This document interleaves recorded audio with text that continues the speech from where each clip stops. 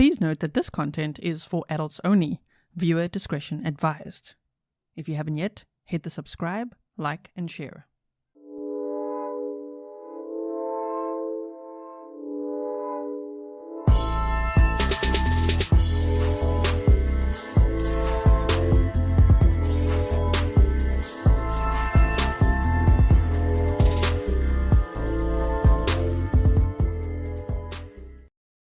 Hello everyone and welcome back to another live stream with me, Grizzly. This is Grizzly True Crime, and today we are here together to watch day 3 of the Adam Montgomery trial. If you look at the courtroom from when they actually had the sound on and starting, do you or do you not see the defendant? Yeah, I don't see him. Now he's still chickening out, so big tough guy, you know, career criminal, yes, but can't seem to face the music in the courtroom. I will be having a very special guest on tomorrow who is Sunny Slaughter. She's been on the show many times. She is a law enforcement and litigation expert, and we're going to be discussing the strategy that Adam Montgomery and his defense may have. You know, conceding guilt to 2 charges, asking for shackles versus a leg brace, not being in the courtroom. I don't know if that's doing him any favors. So make sure that you look out for that stream tomorrow, which is Saturday, February the 10th. Today is, of course, Friday, February the 9th, so happy Friday to all of you. I know that this case is extremely tough, okay? It's very difficult to listen to. So the entire case, of course, the trial coverage does come with a trigger warning. If there are moments where, you know, I could see that, okay, now, and based on the probable cause affidavit, I kind of can get the gist of, you know, maybe what they're going to talk about, then I will just let you know if there's a specific trigger warning, which, I just want to say, of course, I think many of us understand this, but it's a trigger warning, like for trauma. So if you've been through domestic violence yourself or things like that, I will do my very best to warn you, you know, if something like that is going to be discussed. It's not just because we're discussing true crime or adult content. Obviously, that's like a warning. This content is for adults only, right? Okay, thank you so much for being here. Mods, thank you so much for everything that you do, and welcome to you. Welcome to all my patrons, all the Grizzly True Crime members, all the new subscribers as well, the original Grizzlies too. Welcome to all of you. I'm looking forward to watching this trial day with you, although I know that this case is absolutely devastating.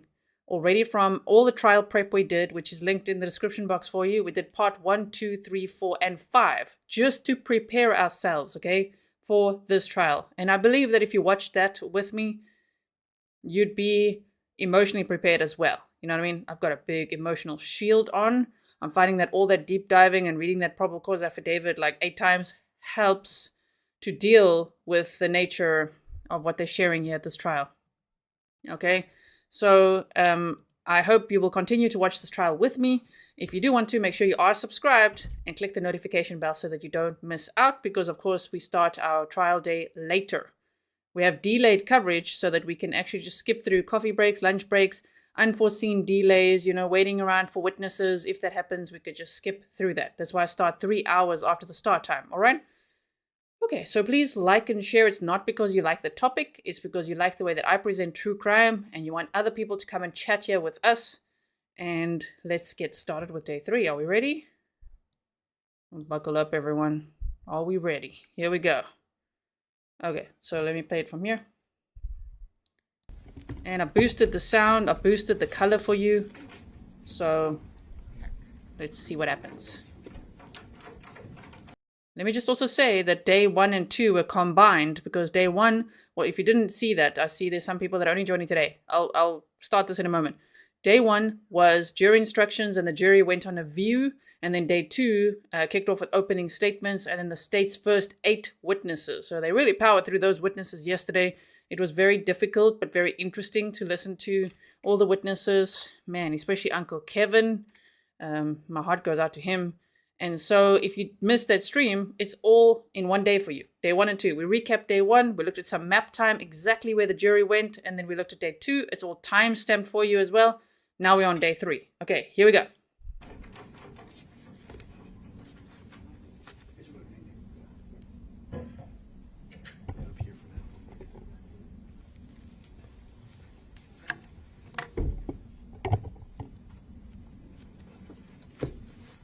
And it looks like he did not show up. this guy. He makes me so mad.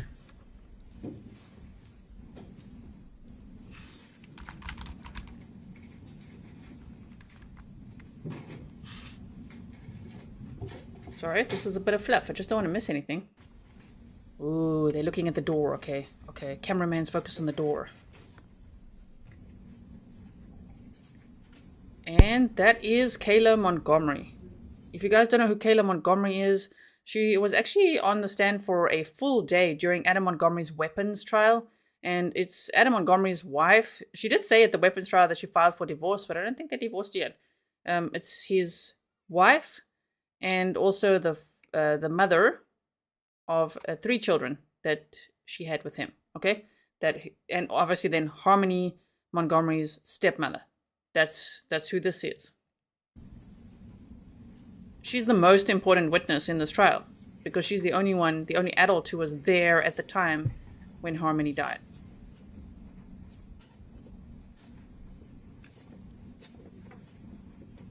Kayla, if you could just remain standing and raise your right hand.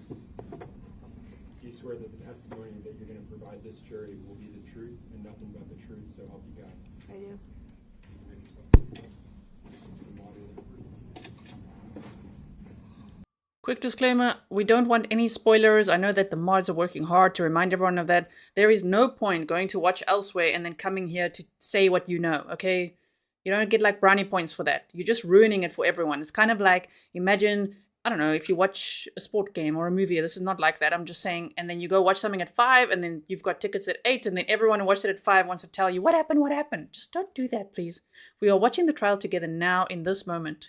From this moment forward. We don't want spoilers. Okay, because it will ruin it for a lot of people. They especially wait, and I know it takes discipline and patience to just wait. I struggle to wait as well, you know, but no spoilers. We do it for a reason. Kayla, can you begin by stating and spelling your full name for the record? My name is Kayla Montgomery, Kayla Montgomery. And how old are you, Kayla? 33. Where do you currently live? I am in the correctional facility for women's in Concord, New Hampshire. How long have you been there? For over a year. Kayla, why are you currently incarcerated? For perjury, for lying to the jury about the whereabouts of where I was and where Harmony was. And when you say lying to the jury, was...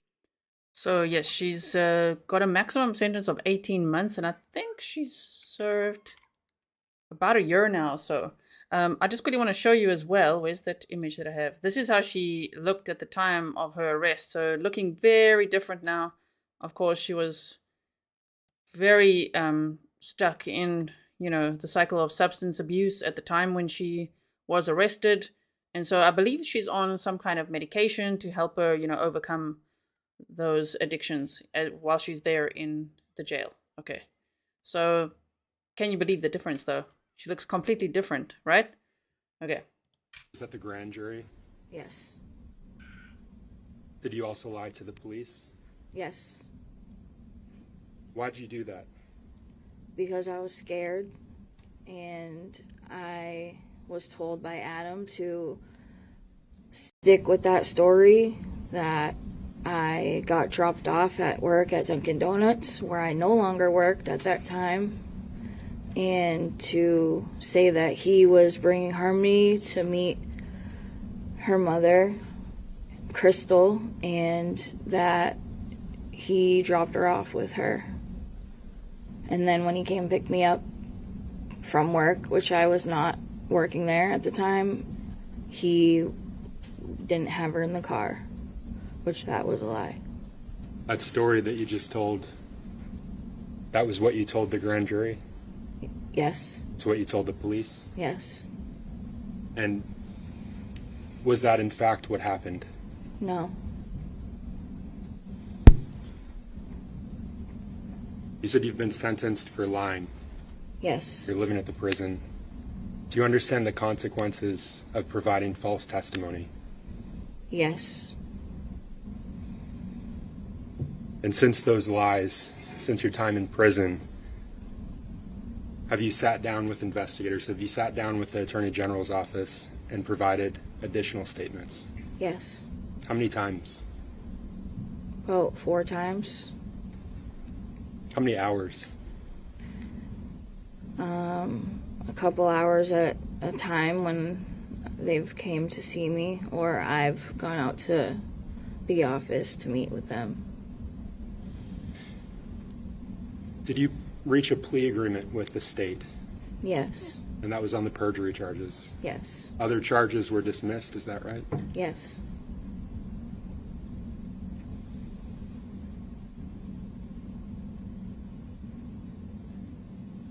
The story that you just told about the defendant dropping Harmony off with Crystal, who came up with that story? Adam. Why did you stick to it? Because I was scared for myself and my children that are also Adam's, and for him, because I didn't want anybody to get in trouble and I was scared. Your Honor, may I approach? Yes? Kayla, you referred to Harmony Montgomery just now. How do you know her? She's Adam's daughter, and we started a year after we got together. He was working on getting custody of her, and he had to work to get custody of her. He wasn't just given her, and it took 4 years to get custody of her. And during those 4 years, we both visited her each week for a couple hours. What? I think that's new, based on everything we did, that he worked hard to get custody of her? Why? Why? So that he could use her for cash? Or, why did he want custody of his daughter so much? According to Harmony's biological mother, Crystal, who was on the stand yesterday, she had actually said in an interview before that she thinks it was to punish her, that he was trying so hard to get Harmony away from her. And remember, she revealed that he hates women.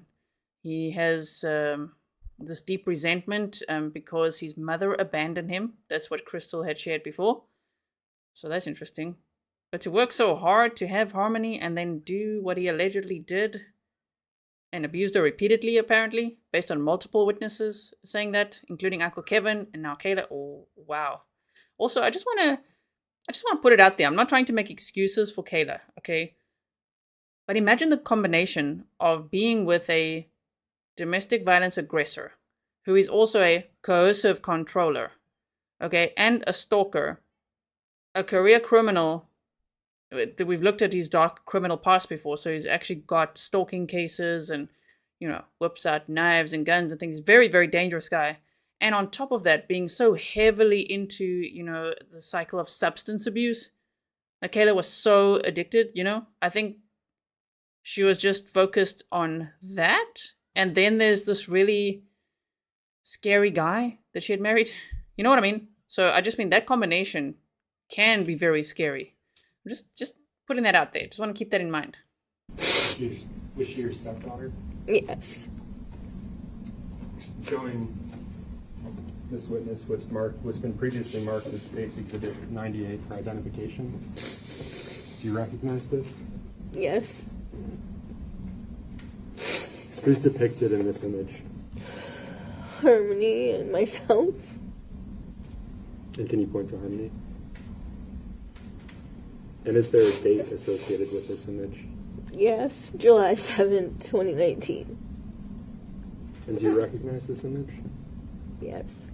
Is it a fair and accurate representation of Harmony on that day? Yes. Who's the other person depicted in that picture with Harmony? Myself. Is that a fair and accurate representation of you that day? Yeah. Do you know who took this photo? I did. Your Honor, at this point, I'd move to strike the ID and mark as full, State's Exhibit 98. Objection? No. She's a lot more emotional already compared to the weapons trial. So at least now she's allowed to talk about Harmony and what happened to her. There, she wasn't allowed to mention it at all. The weapons trial took place in June of 2023, and that is where Adam Montgomery was sentenced to many, many decades in prison. Right. Lisa said, who was the girlfriend that died of an OD? What was her name? Her name was Kelsey Small. Yeah. And publish. The ID is stricken. It's entered as a full exhibit, and it may be published to the jury.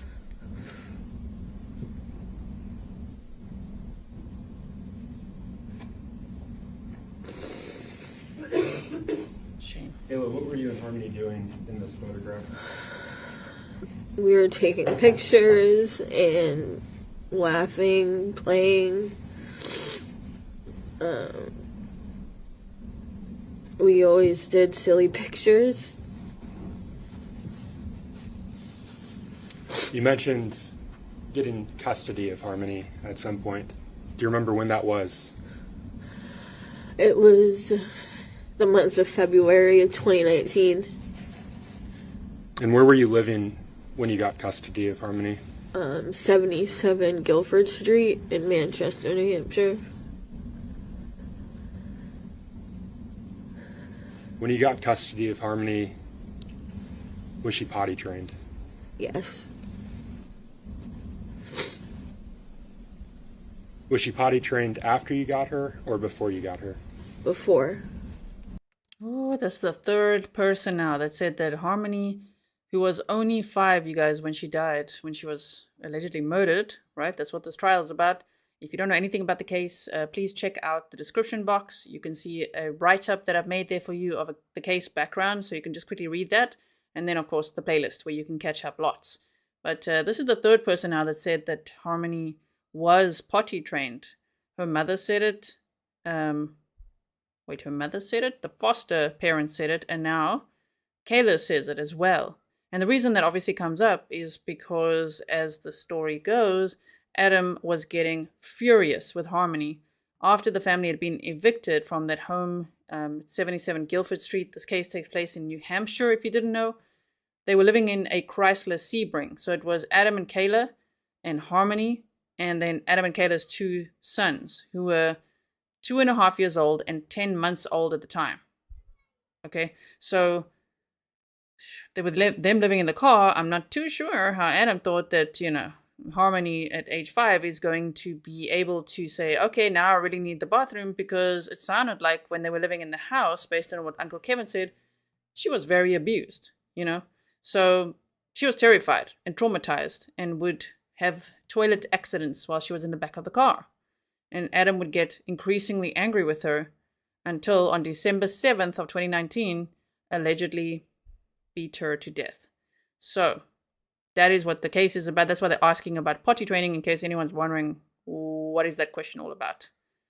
Thank you so much for being a member for 14 months. Grey Wolf Paranormal Lindsay. Did she have accidents when you first got her? No.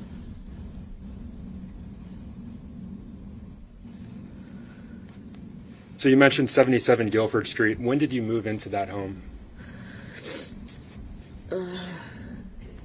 It was in 2018, probably around April or May. I think it was around that time. Whose home was it? Adam's grandmother's, Helen Montgomery.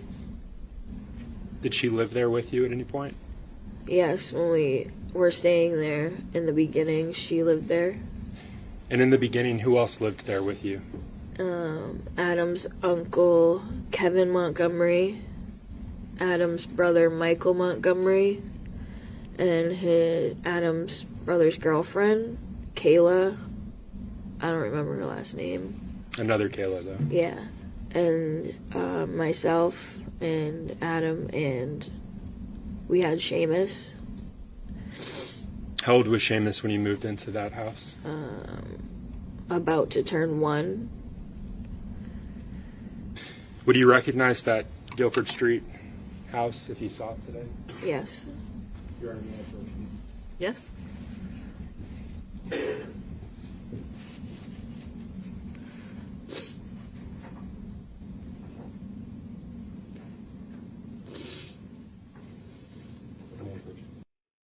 Jenny Dawn, I did read that on social media. I didn't hear it, but I read that Adam doesn't want to come to court because he doesn't want to be strip searched. Like, now for real, what kind of coward are we talking about here? I thought he's a career criminal, Mr. Gangster. He doesn't want to come to the courtroom because he doesn't want to be strip searched?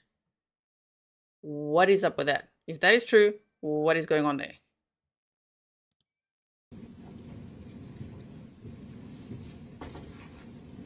Kayla, I'm handing you what's been previously marked as State's Exhibits 1 and 2. Can you look at those for me, please? That's the house. And this was Harmony's room. And do you recognize the items that are depicted in those exhibits? Yes. Are they fair and accurate representations of what's contained in those exhibits? Yes. Your Honor, I move to strike the ID and mark as full State's Exhibit 1 and 2. They're already full? I think they are Already I think full. they're already full. I move to publish, Your Honor. Yes, you may. Smurf, Anna, we speaking the same language. I know, right? Adam Montgomery, I think he is such a control freak. It's an understatement. That's why I say he's a coercive controller. He wants control and power at all times. And I think he's playing games with that. But sure, to be like, I'm not being strip searched. Really? You will find at your weapons trial, sir. Show up in the courtroom. And we thought that maybe when Kayla's on the stand, he'll be in the courtroom, but apparently not. Apparently not.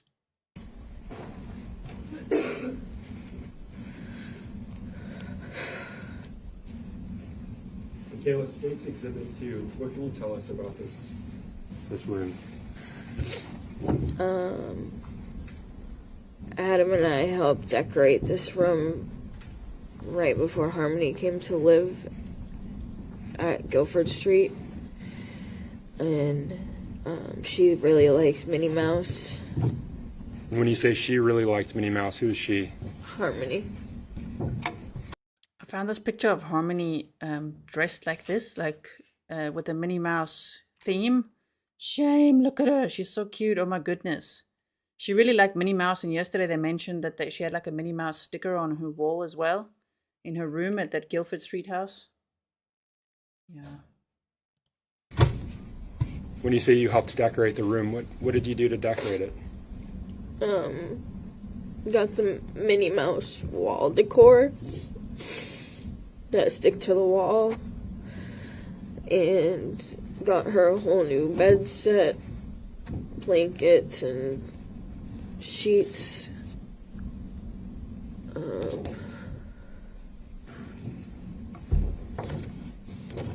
There's no bed in that photo, but was Harmony's bed in that room? Yes. Where would it have been located in relation to that image?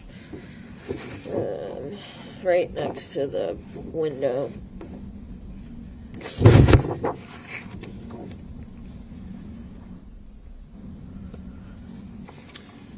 And Kayla, whose room was that prior to Harmony moving in? It was Helen Montgomery's room.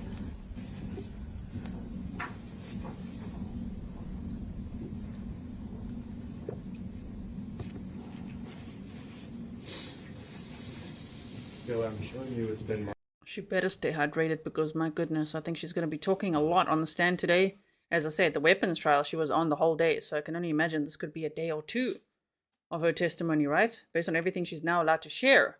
Sarcasm for fun. Oh my goodness. Thank you so much. Marked as State's Exhibit 10 for identification.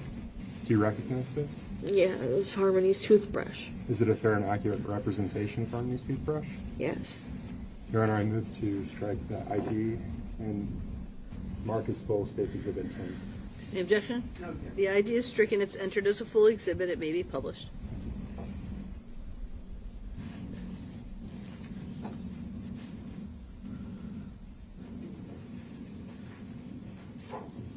I wish they could show the camera a little bit as well. Kayla, you mentioned that Helen moved out and Harmony took over her room? Yes, she moved out of the room, but she was still living at the house. Did she eventually leave the house? Yes. When was that? In May of 2019, Do you know where she went?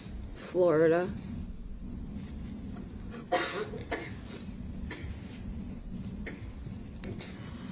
Kayla, I want to turn your attention to July of 2019, so several months after Helen moved out. Were you still living in the Guilford Street home in July of 2019? Yes. And who was living there with you at that point? It was myself and Adam and his uncle Kevin. And it was Seamus and our son Declan and Harmony and his brother. At the time when Harmony died, Adam and Kayla had 2 kids, 2 boys. And then later, they had a 3rd child, which was a daughter. Crime Curious, thank you so much for stopping by. You said checking in with no spoilers.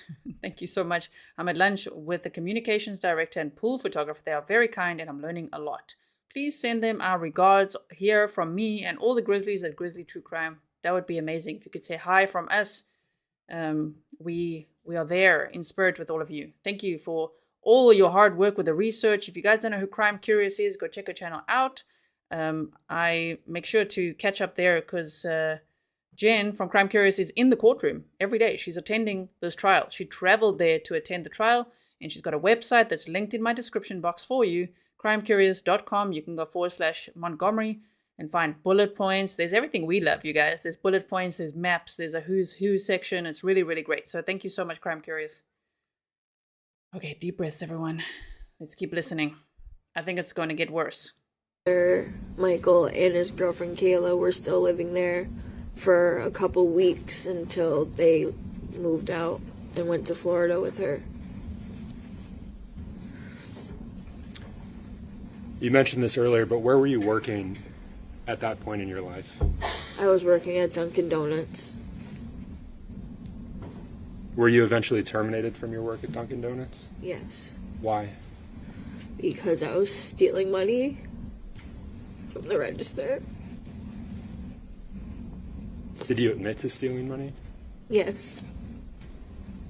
Did you actually write a letter acknowledging that you had stolen? Yes.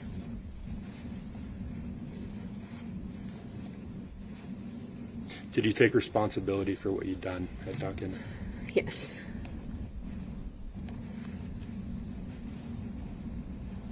You mentioned that in July of 2019, Kevin Montgomery was still living in the Guilford Street home. Yes. Did he eventually leave for Florida after Helen? I don't remember where he went. I remember Helen had surgery. She had open triple bypass surgery. And I don't remember if Kevin went to Florida. And I think he went to Mass too. I don't remember where he went. Let me ask you this. Do you remember him being gone from the house for several weeks? Yes. And let's talk about that period where Kevin's gone from the house. Okay. You were still working at that point? Yes. What were your hours like at work? I worked 6 a.m. to 2 p.m. And I also covered shifts if they needed help. The 3 children that you mentioned, Yes. where were they when you were at work? With Adam. And so in July of 2019, your youngest, Declan, how old would he have been? He was about 6 months old. And you said you were working from 6 a.m. to 2 p.m.? Yes. Did you like that setup? Yes.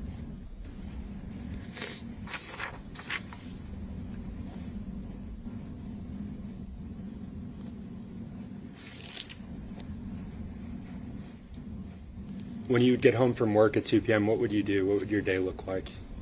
I would come back home and help take care of the kids and feed them regularly, get them ready for bed later. We'd watch movies, or they'd be playing. You mentioned Kevin Montgomery leaving for some period. Yes.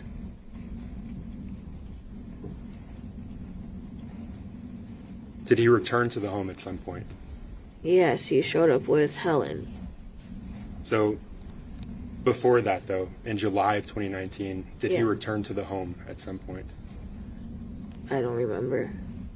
Do you remember overhearing a conversation between Kevin and the defendant, Adam? Yes. What was the tone of that conversation? They were arguing about a situation that happened with Harmony. What was Kevin's tone in that argument? How did he sound? He sounded angry. What did Kevin say in that conversation? May we approach? Yes?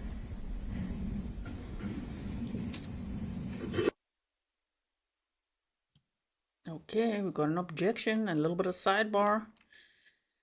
Thank you all for being here. Based on what we already know from the probable cause affidavit and what Kayla has shared with the police, I can only imagine today's going to be tough. Okay, so make sure you look after yourself and your mental health. If you need to take a break, just know that we will save your seat for you. Anytime you want to come back, we'll be right here. Okay, I'll be here throughout. Okay, I don't think it's very long. Let's just see. There we go.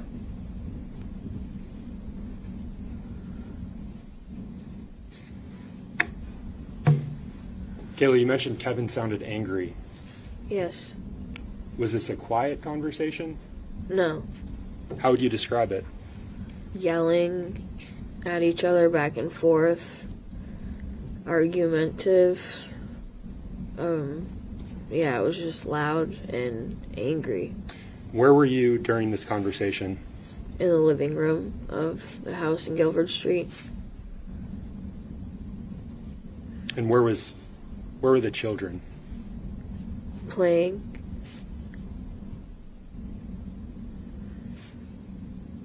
Did you understand what they were talking about? Yes. I know that they were arguing about a black eye that Harmony had. That I was told that. So the black eye that Harmony Yeah. had you seen that before that argument? Yes. And tell this jury where you saw that black eye. On the First side. time you saw it. It was on the side of her face right here. It was really red. It didn't really turn black and blue until like the next day.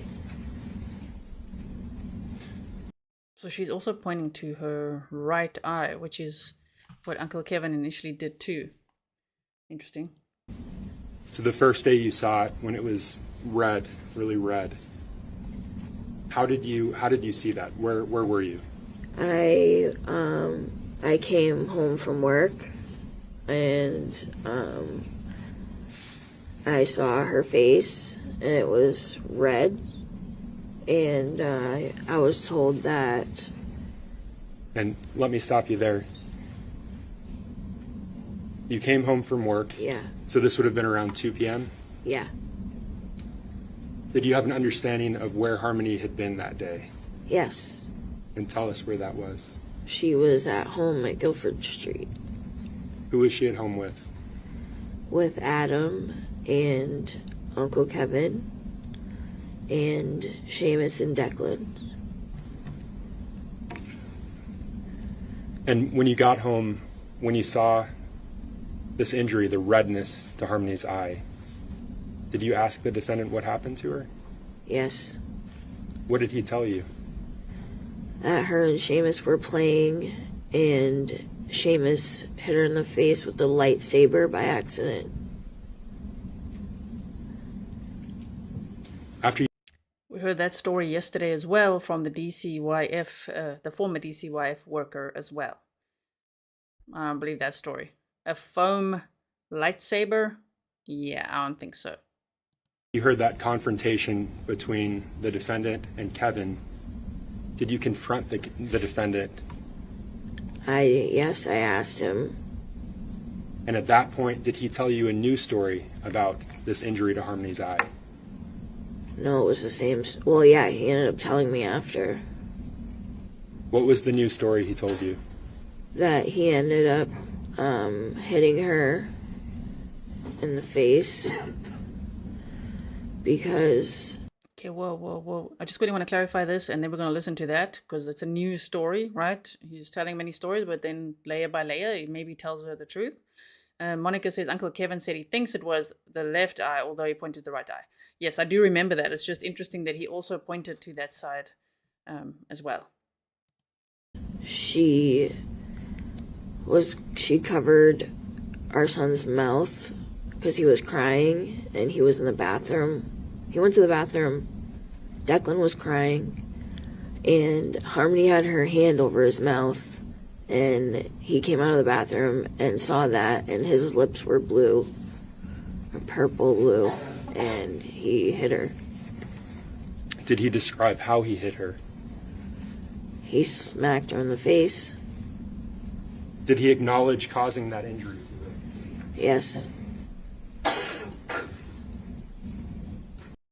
So remember, Adam Montgomery is facing charges of second-degree assault, second-degree murder, and tampering with a witness. I'm not sure exactly which witness, but is that this one? Could it be this one? But I'm thinking, what do you think? I feel like the second-degree assault charge is being well proven, especially by Uncle Kevin's testimony, even a little bit what the DCYF worker said. He did see red marks around Harmony's eye. And then, what some neighbors saw as well. I think the second-degree assault seems, in my opinion, to be proven. Let me know what you think. The second-degree murder is going to be a difficult one to prove, because they've never found Harmony's body. So that's very sad as well. Okay, let's continue.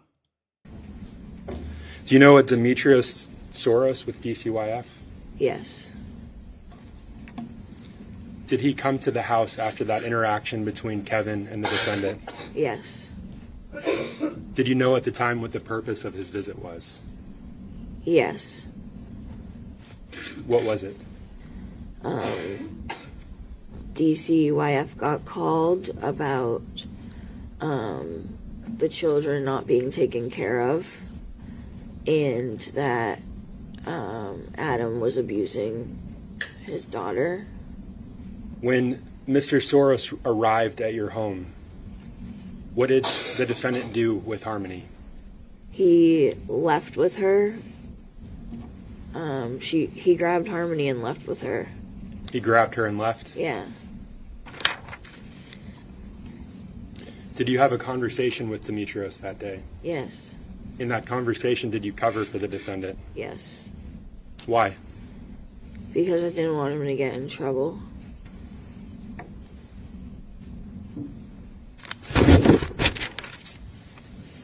Was there a period in 2019 when you no longer lived at the house on Guilford Street? Yes. And tell us how that came to be. We ended up getting evicted from the house in November of 2019, the day before Thanksgiving,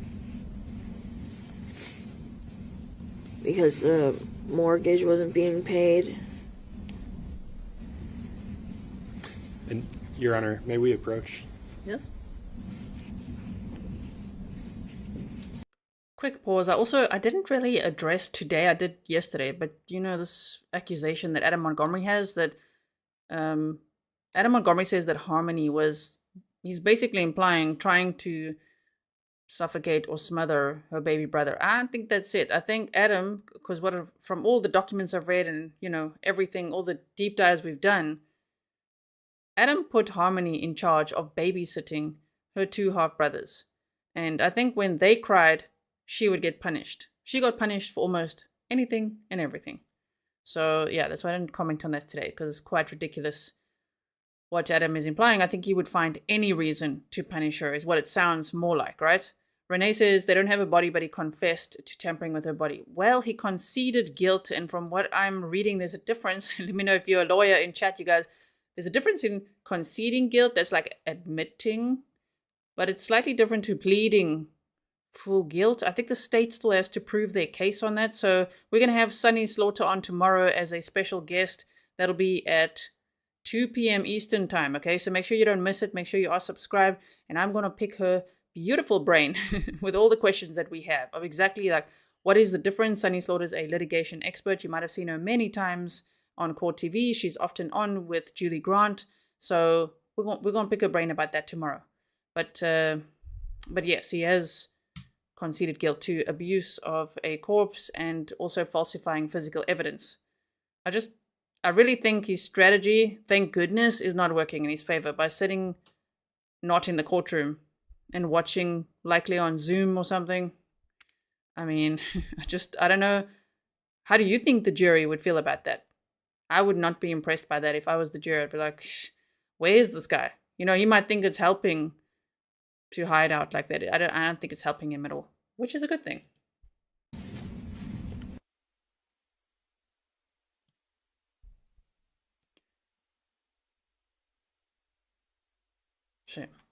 She looks exhausted. This must be hard to relive again, right? Sidebar. Thank you. Court take judicial notice. Wait, there we go. Also, I saw someone had a question earlier. The state's, the prosecutor is called Ben Agadi. He's the one asking questions. His co-counsel is Christopher Knowles. And then the defense is Caroline Smith and James Brooks. So when you hear the objection from maybe a female voice, it's Caroline Smith. And the judge is Amy Messer. Okay.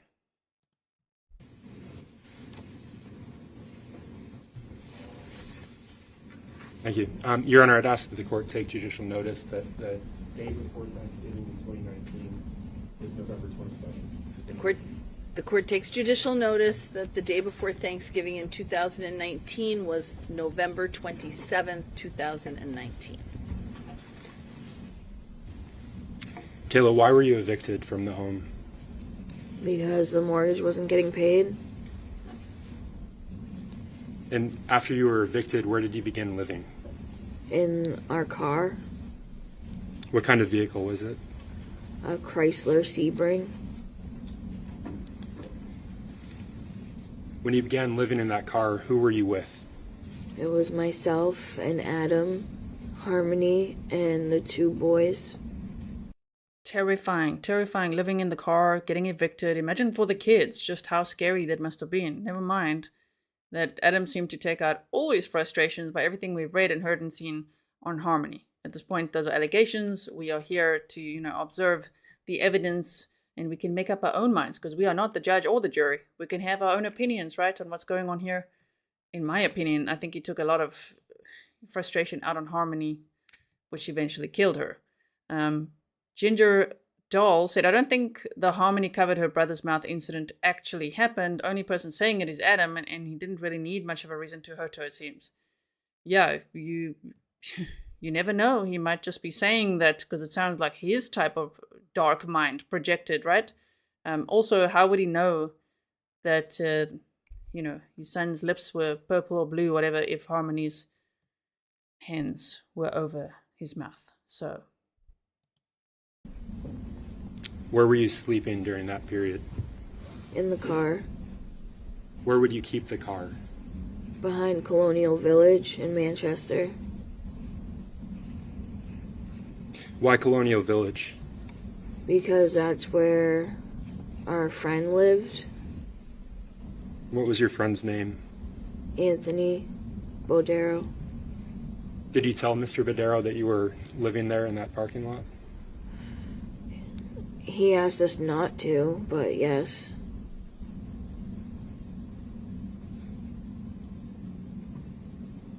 Flower Girl, they did go to a shelter shortly after living in the car for a bit. I can't remember the exact amount of days. I think it was 10 days that they lived in the car. And then they went to a place called Families in Transition, a shelter. But by then, Adam had allegedly murdered Harmony and put her in a duffel bag and carried her body around for about 4 months, which is very disturbing. And so can you just describe the sleeping arrangement in that vehicle for you and your family at the time? So Adam would sleep in the driver's seat. I slept in the passenger seat. And Harmony was behind the passenger seat. And the baby, Declan, was in the middle, and Seamus was behind the driver's seat. Kayla, I asked you earlier about whether Harmony was potty trained when you got custody of her. And I believe you said she was. Yes. Did that change at some point after the eviction? Yes. And tell the jury about that. What happened to Harmony? She wouldn't let us know when she had to use the bathroom, and so she was peeing in the car, just in her seat that she was sitting in, and she wouldn't tell us that she had to use the bathroom. Was she only peeing, or was she having other accidents at the time? She was also pooping. How frequently was this occurring for Harmony? A lot. Like, at least every day. And did those accidents, did they increase in frequency the longer you were in that car? Yes. How was the defendant responding when she had these accidents? Getting angry. What did he do when he... What an inappropriate response from her dad. That's her father. Remember, I know he's just the sperm donor. We don't like to call him a dad because he wasn't a father's ass, right? But like, to think that Harmony was too scared to even verbalize that she really needed the toilet. And then she's so terrified that she relieves herself. And then Adam punishes her. It's really heartbreaking. So it's not just the one time that he hit her like that. It's many times, right? Anything physically to her when she had accidents? Yeah, he would smack her. And what does that mean, that he would smack her? He would smack her in the face, or on her leg, or in her hand.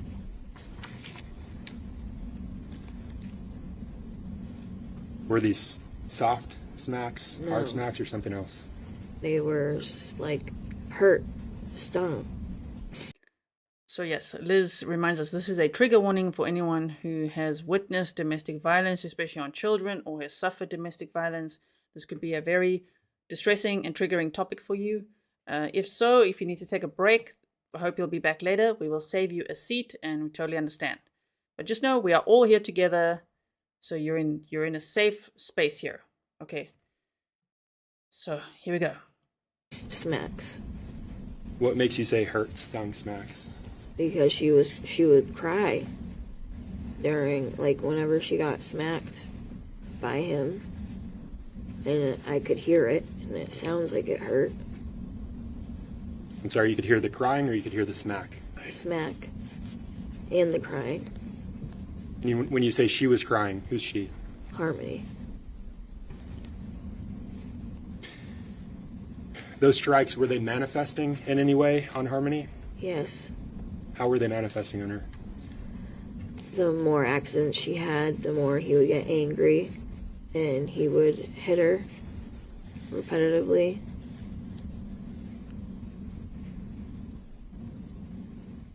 Was the defendant causing visible injuries to Harmony? Yes.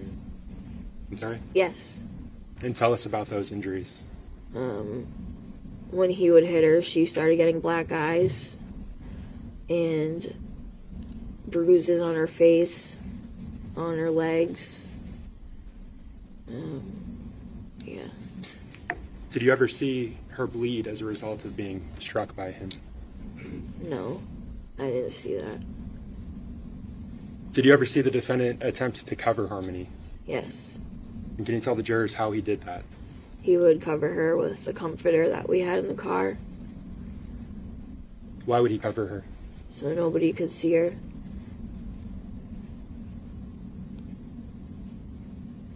How often would he cover Harmony? All the time. Anytime that we had interference with anybody, no matter who it was. Was this only when you went out in public, or was it when you were still in that parking lot, or both? Both.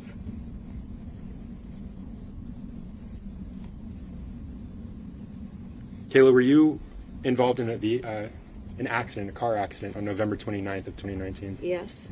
And I want to turn your attention to that day. Who were you with that day? Tabitha, Scott, Who else was in the vehicle during that accident? Adam, myself, Harmony, and the 2 boys. Who was driving? Adam. That Sebring, did you regularly drive it? Did you drive it at all? Yeah, I didn't drive it, but he did. He had the license, I did not. You didn't have a license at the time. No.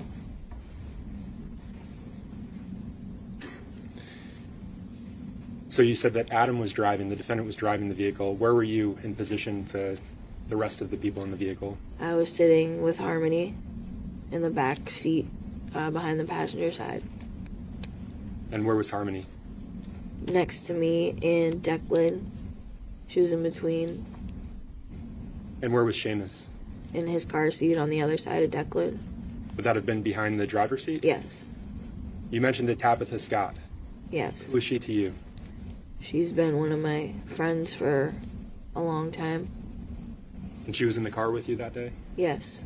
Where was she seated? In the passenger seat.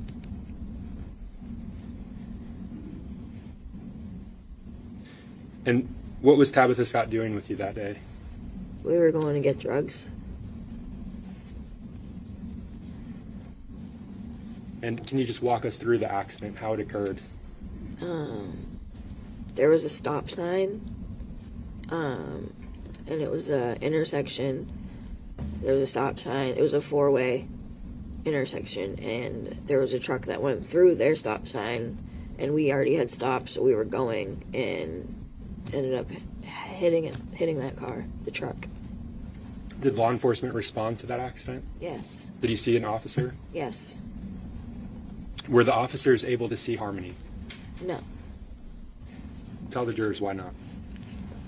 Adam didn't want the officers to see her because she had black eyes, so she was covered with a blanket. You see, someone mentioned in chat just now, just flew past you. Thank you all for being here and chatting and sharing your thoughts and for keeping it grizzly, as we say, which over here means kind and respectful. Don't fight with each other, all right? Because obviously a lot of emotions come up when we listen to stuff like this. But someone had mentioned earlier, maybe, Adam wouldn't want to take her to the toilets or the bathrooms in the daytime because then people would see her bruises and the black eye and things like that. So maybe it really make her wait. Like, no, you're not going to go now. We're not going now. We'll go later. Which, that is a scary thought as well. Were there other people, specific individuals Sorry, Adam is not in the courtroom today either. that he would cover Harmony up and keep her hidden from? Yes. And tell us who those individuals were. It was Anthony Madero, and when Tabby was in the car, she didn't look at her, she didn't see her, but she knew she was in the car. Kayla, so this accident occurred on November 29th. Yes. I want to turn your attention to December 7th of 2019. Yeah. Does that day stand out to you? Yes. Why? This is the date that Harmony passed away. The day that Harmony passed away? Yeah. Were you still living in the car at that point? Yes. Were you still sleeping in the Colonial Village parking lot? Yes.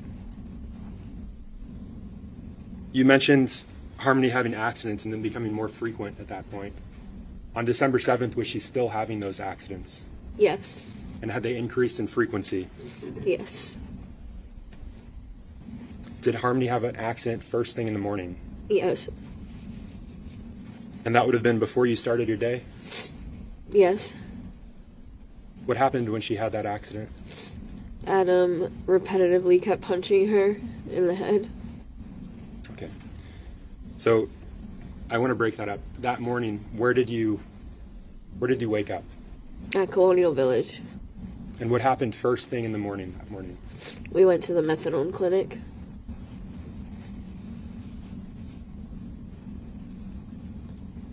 And before you left for the methadone clinic, did Harmony have an accident? Yes. And what did the defendant do before you went to the methadone clinic? What did the defendant do to Harmony after that accident? He was yelling and screaming at her and punching her in the head.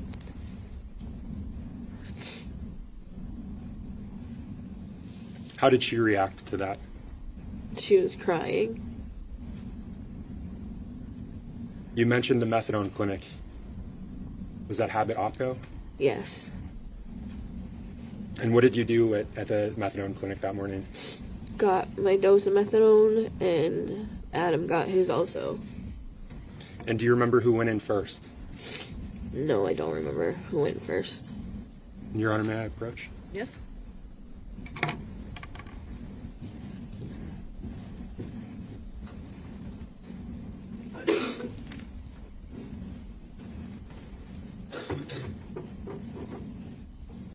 On day one, when the jury got the instructions and then they went on a jury view, they did take them past that methadone clinic as well.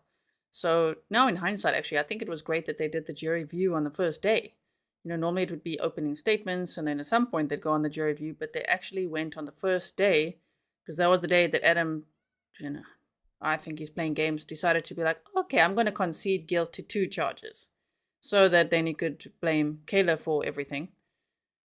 You know, so on the first day, they went past that methadone clinic. If you missed the map time from that, it's on yesterday's stream, which was a combination of day 1 and 2. It was a day 1 recap, and then we kicked off with day 2's opening statements and all the witnesses.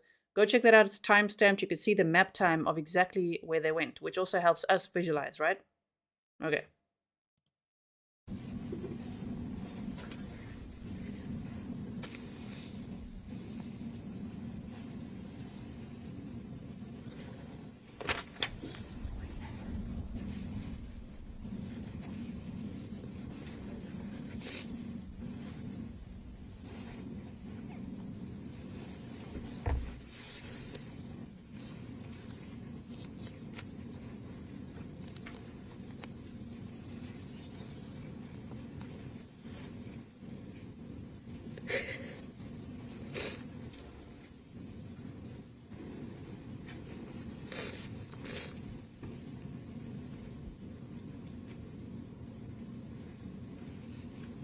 As you can see, there's no Adam in the courtroom.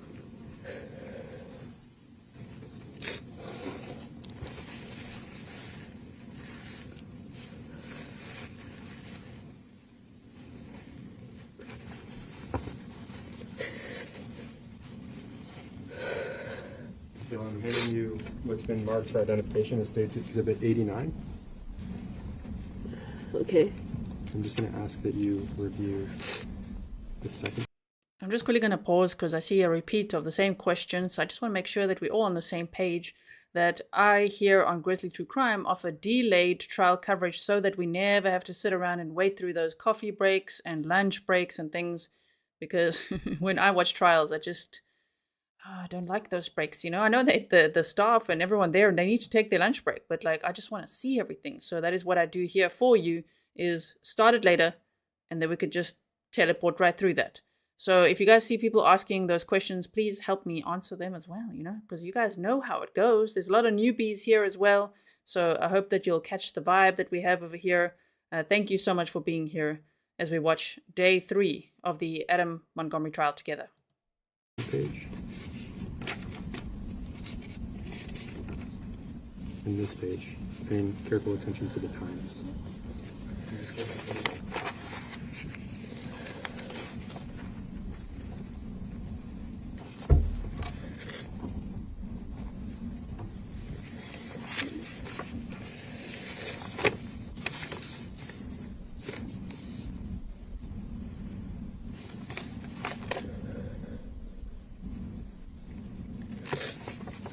Okay.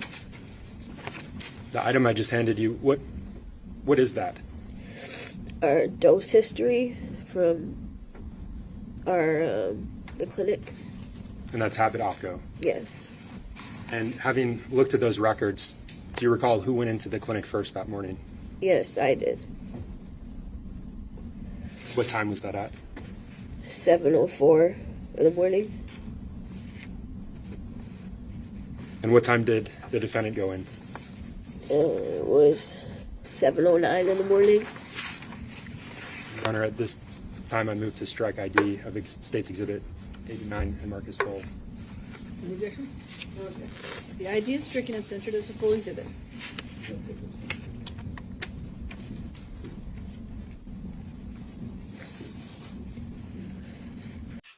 Okay, so they're starting to focus on, of course, the day that Harmony was murdered. So that's December the 7th of 2019. So based on what we know from all the trial prep we did and reading through that entire probable cause affidavit, which was very difficult, I think things are about to get rough, okay? So just buckle up, know that we are here together. It's really distressing. Please share this as well. You can like and share this live stream with hashtag DV awareness, as well as all the other hashtags that I've suggested in the description box. Kayla, can you tell the jurors what happened when Adam returned to the vehicle after his methadone treatment? When Adam came back to the vehicle, he could smell urine, and he started yelling at Harmony and kept hitting her in the head repetitively. Where were you when he smelt that accident? Where was the vehicle when he smelt that accident? In front of the methadone clinic. Did you discuss going somewhere with him at any point that morning? Going to get food? Yes. I asked to go to Burger King. You asked to go to Burger King? Yes. And so at some point, did he begin driving the vehicle? Yes. Was that before or after he repeatedly struck Harmony? After. What was Harmony doing at that point when he started driving the vehicle? She was crying a lot. She was crying a lot? Yeah. And she was making a weird noise. Was she saying anything? No. And Kayla, I want you to walk the jurors through in as much detail as you can what happened on your route from Habitopco to that Burger King. Adam was getting really angry. Okay, pause. Someone had just asked why did they go to the methadone clinic? Both Adam and Kayla were struggling with substance abuse. By the sounds of it, Adam took a lot of different types of drugs. The main one was heroin. So I think they went to this methadone clinic to try to recover, right? It was like treatment. So they say the opioid-dependent patient takes a daily dose of methadone as a liquid or pill. This reduces their withdrawal symptoms and cravings for opioids. So that's what they do that for, right? Peace and Serenity says, did she get a plea deal to testify? Yes, she did.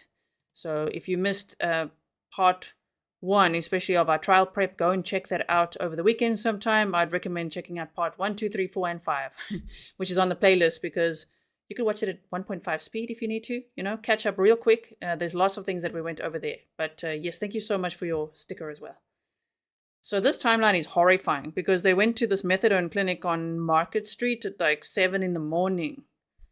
Ooh, to get methadone. And then by then, when Adam came back out of that methadone clinic and he could smell that Harmony had wet her pants, he beat her a lot, to the point where she later died. But they first drove to Burger King. I mean, this is just... there is an Elm Street in this case. They drove all along Elm Street there. So it really is the real life, like, nightmare on Elm Street, right? Oh my goodness. Angry from Harmony peeing in the car, and he repetitively kept punching her on the way to Burger King, and there were a couple red lights, and when we were at red lights, he would go over the driver's seat, like in between the passenger seat, and he was just punching her repetitively in the head. If you don't like commentary, remember there's other places to watch without a talking head. Okay, go watch on mainstream media channels where there's no one talking, right? So I just want to explain here and there what happens because of, all the prep that we did. So the thing is, many of us wondered, would part of his defense be like, how are they going to say that Adam, was driving the car and beating Harmony at the same time? How? But now we can hear it's when they stopped at traffic lights, then he would resume the abuse on Harmony. even more horrifying. And you've said there were several times where he punched her repetitively in the head. Yes. How many times did he hit her? I can't count. I don't know. Were you counting? No, I wasn't. How many lights did that car come to where he repetitively struck her? At least 2 or 3. Between Habit Opco and the Burger King, did the defendant say anything to Harmony? Told her to shut the fuck up. Stop crying.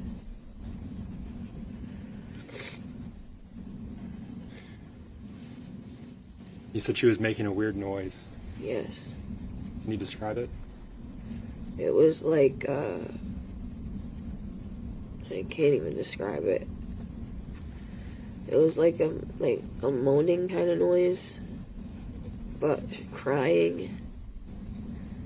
It was just weird. I can't explain it. Did you try to help Harmony while he was striking her? Yes. Tell the jurors what you did to try to help. I put my arm up and said to stop, but he looked at me and he gave me this look that was like evil. It's his crazy eyes. I didn't like it, and I couldn't stop him from hitting her, because the look that he gave me was scary. I was scared. Ah, the mask slipped right off, right? I've even speculated, imagine if he's a serial killer, because he's committed murders before. So if you haven't seen the video where we looked at his dark criminal past, there's a lot of red flags there. So that look must be terrifying. But to think that a 5-year-old girl saw that look many times is absolutely devastating. What were you feeling when he looked at you like that? Like he was either gonna hit me or just, I don't know. It was weird. And that was like one of the first times that I've seen him look at me like that. Was it the last time you saw him look at you like that? No. And we'll talk about that more. But I want to focus on this drive. You said that Harmony's crying. She's making this weird noise. Yeah. Where was she in the vehicle? She was behind the passenger seat. And who was in front of her in that car? I was. You described the defendant almost coming over the seat. Yes. Was he still driving at that point? Kind of. Between the red lights, and it definitely at the red lights. I remember that. How was he striking her? By punching her in the head.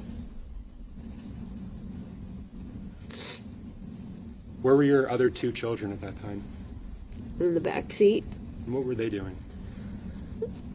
They had no idea what was going on.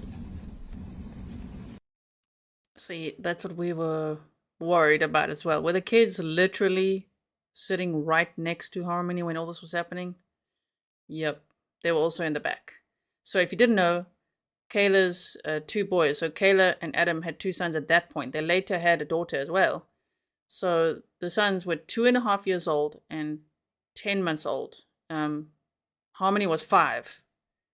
So while all this is going on, the boys are in the back.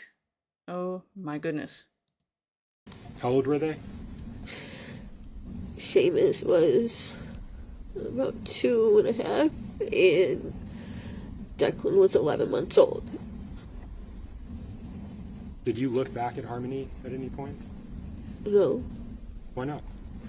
because I was scared. What were you scared of? If Adam was going to say something, or if he hurt her really bad, it was going to look really bad. You were scared of what Harmony would look like?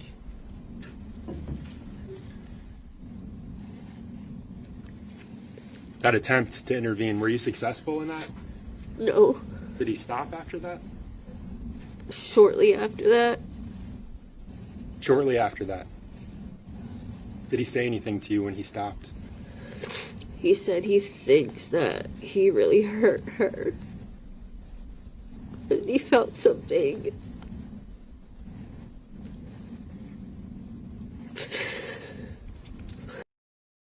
initially, in some of her interviews, I believe it was, she said, and we read it from the probable cause affidavit, that Adam said, "I think I really hurt her this time." That would have been important for Kayla to say, for the jury, this time. Because that would also help to continue to build the evidence from multiple witnesses that Adam abused Harmony, like on an ongoing basis, it sounds like, right? Okay.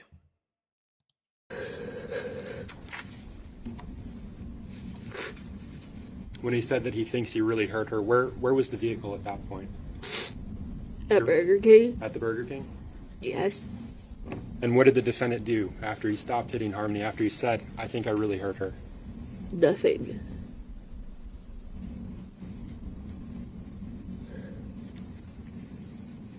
Did you order food from Burger King? Yes. Where was Adam when you were ordering food from Burger King? In the driver's seat. Did you go inside to the Burger King or something else? No. I don't remember going in there. Did you go through the drive-thru? Yes. And so who ordered the food? Adam did. And what did you do with the food that he had ordered? Ate it, gave some to the kids. Where were you when you ate the food? In the parking lot Which parking lot? of Burger King. It's so horrifying to think that, like, I have no words, that he beat Harmony. I don't like saying these words, it's horrible, but it's what happened. He hit Harmony so many times that she was just making sounds and crying and all that, right? And had later died from that, right? But they went to Burger King. Imagine that drive-through person like, "Hi, can I take your order today? What would you like, sir?" And all of that. Meanwhile, there's a little girl dying in the back of the car. It's just like, it's really nightmarish stuff, this, okay? This is very, very upsetting. And to think that they then went to the parking lot and they were eating their Burger King while Harmony was dying. I mean, that is just... Now, the kids were behind you at that point. Yes. Is that what you testified to? Yes. And who gave them food? I did. Did you see Harmony when you were giving them food? No. Why not? Because she was under the blanket. Who put her under the blanket? Adam. My word. I have to stop. I know that some of you appreciate this. Many of you do. We have to just like take it bit by bit here. Like, what? Okay, so he covered Harmony with a blanket. Just like, oh, let's just cover her with a blanket and get some food. What? I mean, and then what? They all like in the car eating what? Chicken nuggets and, just having their breakfast while Harmony's dying in the same car, right next to the boys. Like, oh my goodness. That's the same blanket that you mentioned earlier. Yes. The same blanket he would cover her with? Yes. Where did you go from the Burger King parking lot, Kayla? Went back to Colonial Village And how did you get there? with the vehicle, Adam driving. Was Harmony still in? Sorry. Kelly said, how could she have a third child with him after she watched him kill Harmony is beyond me. That makes no sense unless it was drug-induced life decisions. I would speculate it was probably drug-induced life decisions, or we don't know if he sexually assaulted her or something with this type of guy that we're dealing with here, There's another option. What if he essayed her multiple times? How do we know? We don't know if she is a victim of his as well.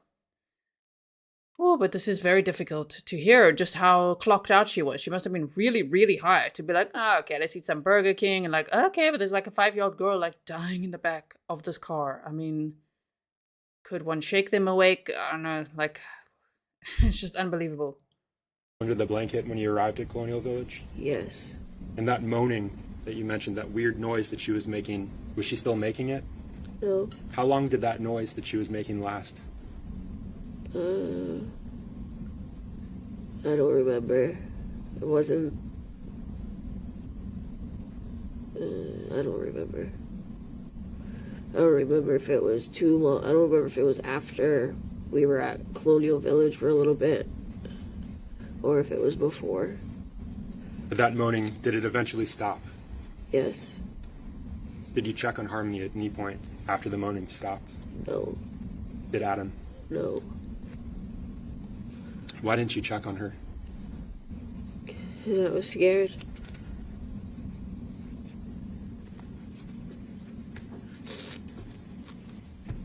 When you arrived at the Colonial Village parking lot, when you arrived back there, what did you and the defendant do? We got drugs and got high. When you say we got drugs and got high, what drugs did you get, Kayla? Heroin and crack.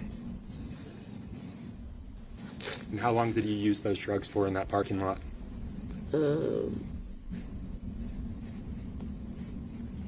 We were there for probably 10 or 15 minutes.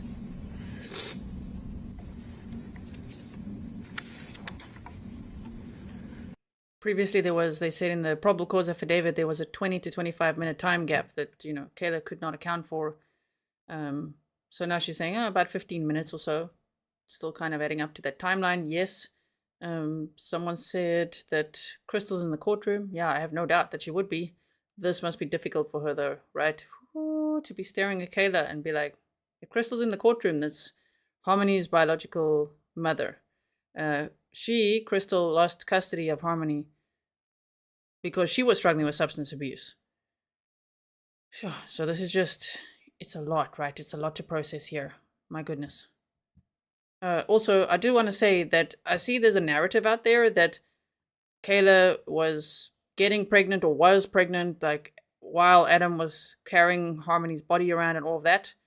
This happened on December 7th of 2019, and Adam had kept Harmony's body until March of 2020. And I believe that their daughter is 3 years old now. So I think that they got pregnant, at the end of 2020, something like that. I think so. I've got to work on that timeline as well. But I don't think she was pregnant at that moment. Not that that really matters. It's all just very horrifying. Right. Where did you go from the Colonial Village parking lot? I don't remember where we were going, but I know we left. You left at some point? Yes. And what happened when you left the parking lot? We made it to the next street over, going towards Elm Street, and the car died when we got to the traffic light, and it wouldn't start or anything, and so we were stuck without a vehicle. What was the defendant doing when the car died? He was trying to get a jump, and there was no jumping the vehicle, and so we ended up having to leave it. And when we were getting out of the car and getting the kids out of the car, Harmony had passed away. Let's talk about that. When you say Harmony had passed away, when did you realize that Harmony had passed away? When Adam was trying to wake her up and she didn't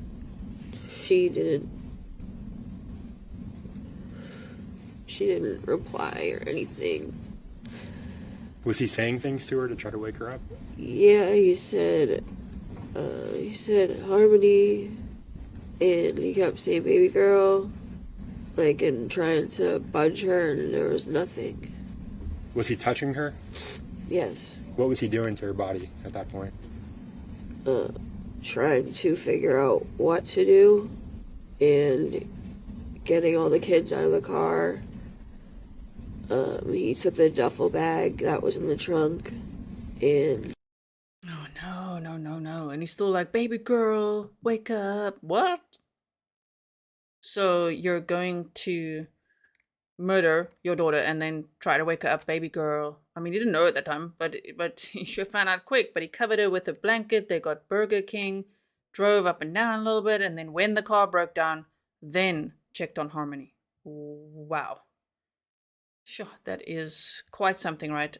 Tracy, good reminder. You said we can respectfully disagree. Do not get combative in chat, please. So Grizzlies who, you're used to the channel vibe, you've been here for a while. It's always difficult.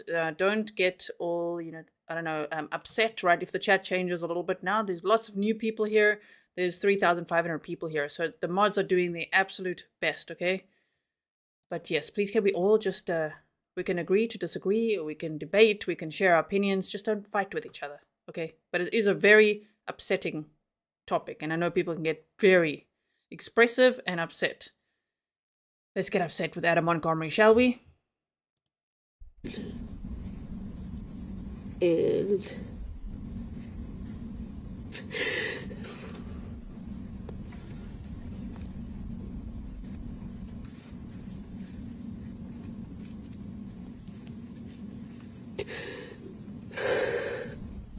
And put her in the duffel bag.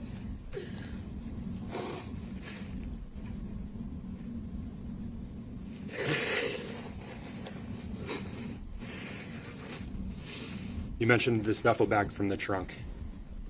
Yeah. Had you seen that duffel bag before, Kayla? What was it used Yes. for? When we got kicked out of the house, we put clothes in there for everybody. And it was in the trunk of the car. Did you see him put Harmony in that duffel bag? Yes. How did he put her in there, Kayla?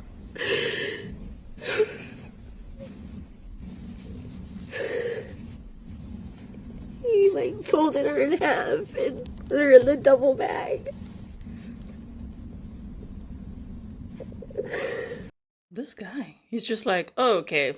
Remember, when we read through that PCA, I was like, really? Like, that's why I started thinking, wait, you gotta look at this guy's past, because if he's like, okay, oh well, let's just fold her in half and put her in a duffel bag. I mean, what kind of person is that? How many people has he done that to? Maybe none, but that is the most desensitized one could ever be, right? So cold, so monstrous, just like, oh well, just chuck the clothes out the duffel bag, put her in the duffel bag, and off we go.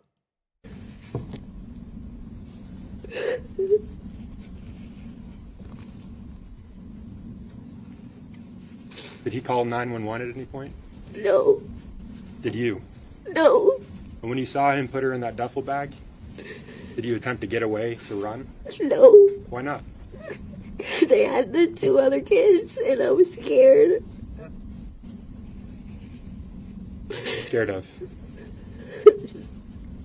That something would happen to me or Adam and the kids. You said you saw him put her in that duffel bag, fold her up and put her in there. Yes. What did her face look like when you saw her go into that bag?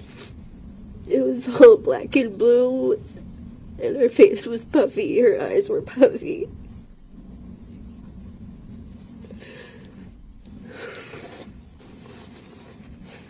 Did he say anything to you after he put her in that duffel bag?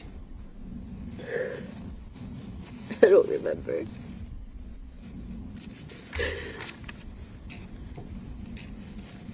What did you do after he put her in the duffel bag? We took the kids and we walked back to Colonial Village. What did you do once you arrived at Colonial Village? Put the bag in the snowbank so Anthony wouldn't see it. I'm sorry, so that who wouldn't see it, Kayla? Anthony. That's Anthony Badero. Yes. Where was this snowbank that you put? And sorry, let me clarify. Who put her in a snowbank? Adam. Where was that snowbank? So I'll actually just quickly show you. Let me just see if we've still got it here. I think we still have it. Yeah. Okay. Quickly here on this Maptime here. We've got Guildford Street is here. Yes. Okay. We're zooming in, guys. Quick Maptime. Here's Guildford Street and here's this Econo Lodge. And I just want to see. Here's the Colonial Village Apartments. And this is where I think the car broke down here.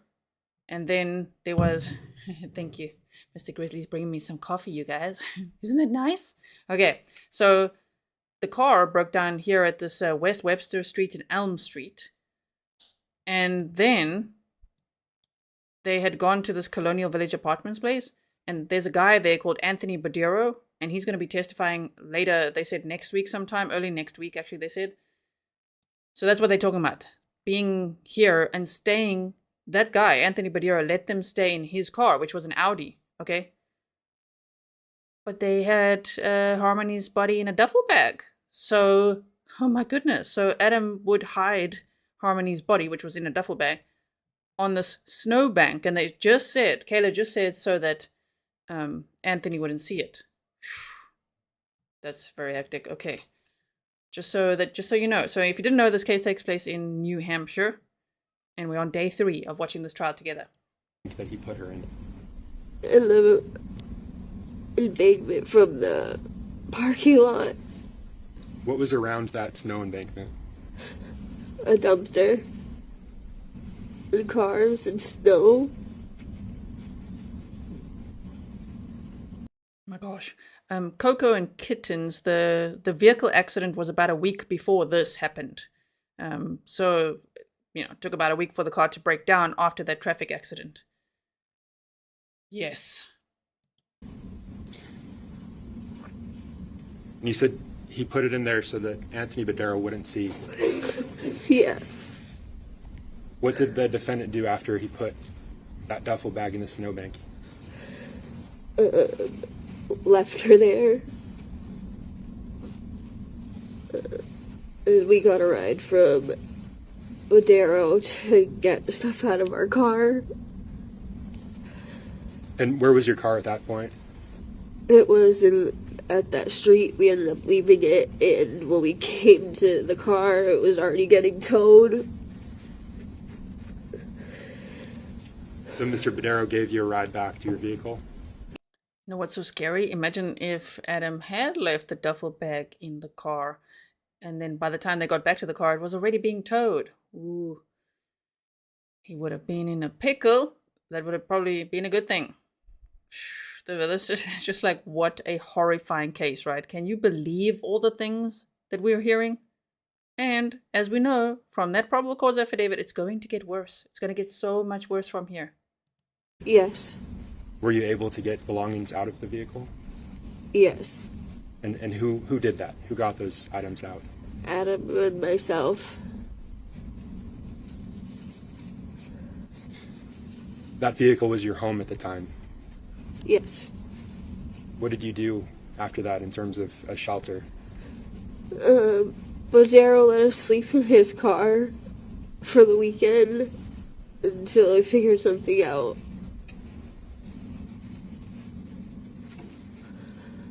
Just for the weekend? Yeah. Is that what you had asked him for, or is that what he said, just for the weekend? That's what he said. And what kind of vehicle did Mr. Badero have? An Audi. Do you remember what color it was? Blue. Was it a car, a sedan, or an SUV? A car. And I want to talk about the time that you were living in that car that weekend. Where was Harmony's body at that point when you were living in Mr. Badero's vehicle? In the trunk of the car. And did the defendant ever move it from the trunk of the car to another location? Yes. Where would he put it? Near the dumpster. Why? So Anthony wouldn't see it. Was it cold outside at the time? Yes. You mentioned snow. Was there snow on the ground? Yes.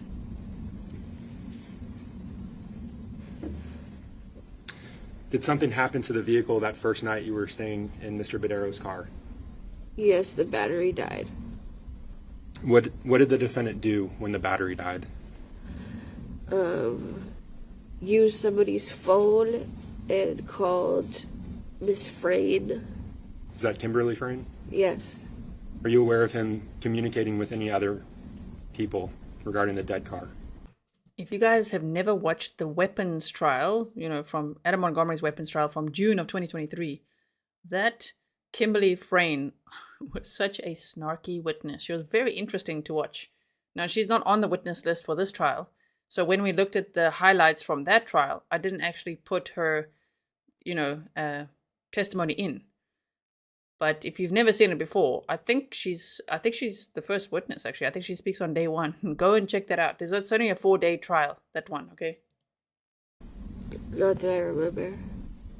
At that time, did the defendant have a Facebook account?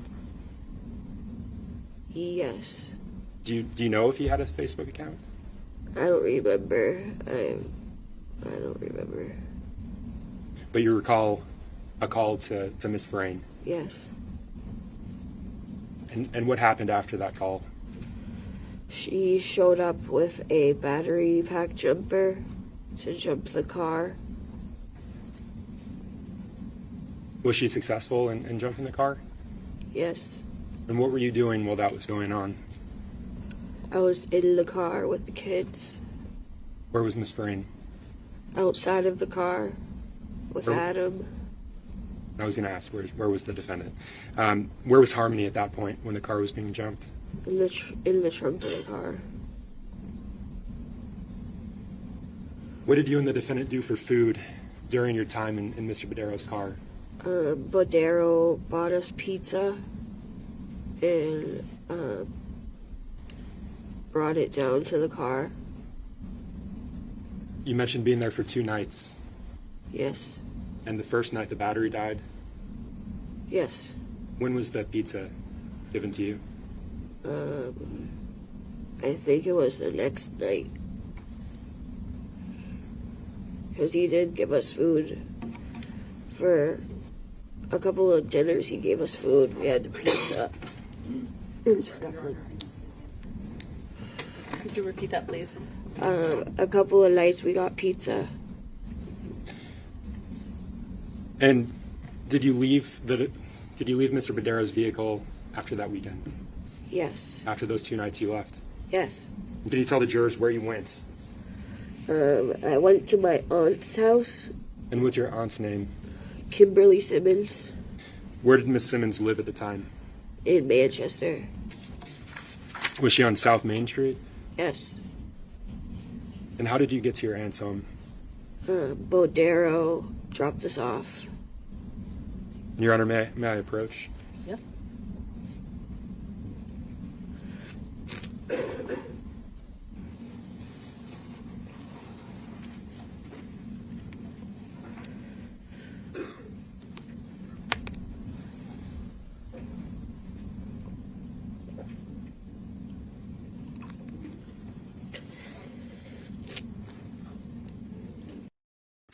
Don't you wish we could defluff that?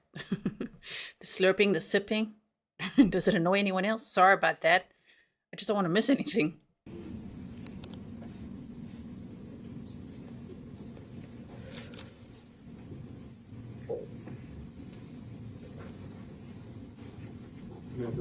Yes, you may.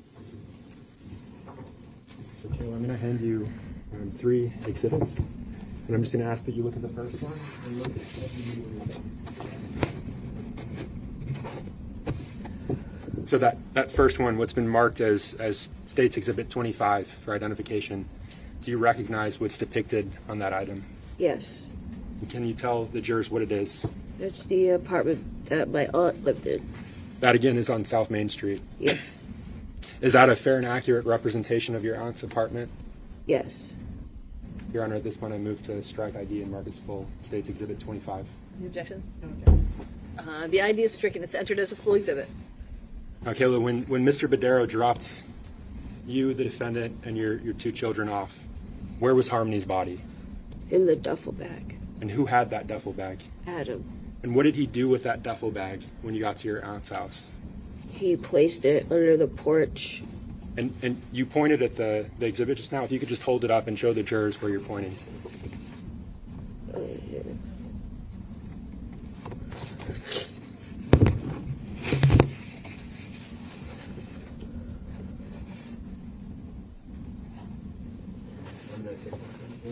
Can you show me where you pointed?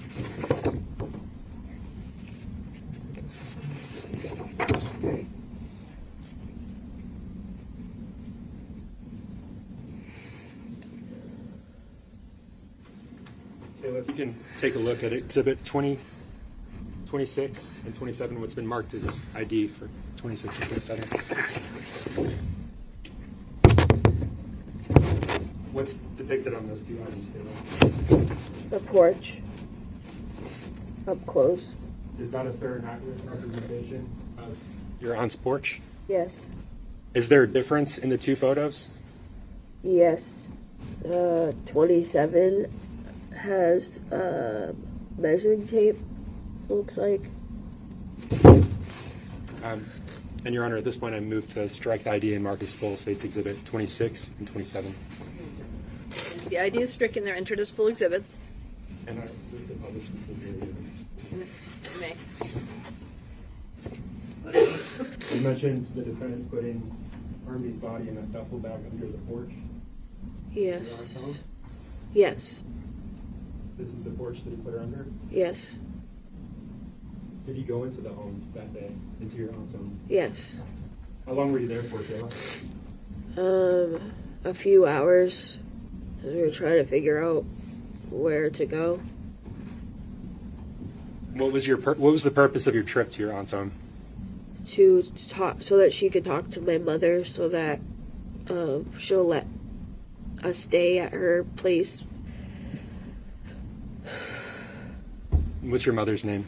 Christina Lubin. So if I understand, you wanted your aunt to talk to your mother? Yeah. Did you end up seeing your mother that day? Yes. How did you come to see her that day? She came to pick us all up, myself, Adam, and the kids, the two boys, Where was Harmony at that point? in a duffel bag. And how did your mother pick you up? How did she arrive at your aunt's home?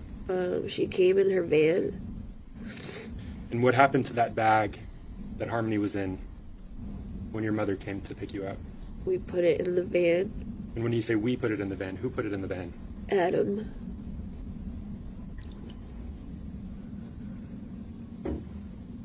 How long did Harmony's body stay in the van? Probably about 5 to 10 minutes. Sure, you guys, it's a very difficult day, right? I hope that you guys are okay. It's pretty stressful.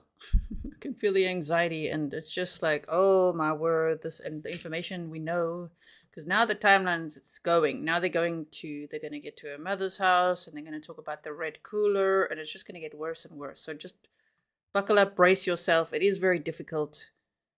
We are here for justice for Harmony Montgomery.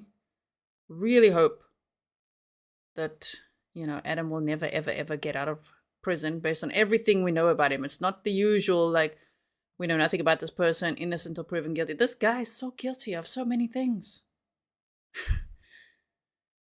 But here and there, just take a deep breath. If you need to, get up, stretch. I might have to get up and stretch here and there as well. Just like, okay. Thank you for being here.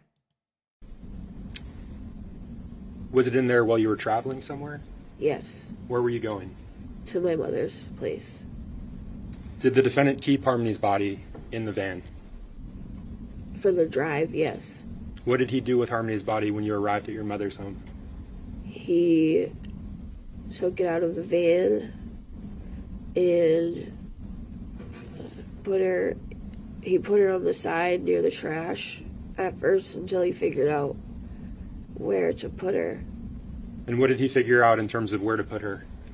There was a cooler in the hall walkway that the residents used to get in and out of the building, and it was on my mom's floor level in the hallway. And he put the he put the duffel bag in the cooler. And what was in the duffel bag at that point? Harmony. So he removed her from the trash and he put her in this cooler. Yes. Her body was still in the duffel bag at that point? Yes. May I approach her? Yes, you may. And Andrew, can you- Yes, you may.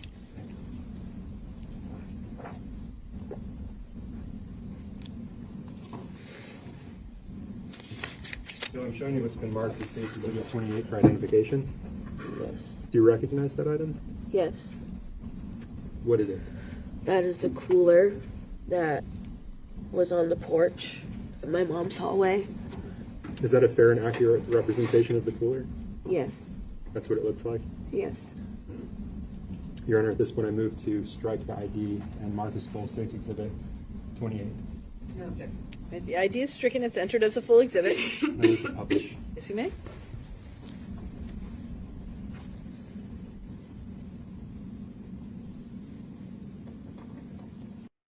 Okay, so we've seen a bigger picture of that cooler before when we looked at that probable cause affidavit. So if you've never seen it before, though, there it is. How horrifying. And in hindsight, for, Anthony Badiro to be like, wait, I let you stay in my car, but you had a body in it? And Kayla's mother being like, yeah, sure, you can come and stay with me. And then they put Harmony's body in her cooler? Oh my goodness.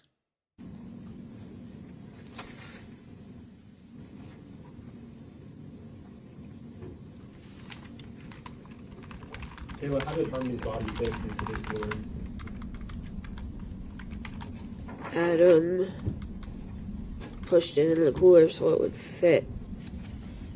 No. Is that something you saw him do? Yes. Were there any noises when he did that? Not that I remember. How long was she stored in that cooler for? For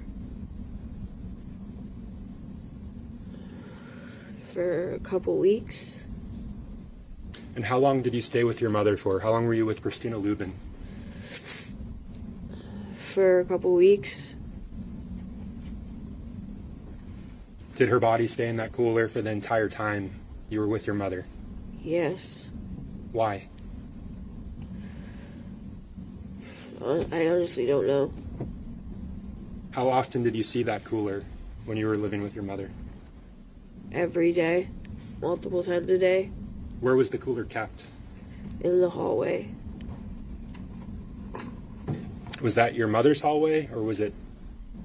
It was access to everybody who lived in the building, but it was on the level of my mom's apartment. And tell us about that hallway. What else was kept there?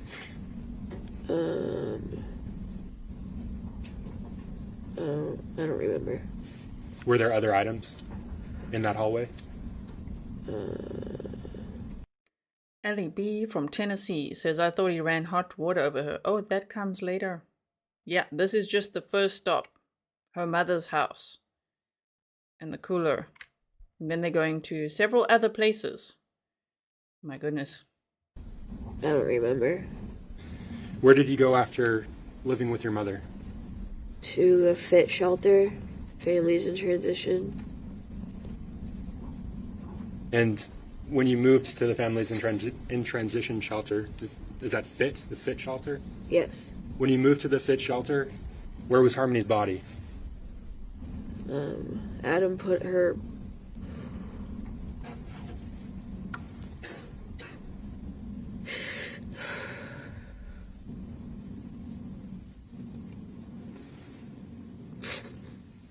in the ceiling. In the vent of the room that we stayed in. What room did he stay in while you lived with the families in transition? In the families in transition shelter, Kayla? It was the first room. It was room 1.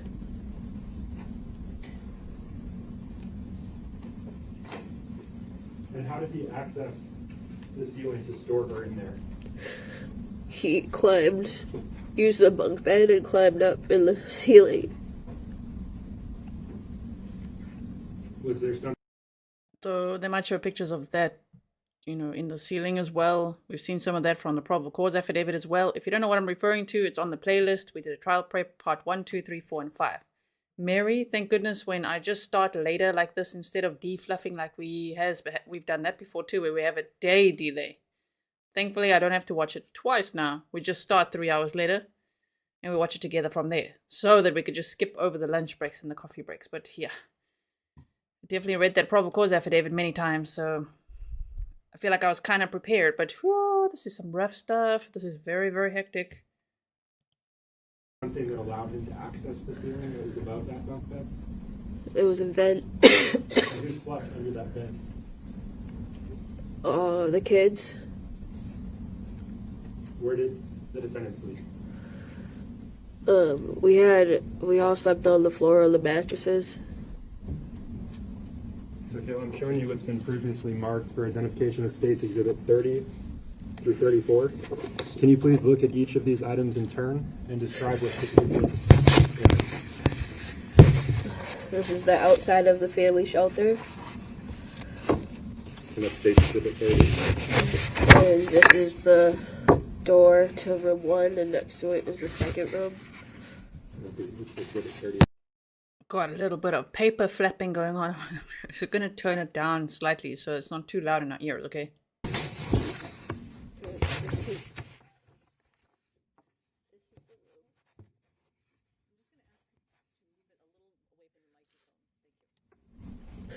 And when you say this is the room, whose room was that? It was the room that we stayed in. And that's set up? The way the room is set up, is that similar to how it was when you lived there? Yes. And that's States Exhibit 32. So it States Exhibit 33. What is depicted there? The vent above the bed. And what happened with that vent? Adam moved it so he could go in the ceiling. Now, did you ever touch that vent, Kayla? No. And States Exhibit 34? It's the vent. Are those fair and accurate representations? Is that consistent with your memory of what those items looked like? Yes. Your Honor, at this point, I move to strike the ID and mark as full States Exhibit 30 through 34. Any objections? Only through 30. All right, the ID is stricken. Those are entered as full exhibits and may be published to the jury. And so, Kayla, I'm holding up what's been marked, what's been admitted in States Exhibit 30. What is this item? What is depicted here? The outside of the family shelter. How long did you live at this before? A month and a half almost. And States Exhibit 30? What's depicted in this image? The room that was the one we stayed in was on the left side, room 1, and the other room is the second one next to it. So you stayed in room 1? Yes. And you mentioned room 2 being beside it. Yes. In States Exhibit 32 and 33, you mentioned that this was consistent with what the room looked like when you lived there? Yes. And those are the bunk beds that you mentioned? Yes.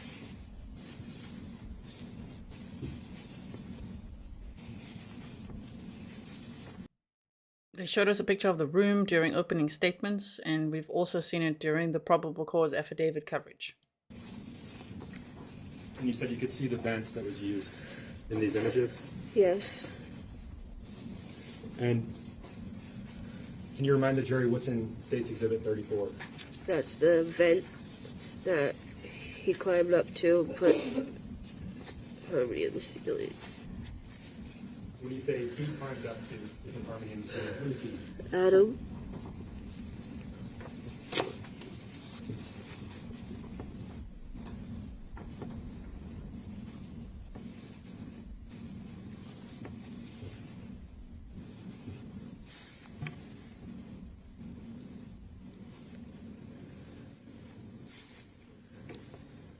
At the time you were living at the Families in Transition shelter, was there anything going on with Harmony's body?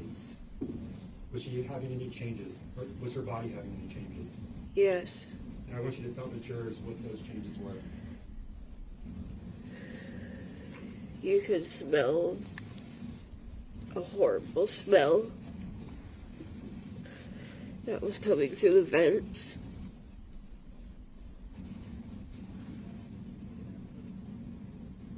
Do you remember that horrible smell? Yes. Did maintenance come at some point while you were living there because of that smell? Yes. And what happened when those maintenance workers came? Adam took her back down from out of the ceiling and brought the bag in the bathroom. And what happened when Adam brought Harmony down from the ceiling?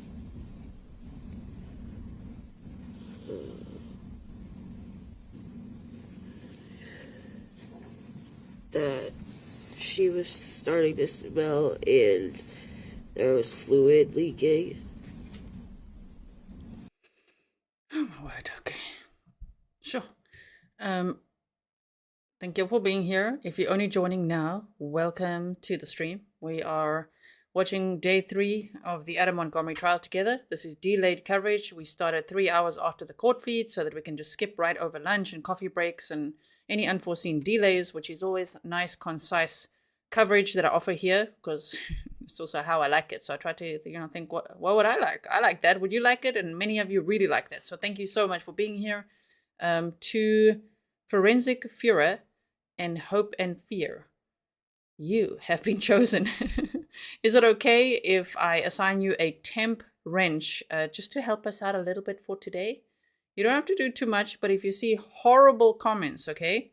Like not Grizzly, don't just delete anything and everyone, but there's 3 little dots right next to people's name. You can just see the actions you could take there as a moderator. Please just help us keep the chat Grizzly, okay?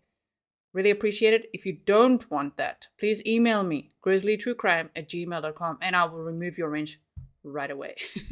Thank you so much. Okay, let's continue. So you smelt her, and did you see the fluid? No, I didn't see it. How do you know about the fluid that was leaking? Adam said that. What did he say? He said that there was blood up in the ceiling and fluid. And so what did he do with that duffel bag containing Harmony after he removed her from the ceiling because of maintenance? He put her in a trash bag.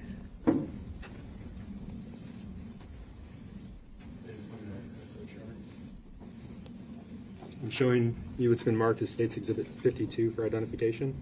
Yes. Kayla, do you recognize the item that's depicted in this image? Yes.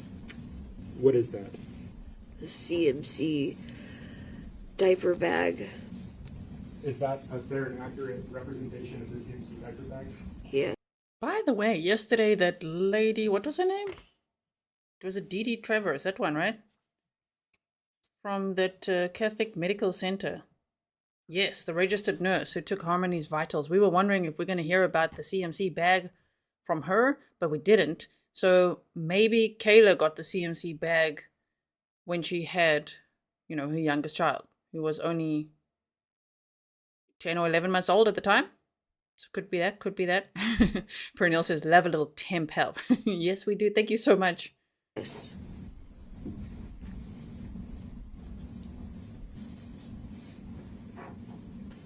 And how about State's Exhibit 53? Yes. Is that a fair and accurate representation Yes. of the item that's depicted? Yes. And what is that item? It's the bag that Adam put Harmony in. So you mentioned garbage bags that he put her in. Yes. What did he put those garbage bags into, if anything? He put the garbage bags inside that bag. So, Your Honor, at this point I move to strike ID, strike what's been marked as ID and mark as full States Exhibit 52 and 53. An objection? And I move to publish. Sorry. 52 and 53, the ID is stricken. They're entered as full exhibits and they may be published to the jury. This is a nice prosecutor, by the way, right? He's got a very nice, calming voice and a very nice way of asking questions, in my opinion. His name is Ben Agati, the state prosecutor, and his co-counsel is Christopher Knowles, and the defense is Caroline Smith and James Brooks. Judge is Amy Messer. This is such a well-run courtroom, right? And they actually have started on time every day. I'm amazed, right? Sometimes, like with my 3-hour delay, it's like, okay, 90 minutes for lunch, 15 minutes per coffee break, something like that, maybe 20. And then we build in some buffer time for some of that tardiness that happens in some trials. But this trial has actually been running very, very smoothly, right?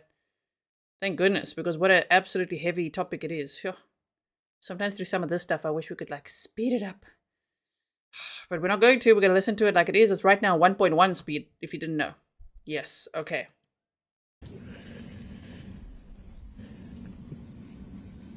They're showing pictures of the bag.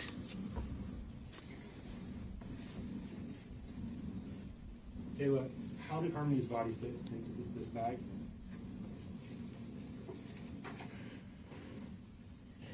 Adam squished her in it.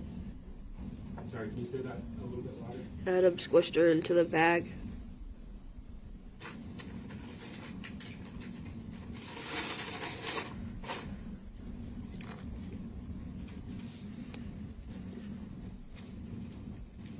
Yeah, I'm showing you it's been marked for identification as State's Exhibit 85. Do you recognize this? Yes. Is this similar to that TMC bag? Yes. Is it in fact identical to that TMC bag? Yes. That must be pretty difficult for her to see then now, right? Just like, is it like this? She's like, yeah, look how she's looking at it. Starflower 703 says, I think Kayla was afraid for her life and the life of her children. Coercive controllers are extremely scary. I lived with one I thought would kill my mother. They are extremely scary. I did a course on coercive control and learned a lot about coercive controllers. I did this course with Laura Richards. Her website is thelaurarichards.com. Her YouTube channel is called Crime Analyst. I'll link it below afterwards. And she's also got a podcast called Crime Analyst, as well as Real Crime Profile with Jim Clemente. So, coercive control, they are so scary. So that is what I mean as well. And if, I don't know, if people don't know too much about it, they might be like, what's wrong with Kayla, whatever. I get it. That I can't believe she did some of those things, and kind of obeyed him when he said, okay, now you're going to help me move her body from one bag to another. Oh, whoa, that's far. But you just don't know how much fear she was in, and she was also struggling with substance abuse and all of that, right? Not making excuses for her. I'm just saying. Your Honor, at this point I move to strike ID of State's Exhibit 85 and mark as full and publish to the jury. Any objection? No objection. The ID is stricken. It's entered as full exhibit. So the defendant put Harmony into garbage bags and he squished her into a bag like this one? Yes. And this again was at the Families in Transition shelter. Yes. Where did he do that to her? In the bathroom of the room that we stayed in. Okay, now this is like big time trigger warning, because now we're going to hear what Adam Montgomery allegedly did to Harmony's body in the bathroom where they were staying at one of the apartments, right? And it is beyond horrifying. That is the part that I had actually redacted, that little section before. It was just too much. Like, that's what I was saying, it's just too much. But here we are at trial, and we're gonna hear that now. Also, Jennifer, the closed captions are on. Just turn the CC on. It should be, I think, on the top right of your screen. Always on for live streams. For any replay viewers, YouTube takes a while to process the live stream to then put the closed captions back on, just so that you know. Okay, so let's hear. Were you in the bathroom with him when you did that? No. Did you hear anything when he was doing that to her in the bathroom? I heard a loud bang. Did you see what was going on in there? No. You mentioned the defendant stuffing Harmony into the duffel bag Yes. at that intersection in the car guide. Yes. And then you mentioned him squishing her into this bag. Yes. Did she fill that bag, that CMC bag that you just saw? Yes. Her body filled that bag? Yes.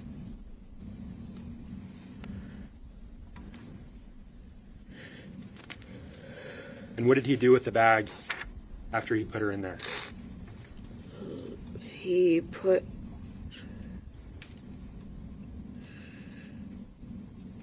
her back in the ceiling. You mentioned being at the Families in Transition shelter for a month and a half. Yes. During that time, did the defendant begin discussing disposing of Harmony, getting rid of her body? No. At some point, did he begin discussing disposing of Harmony, getting rid of her body? Yes. And what was his plan? What was his idea for getting rid of her? To use lime.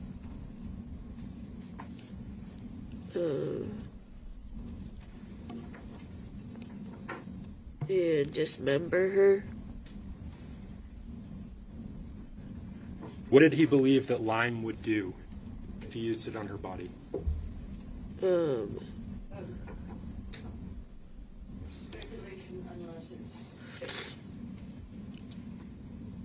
Did The objection is sustained. Jen, you can rephrase the question, please. Did the defendant tell you what he believed lime would do if he used it on Harmony's body? Yes. What did he tell you? That it will help decay her body. Which we discussed yesterday, lime does not do. Lime helps with odor. He bought pelletized lime from Home Depot, I think it was. It wasn't Walmart, okay? So lime, even though people believe, oh, it's going to help with decomp, it actually just helps with odor. It actually slows down decomposition a little bit, is what I read. Lye, the other one, that one is caustic and can speed up decomposition. So there we go. There we go. That it would help decay her body? Yes. Did he tell you what he believed dismembering her would do? No. But he told you that that was his plan? Yes. Counsel, can you approach for just a minute?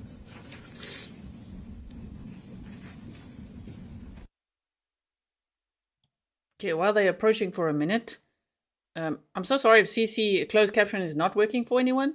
It is turned on from my side, but I know with some devices sometimes it differs, and especially with YouTube making lots of changes, right? So sometimes it works and sometimes not, but it is turned on from my side, so I hope it works out for you. Thank you so much for being here, Majestic Unicorn. Thank you very, very much. I really appreciate your support.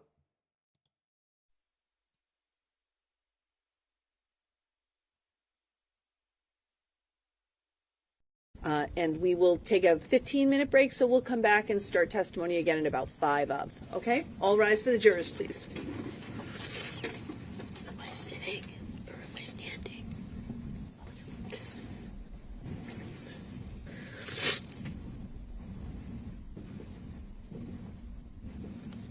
See, now they're going to take a little break. Let's see if they talk, outside of the presence of the jury. Otherwise, we'll teleport. If the witness wants to use the restroom or have a drink of water, this is a good time to do that. 15 minutes, everybody? Yes. I believe Ms. Montgomery's attorney is here, and you may have snacks for her. I just want to make that available to her. Okay. If Judy Garrity, speak to the sheriff's office. If there's any issue, they can communicate with me. I will. Okay. Thank you. All right. All set, everybody. 15 minutes. She can. Attorney Garrity. Yeah. Okay. We already have it in holding. Okay. Are you too? Yeah. So yeah, I want it back on the stand in 15 minutes. So however you want to accomplish that is fine with me. Okay. Okay, so break time. Now look. Now, if you are new here, okay, this is the time you get to see why we like to start later. Because now, instead of waiting here for 15 minutes, we could literally just do this and keep going on with the trial. Okay, so here we go. Done. No breaks for us. Just be careful of the wires, please.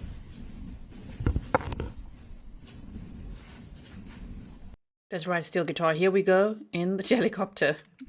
Off we go. Okay, so Kayla's going to be back on the stand. I think she's probably going to be on all day. That is what I was anticipating, which is why when I made the thumbnail yesterday, I was like, you know what? I think it's going to be Kayla. Probably all day. It seems to be working out that way. Okay, so this was just the first morning break. Obviously, they're going to have lunch break that we're going to teleport right through as well.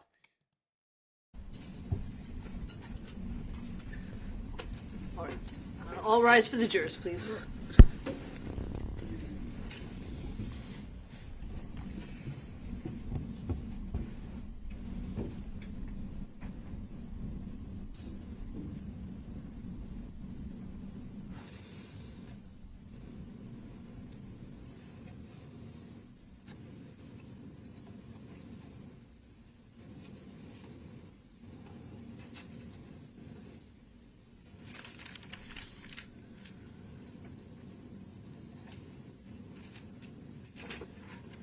All rise for the jury.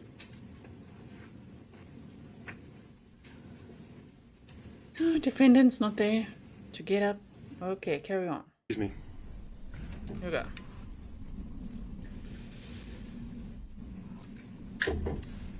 Before we broke, you were telling us about your time in the fit shelter. Yes. And you mentioned the defendant taking Harmony's body out of that ceiling. She was still in the duffel bag. Yes. Brought her into the bathroom, is that right? Yes. And you said when he was in there, you couldn't see what was going on, but you heard a bang. Yeah. What was he doing to her? Trying to fit her in that bag.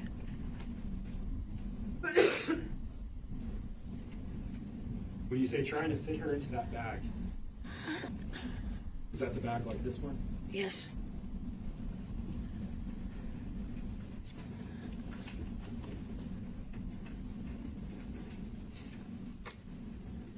And you heard a bang while he was doing that.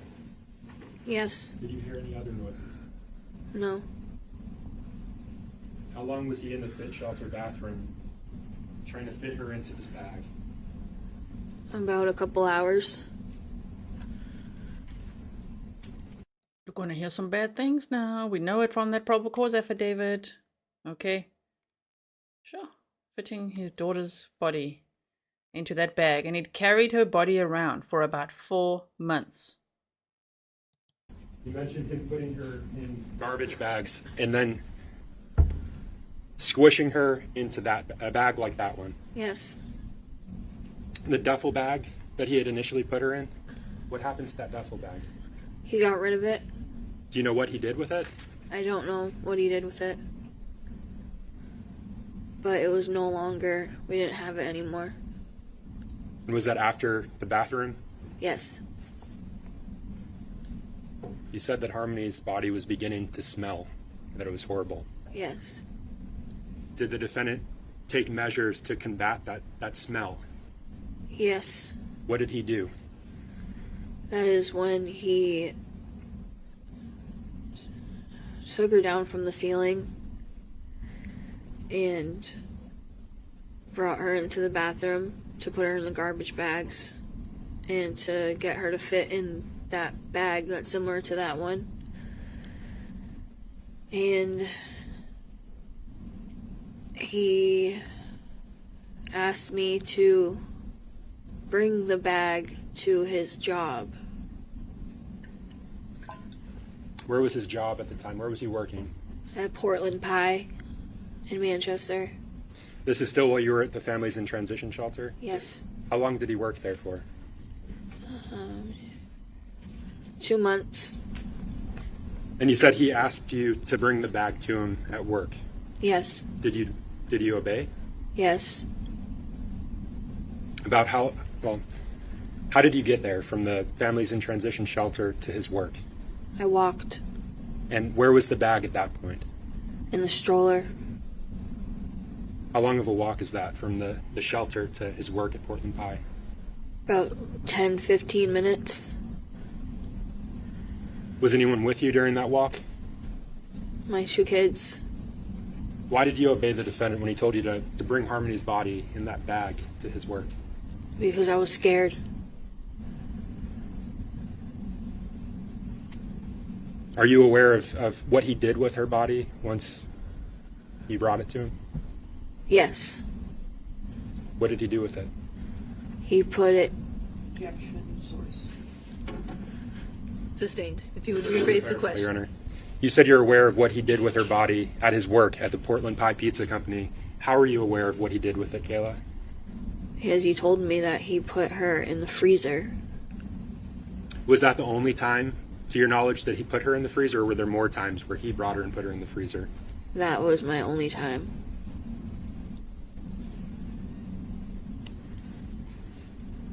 I want to go back for just a moment. When he was in the bathroom, you said it was for several hours. Yes. Are you aware of him doing anything to clean up in that bathroom? Yes. Can you tell the jurors what he did to clean up? He used ammonia to clean up anything that happened in that bathroom. How do you know he used ammonia to clean up anything that happened in that bathroom? Because he specifically bought it. Were you with him when he bought it? I don't remember. But you remember him using ammonia to clean. Yes. Did he tell you what he believed the ammonia would do? It wouldn't show evidence of any blood or fluids. And did he tell you at that point why he didn't want evidence to be shown? Why he didn't want Anything to be shown down the road? So he wouldn't get in trouble and nobody could find anything.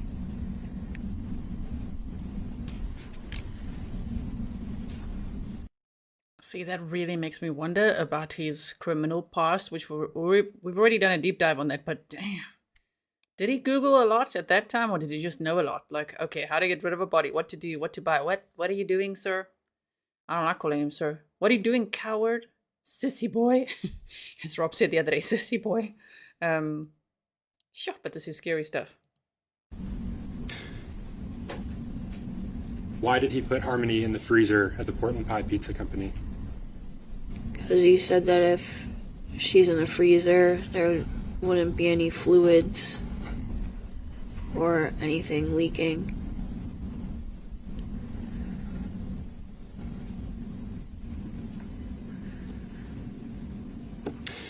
At some point around that time, did you get tax returns, your tax refunds? Yes.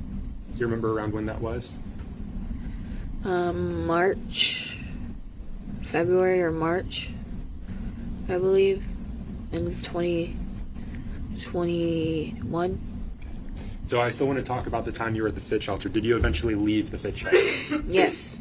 And where did you live after the fit shelter? Union Street in Manchester.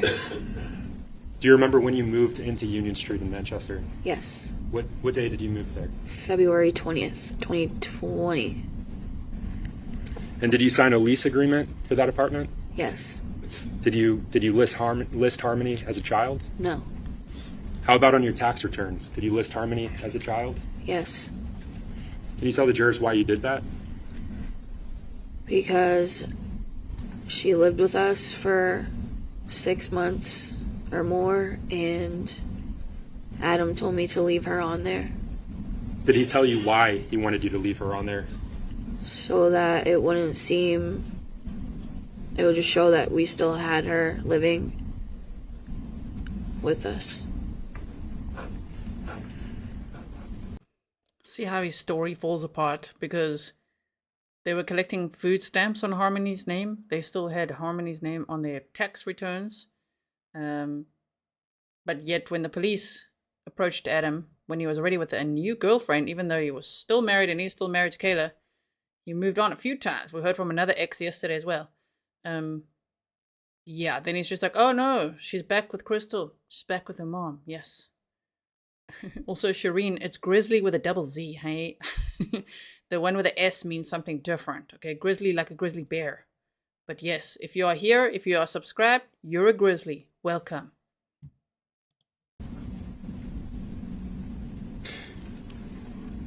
So you moved into your apartment on Union Street on February 20th, is that what you said? Yes. And that's of 2020? Yes. Where was he keeping Harmony at that point? In the refrigerator of our apartment. And I asked you earlier, and I think you said he began to discuss dismembering Harmony. Yes. What did he say about dismembering her?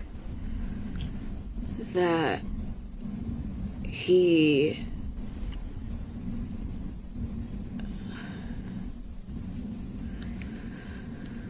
he just wanted to put her in, he would put her in pieces to get rid of her. And was that at the Union Street apartment? Yes. That's where that discussion occurred? Yes. Did he ever discuss using tools on Harmony with you? Using tools on her body? He said that he was going to try and use a saw. He wanted to use a hand saw or a NutriBullet. Sorry, what? Yeah, the prosecutor's like, I want to unpack that. Sorry, what? He wanted to use a saw, a hand saw, or a NutriBullet. That's like a smoothie maker. What the hell? Okay, we just need to process this. This guy is so scary. Oh my goodness. He's like a freaking, I don't know what. I don't know who to compare him to, but he's very scary. I wouldn't be surprised if he's done way more sinister things than his rap sheet shows, even though that's pretty bad already. Yona. MB Inc., it's so nice to see you here. You said, hi, Grizzly, hope all is well with you and the Grizzlies. Grizzlies, are we doing okay? I think we're doing okay together, right? Thank you, MB Inc., for being here. And welcome to Defense Diaries as well. Okay, now a blender. Wow. Okay, let's hear what they're going to say.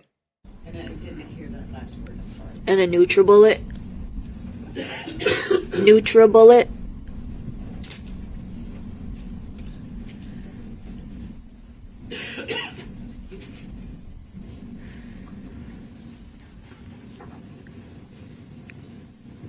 Kayla, I'm showing you what's been marked as State's Exhibit 63 for identification.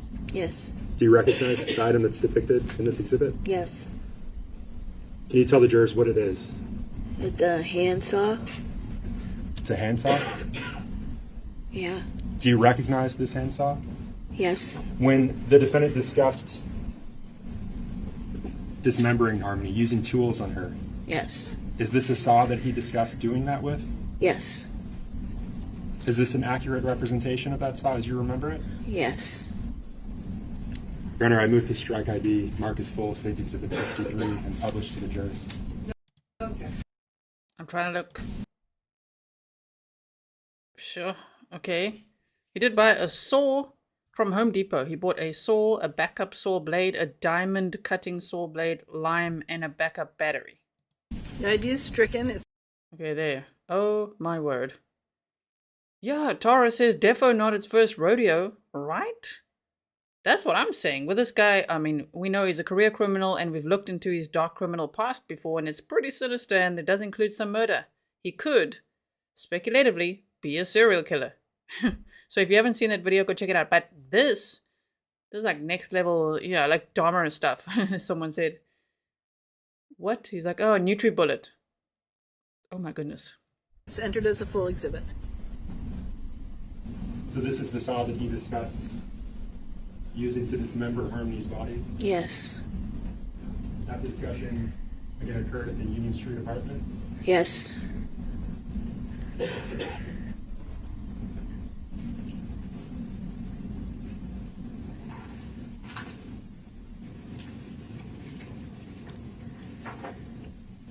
You talked about something else just then, and we barely caught it. You mentioned a NutriBullet? Yes. Can you tell the jurors what that is, what a NutriBullet is? It's like a blender. He said that it would be good to use. It would help get rid of her. It'd help get rid of Harmony. Yes.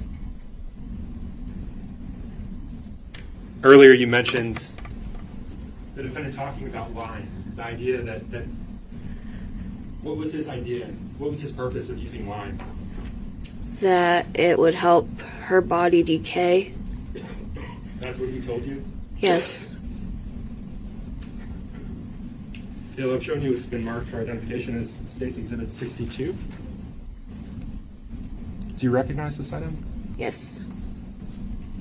And what can you tell me about this item? Do you recognize anything, particular markings on this item? The bag of lime on the left side is similar to the one that he had. When you say it's similar to the one that he had, who's he? Who's the he that you're Adam. referring to? Adam. And is there a circle around that bag? Yes. And is there writing underneath it? Yes. Do you recognize that writing? It's my initials. Okay. Is this an accurate representation of the item that you circled and initialed? Yes. Did you write those initials? Yes. Did you circle this item? Yes. Why'd you do that? To let it be known that that's the item that was similar to the one that he had. Your Honor, I move to strike ID and mark as full and publish State's Exhibit 62. Any objection? No, Your Honor. If the ID is stricken, it's entered as a full exhibit and it may be published. Kayla, who were you with when you circled this bag of lime? Detective Dunleavy and Riley. Is that Max Rayhill? Yeah, that Line one. Detective? Yeah. So you were with law enforcement? Yes.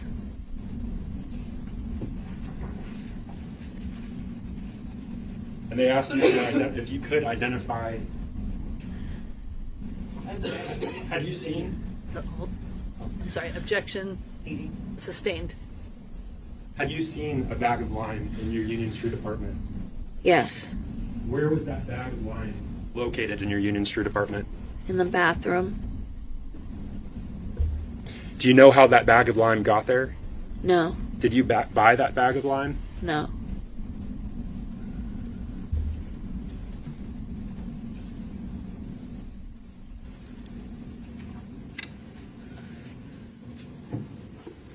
When you saw that bag of lime in the bathroom of Union Street, what was going on in that bathroom at the time? Adam was trying to de-thaw her body.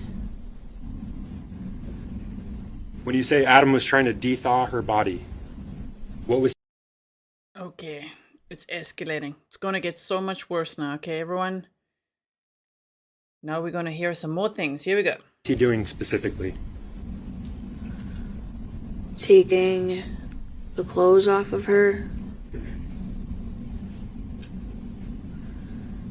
and putting her in the bag of lime. And when he was trying to de-thaw her body, where was Harmony's body at the time? In the bathtub. And that's when you saw the bag of lime? Yes. Did you see Harmony's body in the bathtub? Yes. I want you to tell the jurors what you saw of her body in that bathtub. I saw Harmony in the bathtub, still folded together the same way that she was left in that bag when we took her out of the car. And she just looked like she had just barely any skin, like she was just a layer of skin and bone. And she was all bruised up.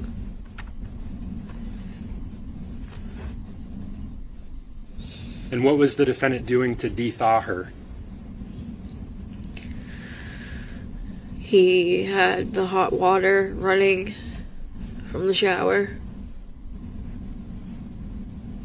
And where was the hot water running in the shower?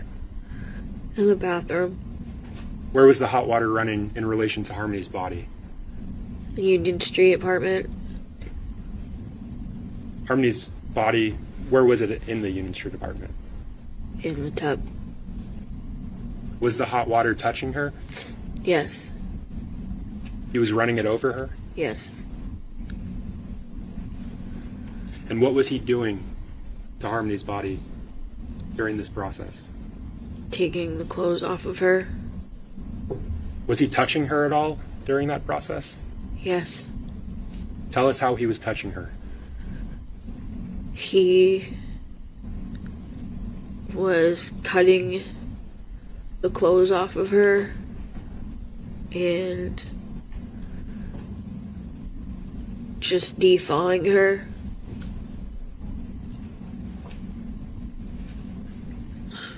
Did he tell you to help him at some point? Yes. Did you obey him? Yes. Why? 'Cause I was scared. How did you help him? I helped him take the clothes off of her How did he take the clothes off of her? by cutting them with scissors. What did he do with her body after he cut the clothes off of her? Put her in the bag of lime. You mentioned these clothes. What clothes was she wearing when he put her into that tub? She had a hoodie on, and she had her leggings on.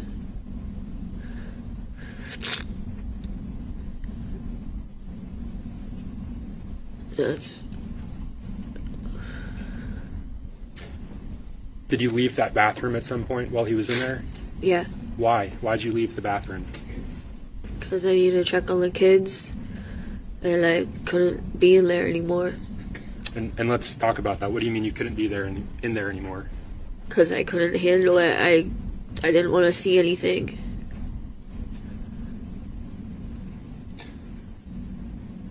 How long was he in the bathroom for that day? A few hours.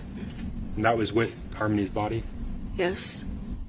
At some point, did he close the door to the bathroom? Yes. Were you able to hear what he was doing in there? No. Were you able to... Why weren't you able to hear what he was doing in there? Because our neighbor next door always had loud music playing, and I couldn't tell what noises were happening. You mentioned a shower being on earlier. Yes.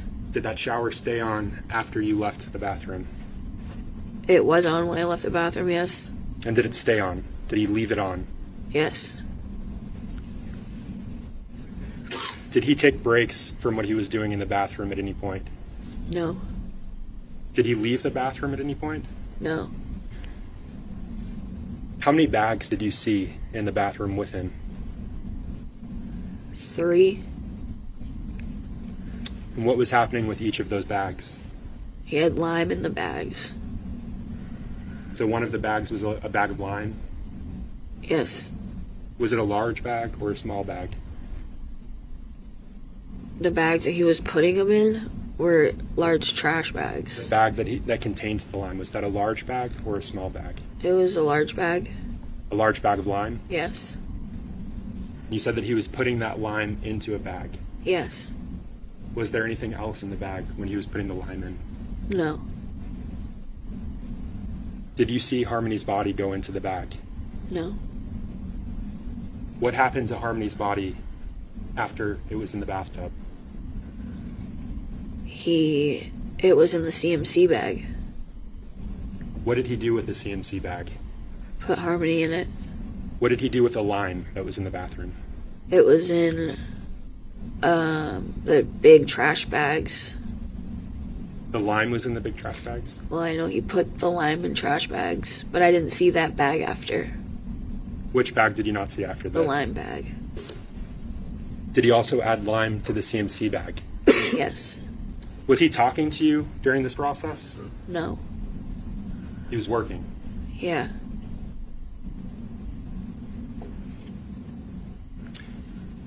At any point, did you see him remove Harmony's body from the bathtub? No. You mentioned earlier that he put Harmony's body back into the CMC bag. Yes. How do you know that he did that? Because he put the bag back in the freezer after. You mentioned garbage bags. Yes. What was he doing with the garbage bags in that bathroom? He had the big garbage bags put in the CMC bag and had the lime in the bag. And that clothing that you mentioned? He used scissors to cut off her clothing? Yes. What happened to her clothing? What happened to Harmony's clothes? It was put in a trash bag. Was anything else put into that trash bag with her, or with the clothes? Not that the duffel bag. So you saw the duffel bag again after the fit shelter. Yes. And that trash bag that the duffel bag went into, that the clothes went into, what happened to that trash bag? I don't know. Did the defendant tell you what he planned to do with that trash bag? Throw him away. Did he tell you specifically where he was going to throw it away? He just said he wasn't going to leave him in our trash area. He was going to bring him somewhere. Did he say why he wasn't going to leave them in your trash? So that there's no evidence.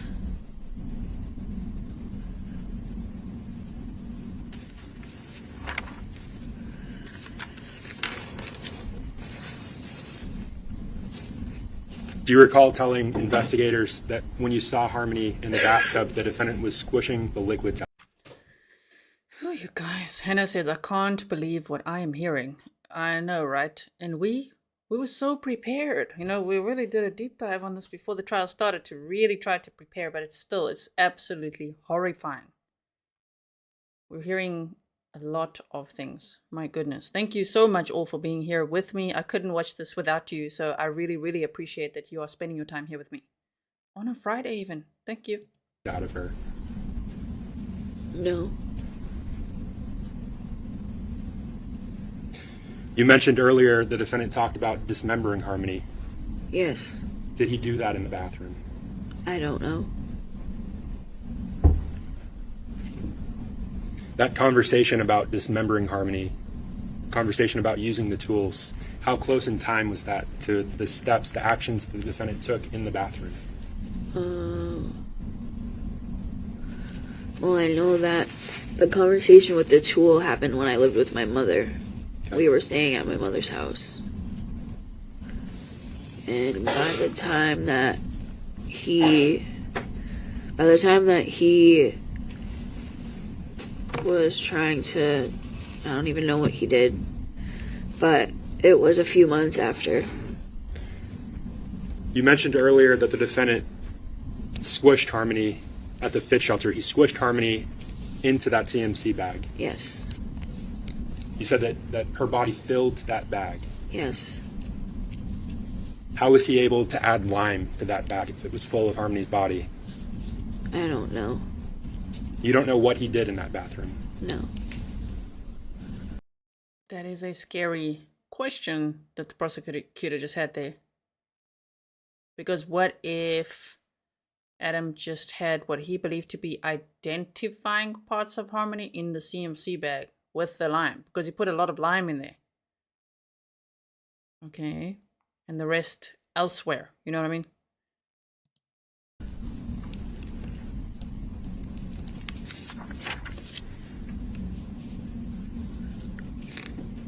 And I believe you said this already, but what did he do with the bag, the CMC bag, after he was done in the bathroom?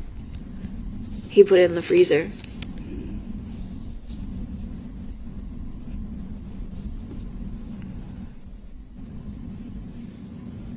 Did the defendant ultimately dispose of what remained of Harmony's body? I don't know. Did he get rid of her body? Not then. At some point. Yes. And so I want to turn your attention to that. At some point, did he have a conversation with you about getting rid of that CMC bag, of getting rid of Harmony's body? Yes. And can you tell the jurors what that conversation involved, what he said? He said that that he wanted to get rid of her body soon because he was scared that if anything ever happened, he was scared of what would happen to him and me and the kids. And what steps did the defendant take to get rid of that CMC bag that had Harmony's body in it? He got in touch with an old friend of his. Do you remember that old friend's name? Travis Beach.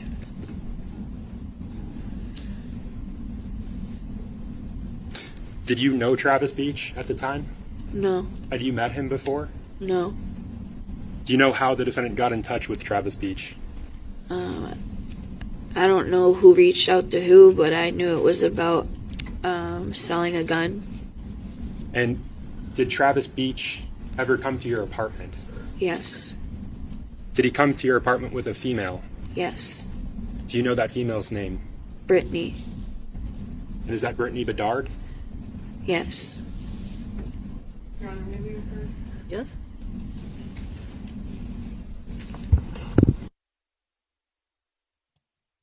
Okay, approaching time. Let's go forward a bit. Do you recognize the person that's depicted in this image? And I should say for the record, I'm showing Kayla what's been marked for identification as State's Exhibit 55. That's Declan. You recognize the individual in this image? Yeah. And you said it's Declan? Yes. Who is Declan to you?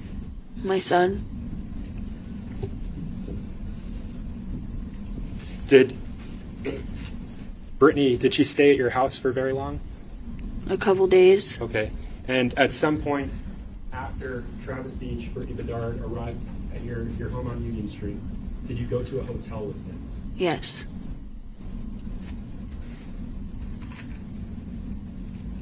At some point after they came to your house that day, when you went to that hotel with them, did you become aware of a U-Haul?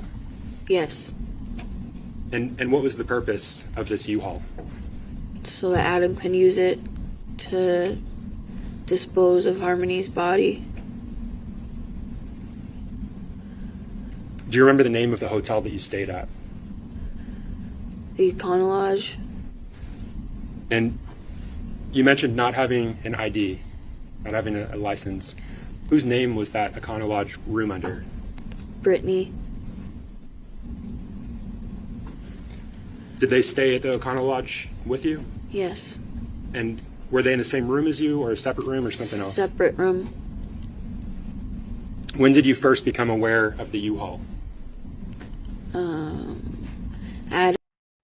Quick break. Arizona Fire says, this is disgusting. I really feel sorry for the jury. Can you imagine that this is the first time this jury is ever hearing any of this? I mean, it must be so overwhelming, right? To be like, wait, what?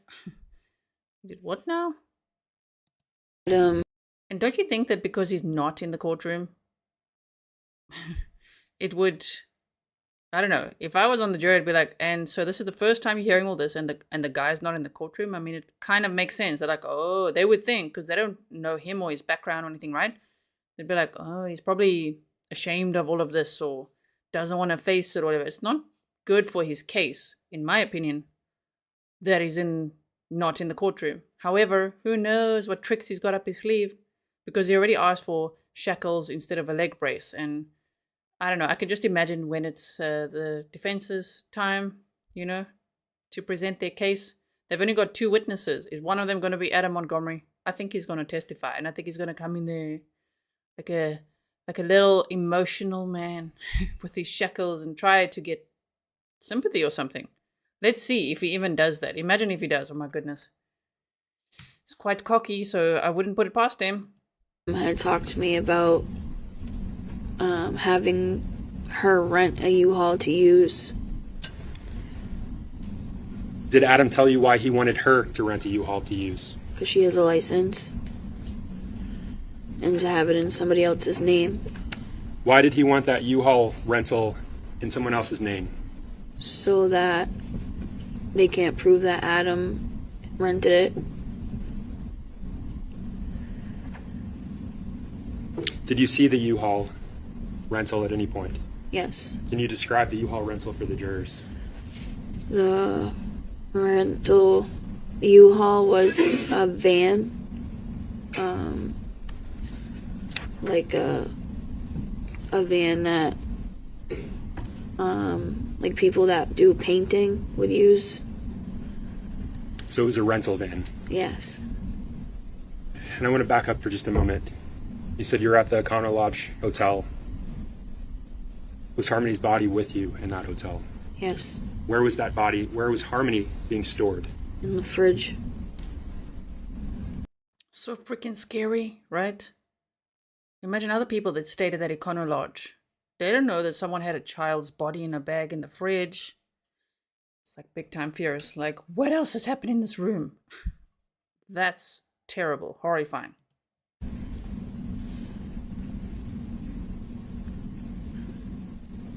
Did the defendant tell you where he planned to dump Harmony's body? No.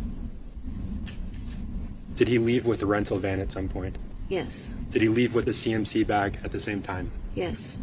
When did he leave? It was in the middle of the night. Did he say anything to you before he left? No. Did he tell you what he was doing? No, but I already knew what he was doing. And that's because he told you before? Yes. At least she is speaking up now, right? Otherwise, none of this information would have been known. How scary is that? Did he tell you specifically why he wasn't telling you where he was going, where he was dumping Harmony? Yes. Tell the jurors what he told you. He said he wasn't telling me where he was bringing her so that if anything like this happened and the cops got involved, that I wouldn't be able to tell. I wouldn't know where she is, so I couldn't tell anybody where she is. Only he would know. Kayla, where is Harmony's body? I don't know. Kayla, where did he dump Harmony? I don't know. Did he return to the hotel room? Yes. And when did he return? It was like right before the sun came out Did he say anything to you when he returned? that he got rid of her. That CMC bag, the one that he squished Harmony into, Yes. was it still with him? No.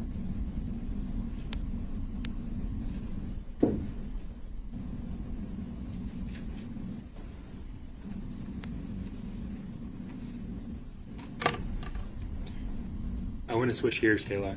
I told you we'd get back to this, but I want to talk about the time that you were living in the fit shelter, the time you were living in your apartment on Union Street. At some point during that time frame, early 2020, did the defendant begin to suspect that you were informing on him? Yes. Did he suspect that you were informing on him about Harmony? Sustained. I'll rephrase. What did he suspect that you were informing on him about? About killing Harmony. And what did he do because of those suspicions? He started abusing me. I want to unpack that abuse. Can you tell the jurors what he did to you?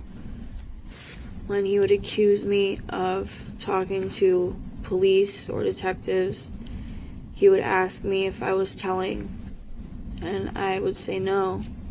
And he would say just to tell him the truth, and I wouldn't agree, saying that I did.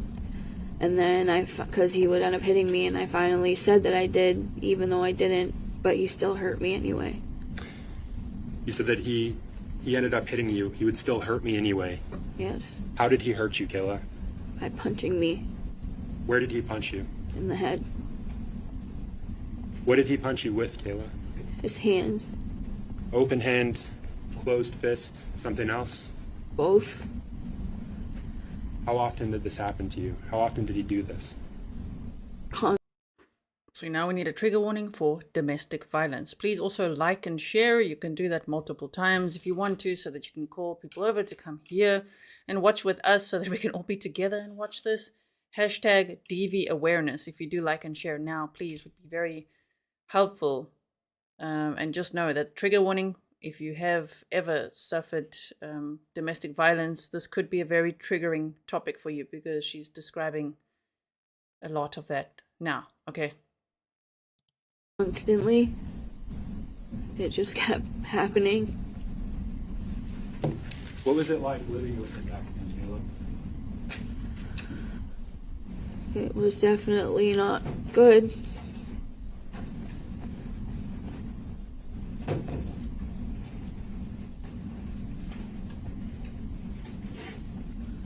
Jennifer Mikasel, or is it Mikesel? I hope I'm saying it right. Mikasel says, I believe he did punch Kayla. We did see a picture that they showed in opening statements of Kayla with bruised eyes and things. So, yeah.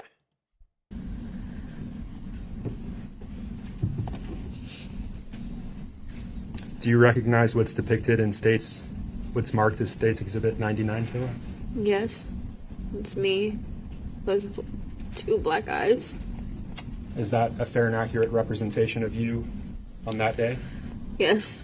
Do you remember what day this was? March 17th. Is that of 2020? So if he flips it around, and if you didn't see it yesterday, again, trigger warning. Also, what did I want to say? Oh, if you like the video, it's not because you like the topic. The topic is extremely devastating and grim. It's just to get the information out there, and because you like the way that I present true crime or trials, okay? 2021. 2021. Your Honor, I move to strike the ID Marcus Full and publish to the jury States Exhibit 99. Any objection? No objection. All right, the ID is stricken and is entered as a full exhibit. It may be published to the jury. And Kayla, you said that the abuse started in early 2020. Yes. You said So there you can see some of the picture there, okay? that this photo was taken in March of 2021. Yes. You also said that this was a regular occurrence. Yes. from the time that the abuse began until you took this photograph, was it consistent with the defendant? Was he consistently accusing you? Yes. Was he consistently hitting you? Yes. Was he doing things to items in your house? Yes. What was he doing to the items in your house? Destroying everything. Breaking a lot of stuff. Why was he breaking things, Kayla? Because he thought that there was microphones in the house. And I was telling on him. And thought there was cameras. Stand by. Someone just said something that reminds me of something. Just hold on. Oh no, sorry, the comments fly by, but the comment was, so this only started in 2020 and you said things are not adding up for you. She's only allowed to testify within a certain time frame. So I think it was from like July 2019 up to March 2020, something like that. I can't remember the exact time frame, but Kayla was apparently abused for much longer than that. It's just that, you know, the defense had motions and things before this trial so that she can only testify to a certain small time frame. So just remember that, okay? You said that he would hit you, that he would hurt you. Did he also threaten you? Yes. Tell the jurors what he said would happen to you. He said that he would be able to contact his family member, his Uncle Kevin, and have him kill me and cut me in pieces, and nobody would be able to find me. Did he say why that would happen? Why he... See, that's scary stuff, man. And now we know that he, according to Kayla, already did that to a 5-year-old little girl, Harmony. So when he's threatening that so if he's saying to her, I'm going to kill you and cut you up in little pieces, no one will ever find you. That must be terrifying, right? He would have that done. If I ended up telling on him. Telling on him about what? About Harmony being murdered.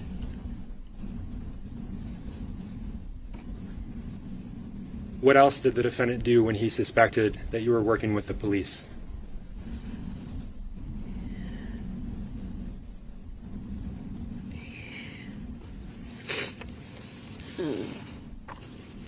He was very abusive.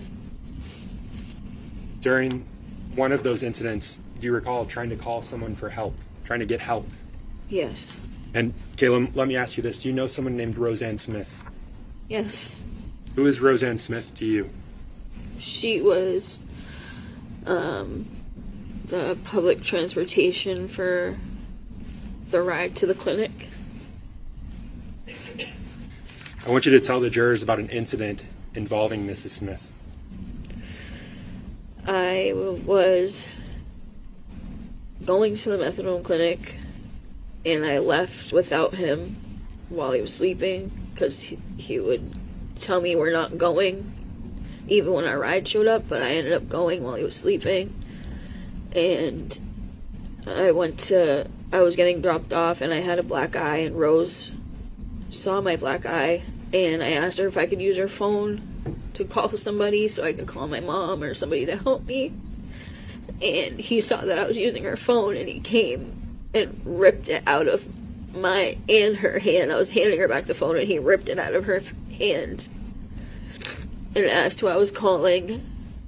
And he was being very aggressive. And you were trying to call for help. Yeah. Do you know someone named Tara Hilbert? Yes. Tell the jurors about an incident involving Miss Hilbert.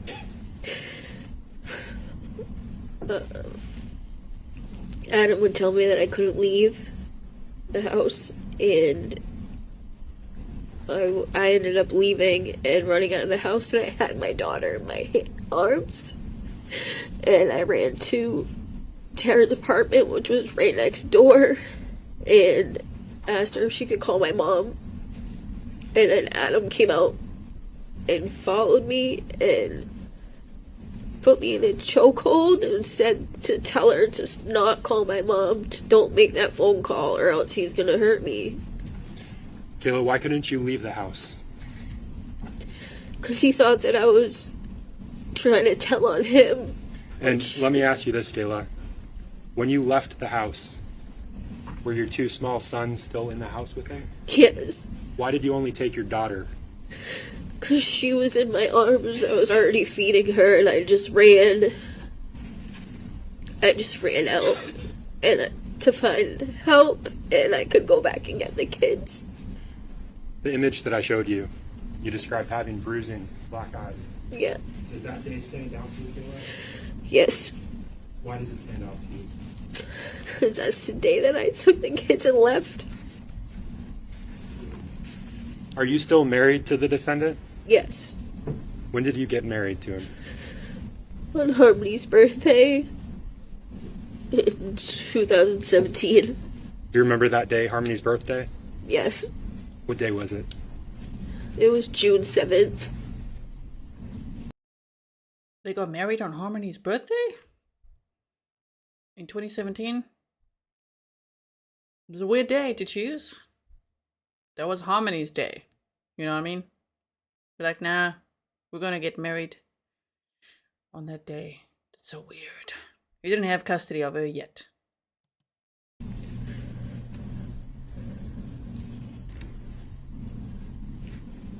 And can you tell us that date again that you left him? It was March 17th, 2021.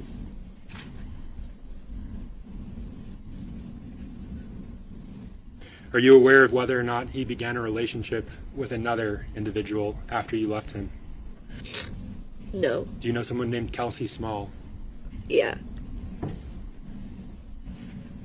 Did you ever meet Kelsey Small? Yes. Did officers in December of 2021 contact you regarding Harmony being missing? Yes. And you mentioned a lie earlier. Did you stick to that lie? Yes. I want you to tell the jurors why you stuck to that lie. Because Adam told me to just stay saying that lie. And so when they contacted you in December of 2021, you gave them that lie. Yes. And after they left you, did you contact Adam? Yes. What did he say when you contacted him? He said not to say anything and to say I want a lawyer and don't tell them where he is. Where was he at the time? In Maine. And did you? It almost sounded like she was going to say, and don't tell them where she is. I know many people believe that she knows where Harmony's body is or what he did. I don't know, but just the way she said that sentence there caught my ear. I was just like, were you going to say where she is, or do you really mean where he is? Okay. You tell him to get back here? Yes.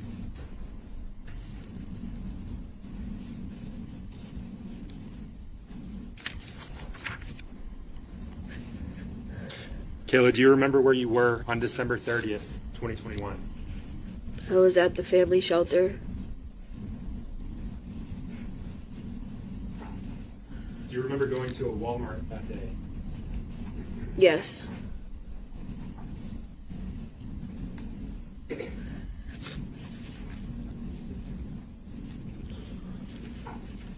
Kayla, I'm showing you what's been marked as State's Exhibit 65 for identification. Yeah. Do you recognize the individuals that are depicted in that image?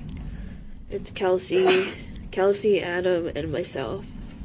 And can you point to Adam on that image? Is this a fair and accurate representation of you, Kelsey, and Adam at the Walmart on December 30th of 2021? Yes. Your Honor, I move to strike ID and mark as full State's Exhibit 65. Any objection? Okay. The ID is stricken. It's entered as a full exhibit. It may be published to the jury. And you said Yes, you guys. A Walmart, okay? I'm just laughing at that one moment. When I smile or laugh, it's not because of the case. It's just a moment in time when you're like, oh no, a Walmart. You guys, I know. It's always a Walmart, right? Shame. Okay, so I hope we got through the worst of today's testimony, but we don't know. There's still going to be the cross-examination, right? This is all just the state's direct examination. I wonder what the defense is going to ask. You pointed here? Yes. That's Adam? Yes.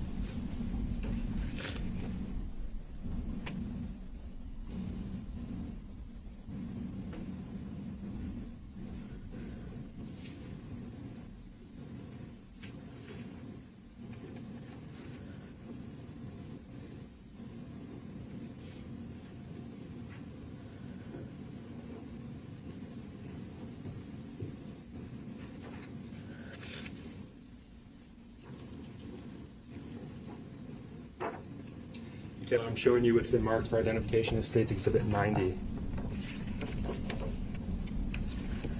I'm just going to ask that you look at each page in turn. Do you recognize the individuals depicted in these images? Yes, it's Kelsey and me. I'm sorry, say that Kelsey and me. again. Do you see the defendant anywhere in these images? That's not him. No. So it's Kelsey and you. Yeah.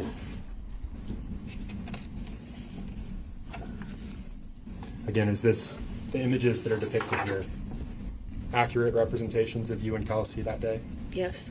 Or no need to strike ID and not disclose State's Exhibit 90.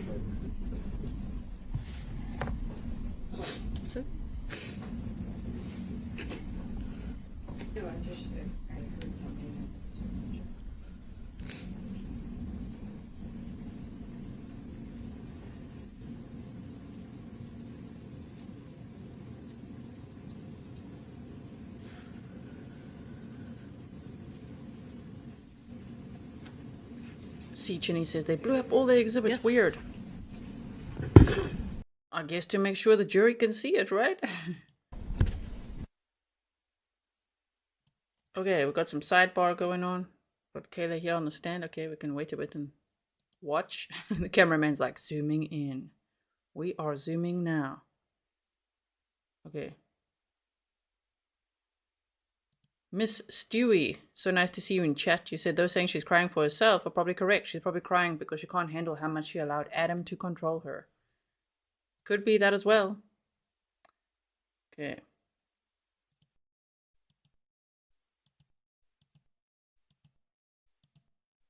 Little by little, we go for it. Wow, long sidebar. Here we go. Kayla, we spoke earlier about your convictions. Yes. Was that actually part of a plea agreement that you entered into? Yes. The testimony that you've provided today, what is your testimony based on? Actually being there? Is it based on the truth? Yes.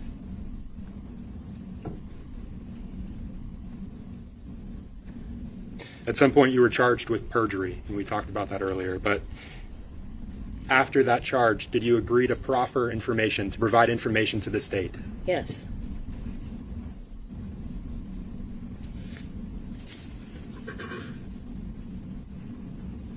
What was the sentence that you received for your charges, your perjury charges? I got a 3.5 to 7 suspended, and then I got a 3.5 to 7 with 1.5 off my minimum. And what portion of that prison sentence are you currently fulfilling today? My minimum? What's the suspended portion of your sentence as a whole? It's 3.5 to 7 for 10 years. Other than the sentence conditions and your cooperation agreement with the state, are there additional conditions that you have to follow right now? To tell the truth. What happens if you breach that agreement? What happens if you violate that agreement? Then I get charged with whatever you guys decide to charge me with all my charges that got dropped and whatever else. Kayla, what's your primary obligation under that agreement? To tell the truth.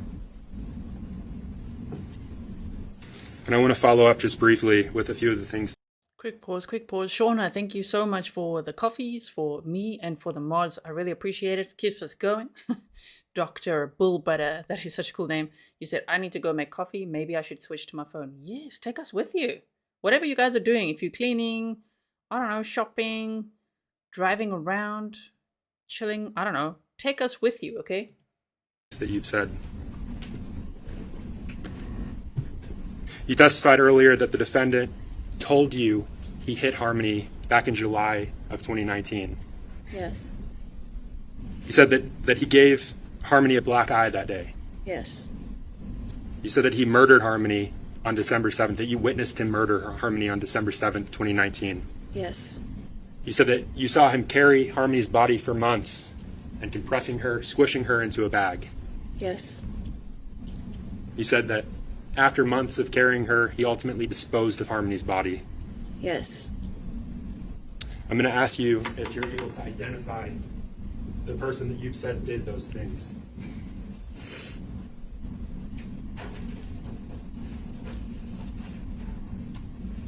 Kayla, I'm showing you what's been published as State's Exhibit 101.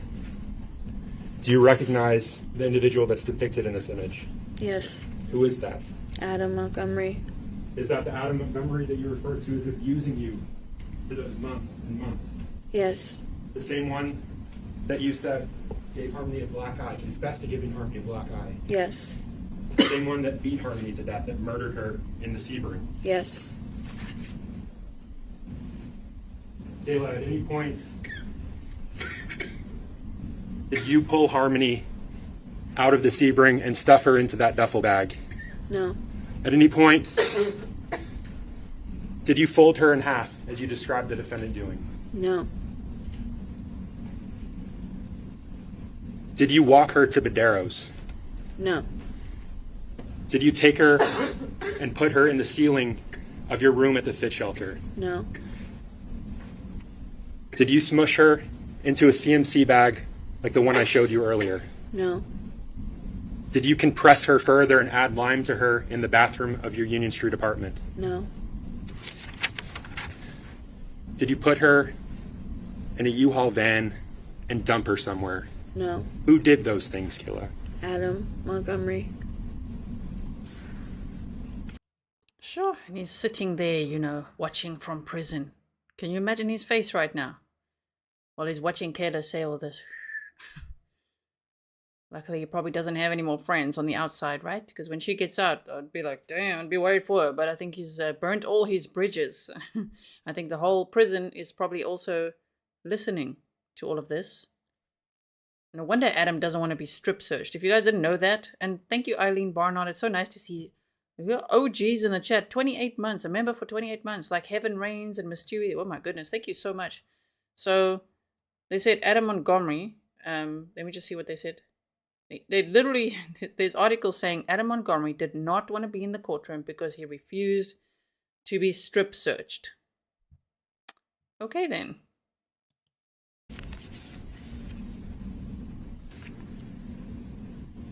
At any point when you were living in that vehicle after you'd been evicted, were you ever alone with Harvey? No. Why not? Because we were just always in the car. Kayla, I want you to look at these jurors.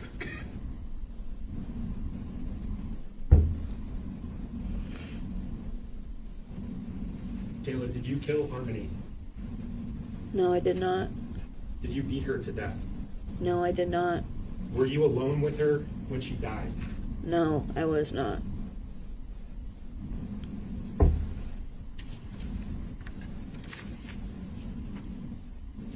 If I could have just the hand.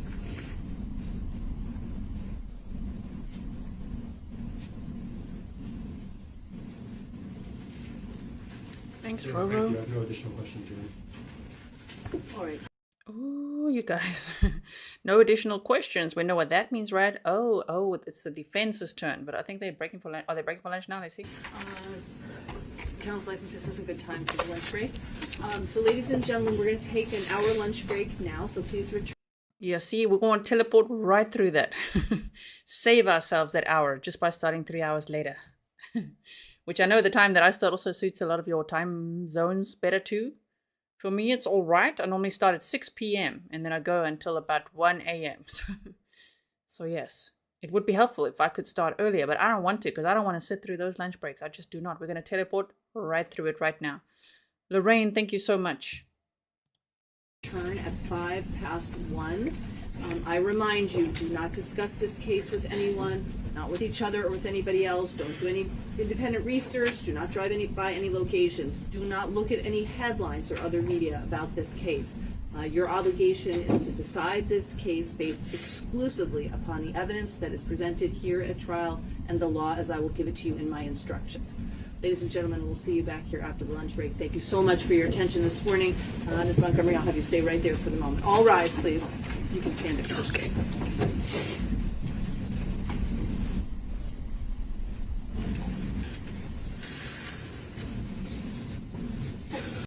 Let's just see if they're going to have some discussions outside of the presence of the jury. They might.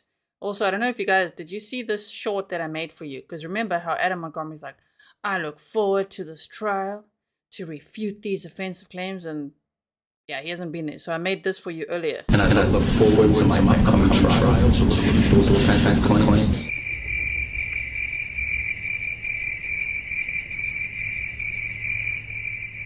Yeah.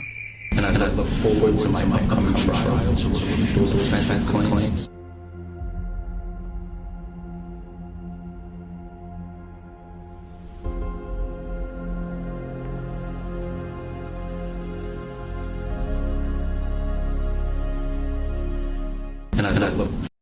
So yes, crickets.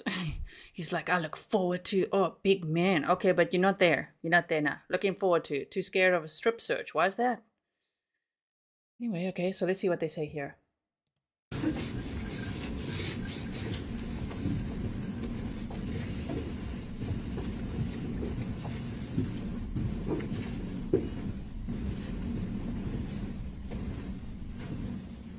Yeah, I don't know if the jury's gonna be... I don't know if they have an appetite after all that, huh? You can be seated. Preliminary matters want to discuss. Okay. All set this afternoon? Okay, if you need to see the court for any reason, please just let me know. Thank you. Thank you.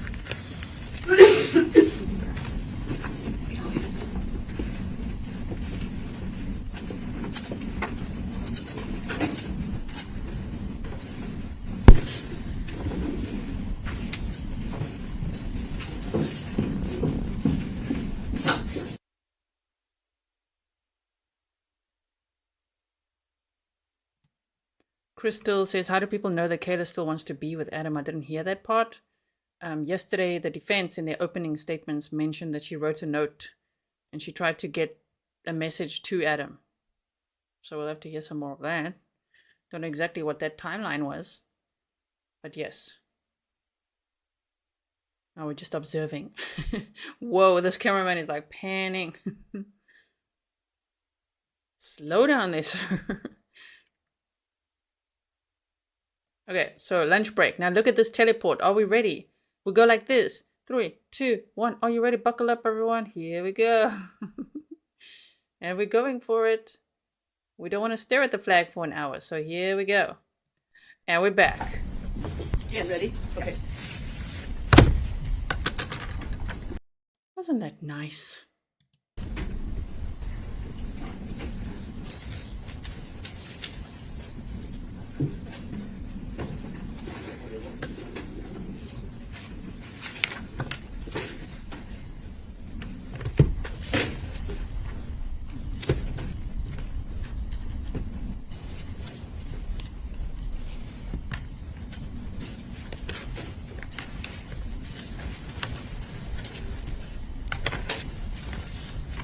Hear the shackles. Kayla Montgomery is getting back on the stand. Afternoon time. She's still chewing something.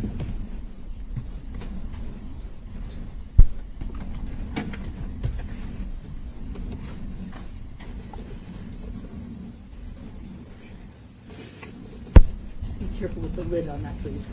All right, is everyone ready for the jury? Yes, Your Honor. Okay.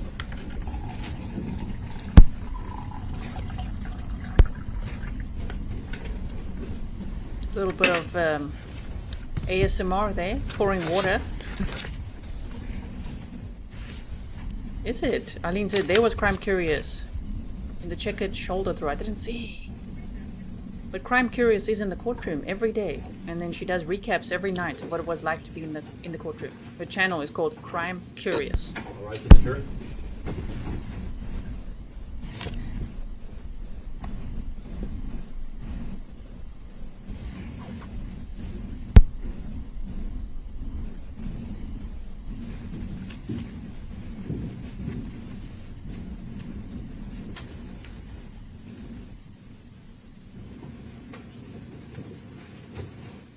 You may be seated.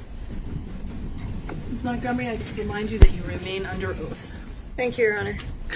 We're going to have a lot of questions, but It's Caroline Smith, okay? That's who is representing the defense right now.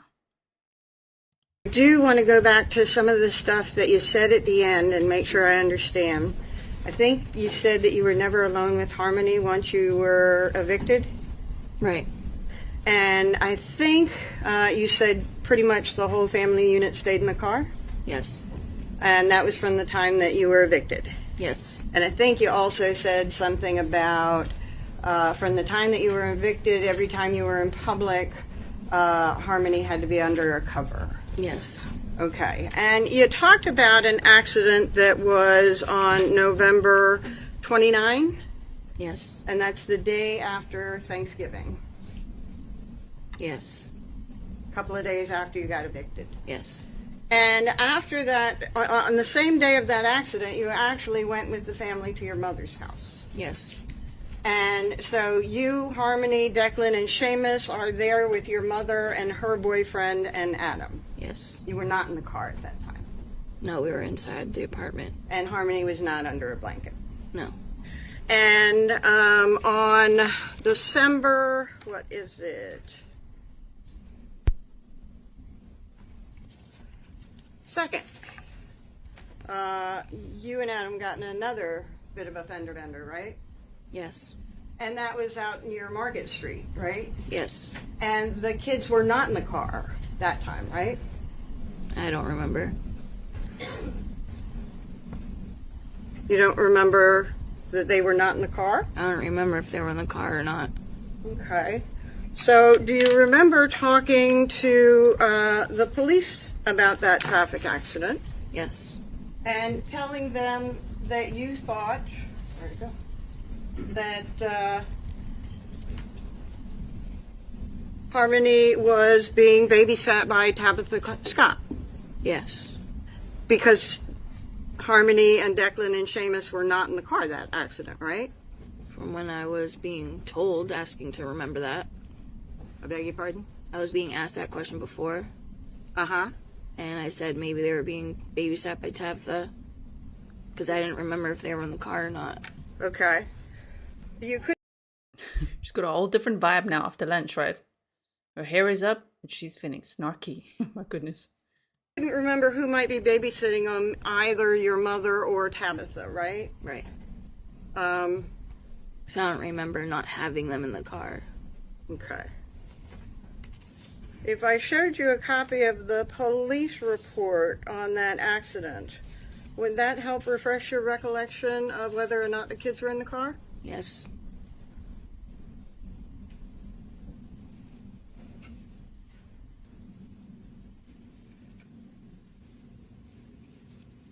Wendy. Wendy says, I swear to God, if I see any spoilers, my block button is going to be activated. Please don't share spoilers in here, you guys. I don't know why people do that. Do they feel like, I don't know what. Is it like, ooh, I'm going to tell you guys something. Do you think we want to know right now? We just want to watch it, okay? At our own pace. You do not get brownie points for coming here and sharing spoilers. I don't understand that psychology, really. Like, guess what, guys? I'm going to tell you everything that's going to happen. Are you one of those annoying people then in movies? You know, like, wait, you got to see now. You got to see now. That's so annoying. Stop annoying us. Okay, no spoilers. Are we ready? Okay, we know. No spoilers. Let's go.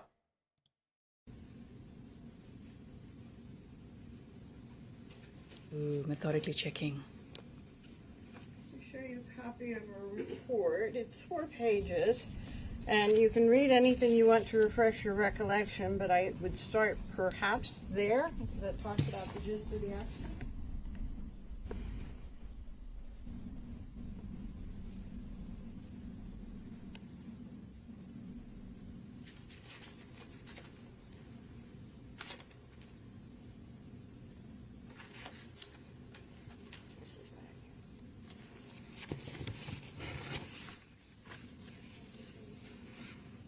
Yes, Simi says her whole demeanor is different now. She knows they're going to be confrontational. It really is very different.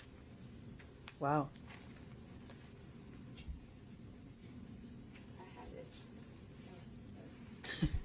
Steel guitar.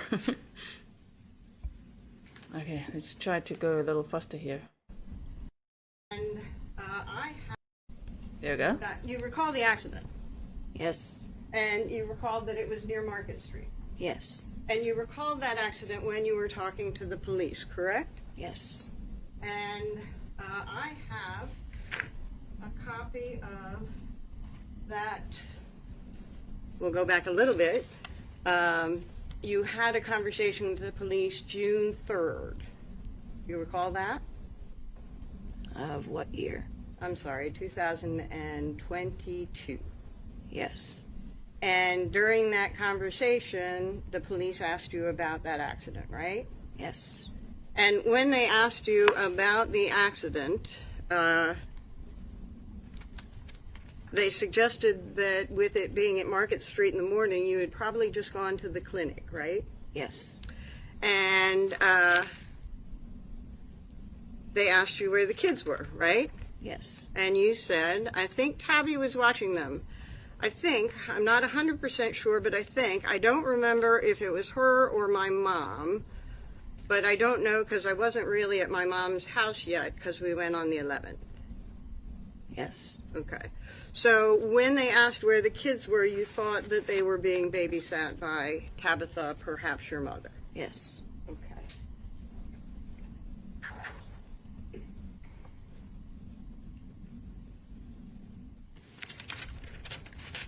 So I'm going to start with actually probably this investigation. And you were contacted by police. Sorry.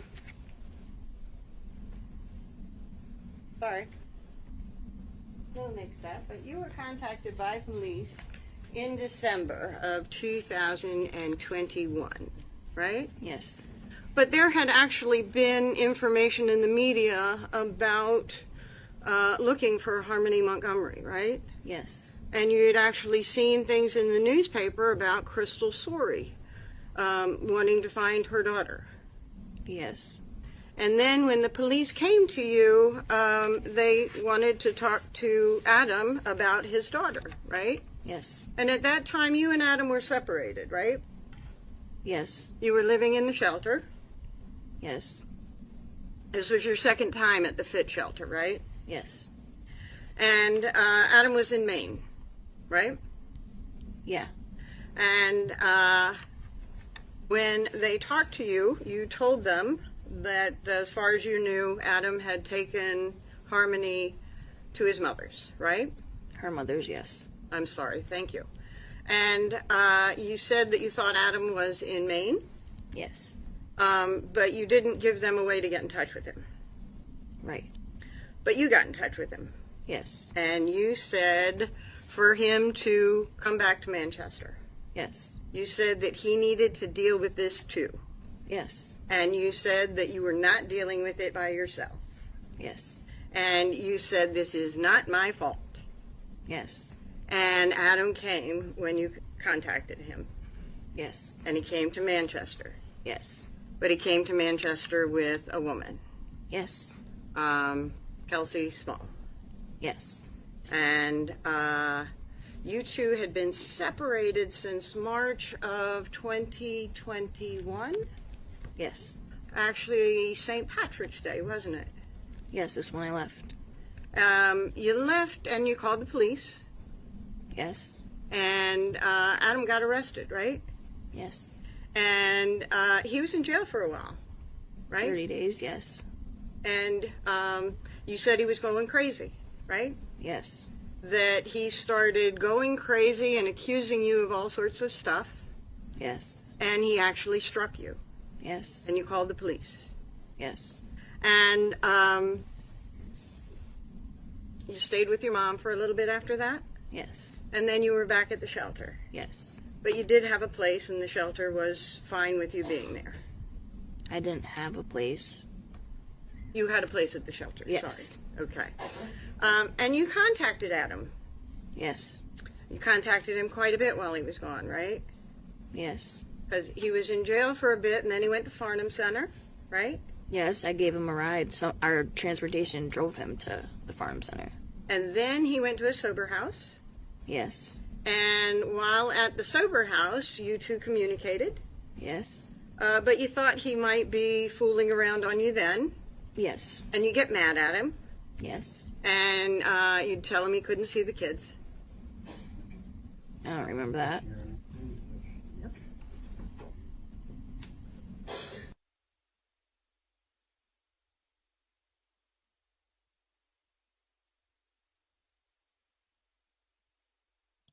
Okay, approaching time. I mean, I would assume she saw opening statements, so she knows that the defense is totally blaming her for everything. So I understand why her hair is up and she's feeling defensive.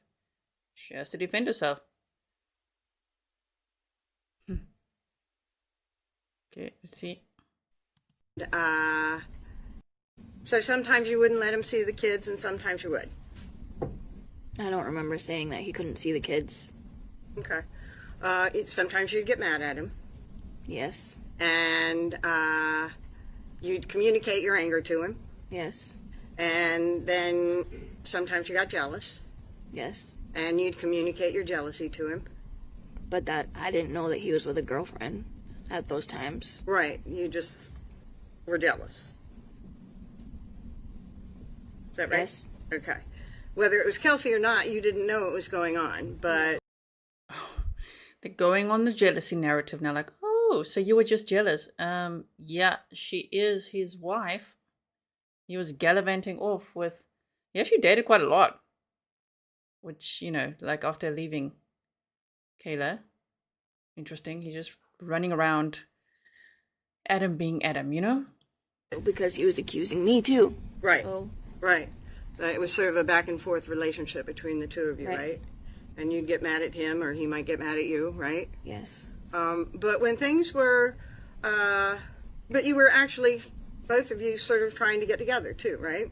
Yeah, we were trying to have our family back together. Yeah. You considered him your best friend when things were good. Yes. He was the And- same way with me too. Right. You two were pretty connected when things were good, right? Yes. And sometimes even when things were not so good. Right. Pretty solid with each other. Yeah. And so when Adam showed up with this woman in December of 2021, when you called him and told him to come back, you didn't like her. No. I think you called her Thing. Yeah. But you needed to work with Adam to get through this investigation, right? That's not why I was being nice to him. Was not because of this situation. Okay. Okay. The police talked to you before you told Adam to come back, but they talked to you after you told Adam to come back too, right? Yeah. And you would tell the police that he took Harmony to his mother's. Yes. And one time they asked you to come in to the police station and talk to him. Yes. And you did go into the police station and talk to him, right? Yes. You went Ooh, okay, Danny Dawn, you remind me to tell people what Laura Richards taught me on that course for coercive controllers and abusers, domestic violence, all that, right? That there's no such, she says, there's no such thing as a toxic relationship. If people say, oh, it's just a toxic relationship, it means there's an abuser in the picture. And that's the toxic person in the relationship. Yeah. I wrote that down on the course. I was like, that's true, actually. And people say toxic relationship a lot, right? Now, I know what you mean. It's not a healthy relationship by any means. But the toxic person, Adam Montgomery, right? in voluntarily, right? Yes. You said that you didn't need a lawyer. No, I never said that. You said you talked to him without a lawyer, right? I said I wanted a lawyer, but that didn't happen. Oh, But I felt like I was doing the right thing. because you wanted to do the right thing? Yes. So you went to the police station to do the right thing for the investigation. Right. And you went to the police station to do the right thing for Harmony. Right. And you went to the police station and told them that as far as you knew, Adam drove Harmony to Crystal's. Yes. So you went to the police station to do the right thing, which was to lie? No, that's not what I said when I went to the police station without a lawyer. Okay. Do you recall that after you talked to them for a very long time, they gave you a chance to pull your thoughts together and be alone and maybe write down what you wanted to say? Yes. And that you did take that time to write down what you wanted to say to them, right? Yes. And they came in and you handed them the note, right? Yes. And they read the note, right? Yes. And they read it out loud for the record.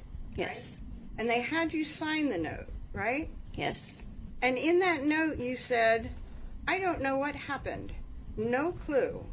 I just know he left to bring her to meet her mom to give Harmony to her after he dropped me off at work in the morning. Yes.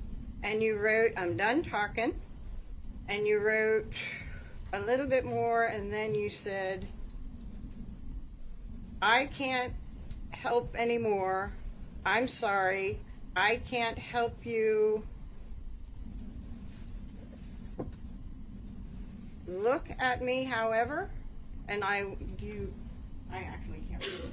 To show you a copy of Exhibit A2 for ID and actually ask you what it says. Can you give me that word?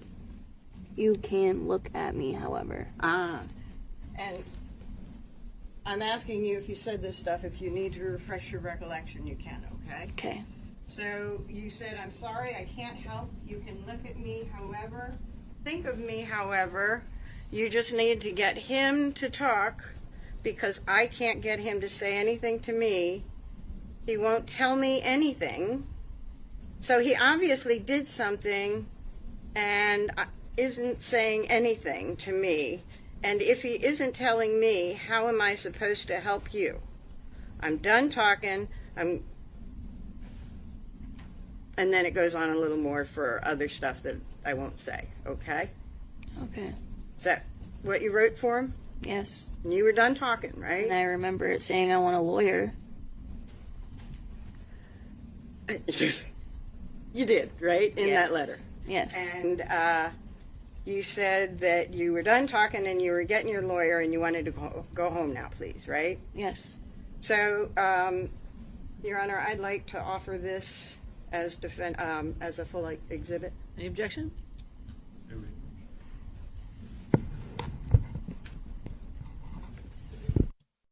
Roxy's ASMR says, wow, this case is intense. It really is intense, right? Oh, man. I wonder how the jury is taking this, because it could feel like, I don't know. She's being very defensive. Of course, she has to defend herself. But I just wonder how they were taking it. You know what I mean? I think the defense is building the narrative that Kayla only spoke to the police after Adam had moved on and was in new relationships, which would be the jealous, scorned woman narrative, right? That they're saying she only made up all this to tell the police to get back at him. I think that's what they're going for, right?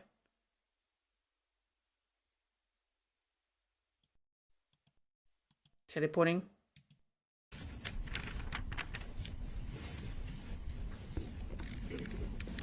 So essentially, you were pointing the finger at Adam having done something wrong, not you, right? Right. And you were lying to the police about what happened, right? Right. And you were giving them a lie that pretty much gave you, made you look completely innocent. Yes. Okay. And then they came to you another time? Yes. While you were at the fit shelter? Yes. And they wanted to ask you about Adam, right? Yes. Because they actually saw you and Adam talking outside of the fit shelter, and Adam had just walked away, and they came up, right? I don't remember how that went, but I guess. Okay. Pretty much right after Adam walked away, they walked up, right? I don't remember that. Okay. When they told you that they wanted to talk about Adam, you just sort of smiled at him and walked away, right? Yeah. Okay. And when the officer asked you to come to the police department, you said you'd already told him everything, right? Yes. And that was a lie as well, right? And then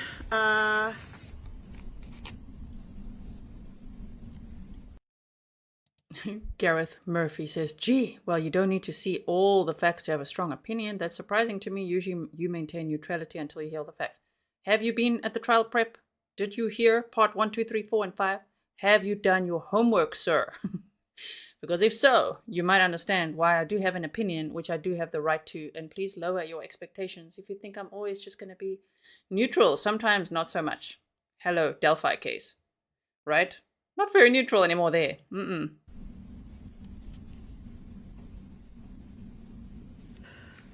During that interview, you also told them that you didn't understand why Crystal was saying she didn't have harmony.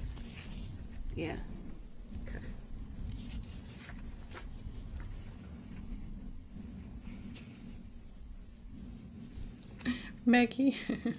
Maggie Beth says, obviously, we're all shocked that a wife was jealous of her husband's girlfriend.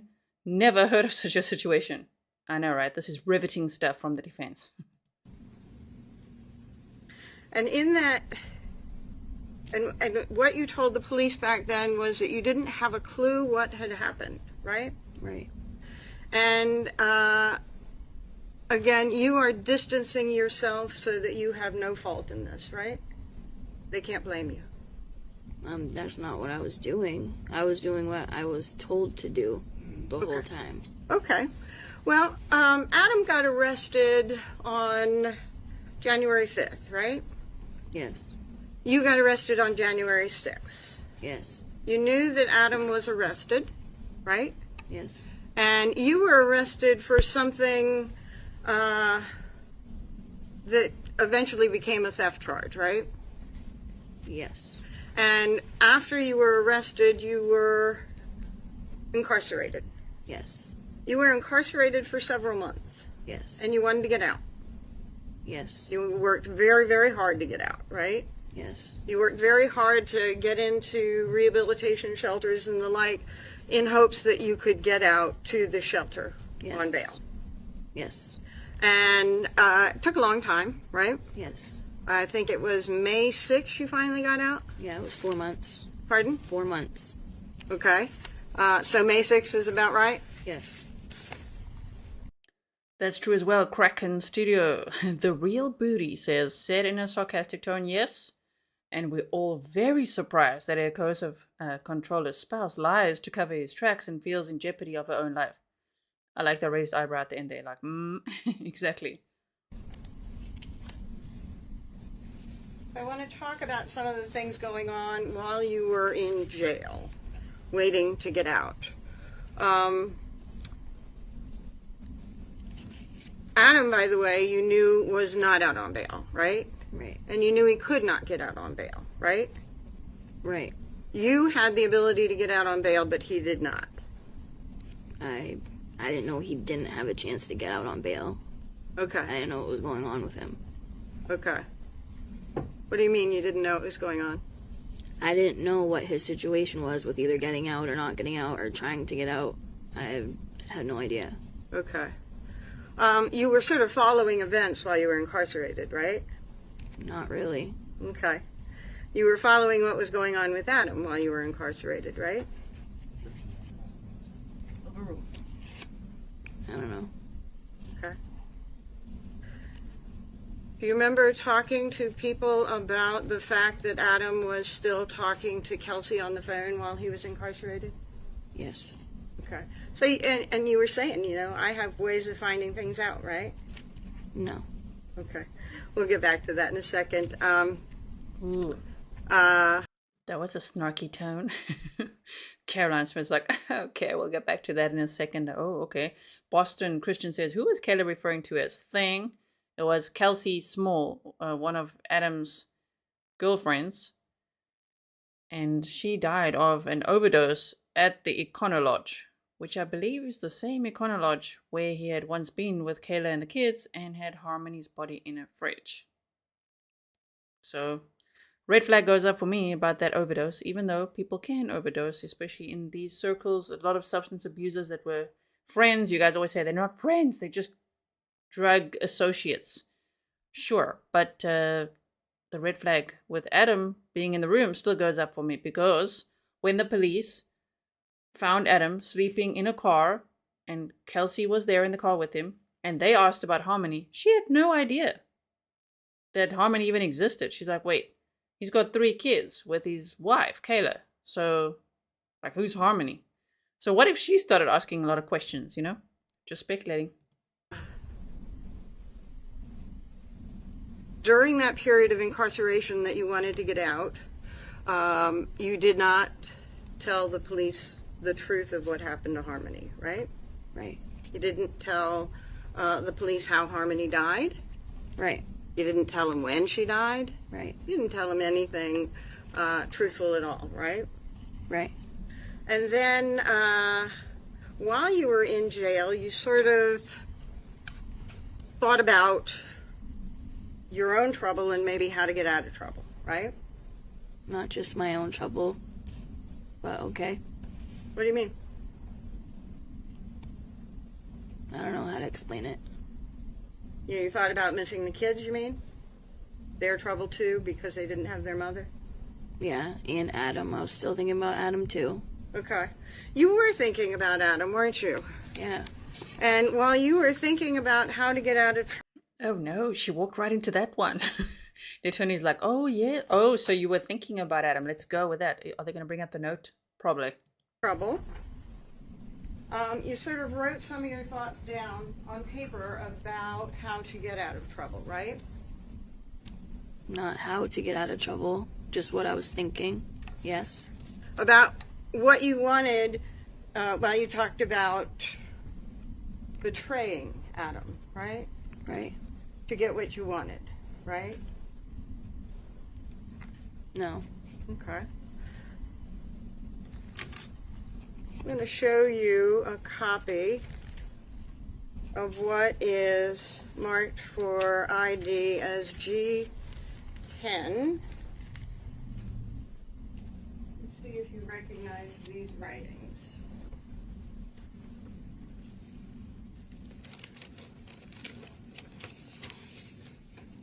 Yep, Kayla walked right into that note. They're like, oh, exhibits, here we go. And notes where you said you still love him or whatever it's going to be now. Black Widow says, this is painful to contain snark. Right? Is your snark tank filling up? And that comment there, Boston Christian has named Adam Montgomery Prissy Tenderfoot Adam.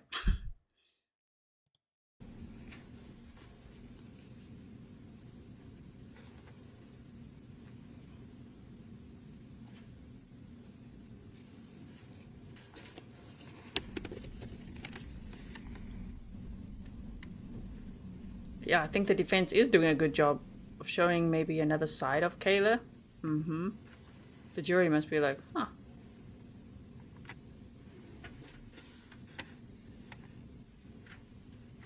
Okay, let's go a little bit faster now.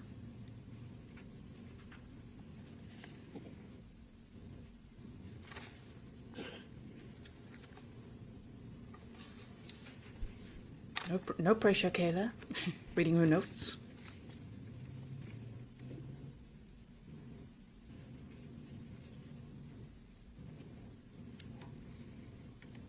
Goodness.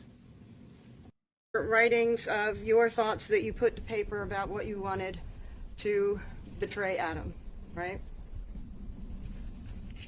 No. They are my thoughts. Yes. Okay. Well, let's go. One of the things that you wanted was one last time with Adam, right? Right. You wanted one last time to maybe kiss him or make love. Yep. And what you didn't write was that you wanted protection from Adam, right? Right. What you didn't write was that you were afraid of Adam, right?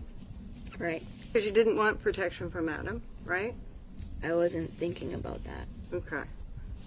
You just wanted to be with him one last time before you, as you put it, betrayed him, right? Yes. And Oh my. Tiff Knox is like, barf. Said it well. I'm like, oh boy, okay. No. No one wants it. having one last time with Adam before you talked to the police, you felt like he would understand and he would love you back, right? No, I'm thinking about the conversation that him and I had before About the kids still having their mother when Okay. this situation occurs, Right. and that he would take everything Yeah. so that I could be with the kids. Right. You two talked about that and what would happen, and you both Quite a red flag that for her to say it herself. That he would, take blame for everything so that she could get out and be with the kids. Yeah, that's not making her look very innocent, is it now? agreed that you were the mother. You were more important to the kids, right? Right, That you were the mother of his children, right? right, And you needed to be there for his children, right. right? And you needed to be around more than he needed to be around. No, You actually wanted him to not be caught, right? yeah, I didn't. Pardon? I didn't. And you wanted him to not be blamed for the death Right. because he didn't do what you said he did. He did do what he did. Okay. Well, one of the things that you wanted, other than being alone one last time, was immunity. Immunity for everything, the charges you were facing and what you were about to say, right? Right, And it's what you were about to say about Adam, right? right. You weren't going to say anything about you if you didn't have to, right? I was going to say everything. Okay. And you wanted the kids in your life. You didn't want to lose custody of your kids, right? Right, And you wanted treatment, right? right, You wanted mental health counseling, right? right. And You guys are all like, what? That's not good, Kayla. I know, right? And Gareth, you said, I'm sorry, G, you're right. You're, of course, entitled to your opinion. As we all are, right? We are not the judge or the jury. We can all have our opinions here. We try here at Grizzly True Crime to keep the chat, tactful, respectful, share our opinions like adults just having debates. We can agree to disagree. Because I'm sure you've seen sometimes chats get completely out of hand. They get so filthy, man. It's like hard to, I just lurk. If I'm looking there, I'm just like, damn. If I'm watching trials without you guys, ones that I'm not actually covering, like the crumbly one, I'm like, whoa. Some of these chats, I'm like, damn. Okay, so we just try to keep it respectful. But yeah, I do have an opinion. I am a human being just like all of you. And yeah, when I've done my homework, which I always do, but like some cases we don't know. We just don't know. It's definitely everyone, is innocent or proven guilty. We get that. But we are, as the public, allowed to have our opinion. The times when it gets tricky to have an opinion is because you don't want to get sued for slander or something, you know what I mean? But you are allowed to have your opinion. But in this case, the amount of deep diving we've done, part 1, 2, 3, 4, and 5 of the deep dive before this trial started, whoa, like Adam Montgomery, sure, what a rap sheet. He started committing crimes when he was 12 years old. He is a career criminal. That's what he was sentenced with as well after the weapons trial, right? Like, that guy is bad news. And as I say, I would speculate he could have killed more people than we know and could be a serial killer with that background. There's an unsolved murder that he's the prime suspect in, and he has killed another man before that's known. So, and then there's Harmony Montgomery. So you see what I'm saying? Oh, no, this guy is bad news. And Kayla, I've actually been very nicely perched on the fence, just be like, let's just observe, let's see. But the thing she's saying now, oh, shame. Not going well for her, not going well. She's just like, yeah, I just want to be with him one last time. No. Oh, no. And you didn't want him to get caught. Where's the empathy for Harmony? Where's the care for Harmony? Right? Oh, man.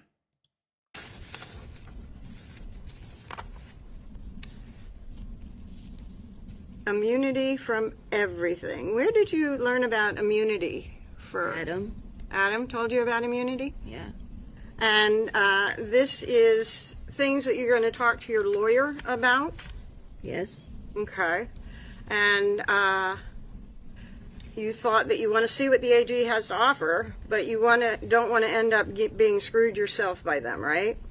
Right. You didn't want them to play games with you, and then you would get fucked in the end, right? Yeah, because that's what Adam said that they would do. Okay. It was all Adam, right? I am my own person, but yes. Okay. And you said, I am so fucked, I should just, I don't know, for Harmony, for me, for my kids, so you actually thought, maybe I will help with the investigation for Harmony. Yeah. And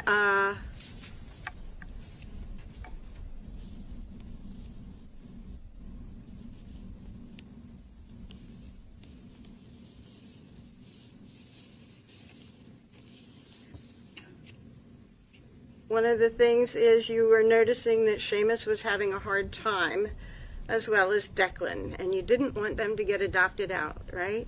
Right. And it's one of the things that you talked to Adam about when you two agreed not to talk about Harmony's death, was that people would take the children. Right. And you didn't. Stefan says, mind your language, Caroline. And she says it with less gusto than the than the state does, right? When they say the F word, they really they hoy that word out there. They really say it. She's kind of like, Caroline's like trying to just delicately say it, just put that F-bomb in there. Want people to take the children, right? Right. And you would rather hide Harmony's death than have the state come and take the children from you, right? That's not what I was thinking. Okay. But you two talked about it and how important it was for you to be there with the kids and for them not to take the children, right? Yes. And it is a conversation that you and Adam had after you discovered Harmony's death. Yes. And it is something that you agreed to after you discovered Harmony's death, right? Yes. And Adam did agree to take the fall after you discovered Harmony's death and had that conversation. Yes. And as you said, when... Quick pause. Denise said, agree, but at least she's being truthful. She didn't have to say that she didn't want him to get caught, right? Exactly. That is giving her credit for that as well, because she's also a very important witness. Without the information that she's giving, now that she knows she's got a plea deal as well, okay, we wouldn't have any of this information, right? Yeah, Gerda says that doesn't beat the Afrikaans way. I know, right? Right. Also, Willow has come to join us in the studio here, like a diva on that armchair. If you are on Patreon and you're in that community chat, you know what it looks like when she's in the studio, right? Okay, so I think we're doing well today. Time-wise, everything's going well. Hope you guys are enjoying watching the trial here with me. Day 3 of the Adam Montgomery trial. Tomorrow, we're going to have a very special guest on. We'll have Sunny Slaughter, a law enforcement and litigation expert who you might have seen on Court TV a few times. She's often on there with Julie Grant for opening statements. So Sunny will be with us tomorrow at 2 p.m. Eastern. Make sure that you set your notifications for that one. Click notify me on that stream. It's already made public, so you can find it if you go to my channel. Don't leave now, though. This one should also redirect you to that one, okay? Like teleport. Just wanted to let you know in case you can't stay here for the whole trial still. We still got some time to go. I think the trial day finished already. I think they went home early on a Friday. Quite nice, but we've still got some time to go. So let's check it out. You two were in sync. It was about as tight as it could be, right? Right.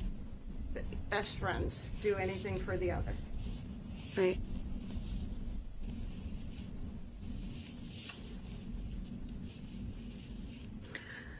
That note was your thoughts for what you wanted your attorney to talk to the AG about, right? Yes. And that note was found in your cell, hidden like between the mattress and the frame? No, it was in a book. Okay. But it was found during a regular cell search, right? Yes. And the COs asked you about that note. Yes. And you said that you wanted to talk to the AG. Yes. And when you hoped to talk to the AG, those were the conditions that you wanted to get. Yes. And you did not have a conversation with the AG in January, right? No. Didn't have a conversation with the AG in February, right? No. didn't have a conversation with the AG in March, right? No. But you did get a subpoena for the grand jury, Yes. and you understood what the grand jury was. Yes. And you did get out May 6th, right? That was Yes. before the grand jury, right? Yes. And you still didn't talk to the AG before you went to the grand jury. Right.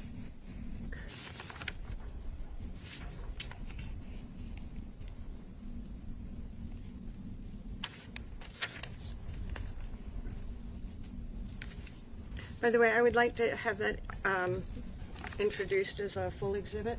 That would be G for ID.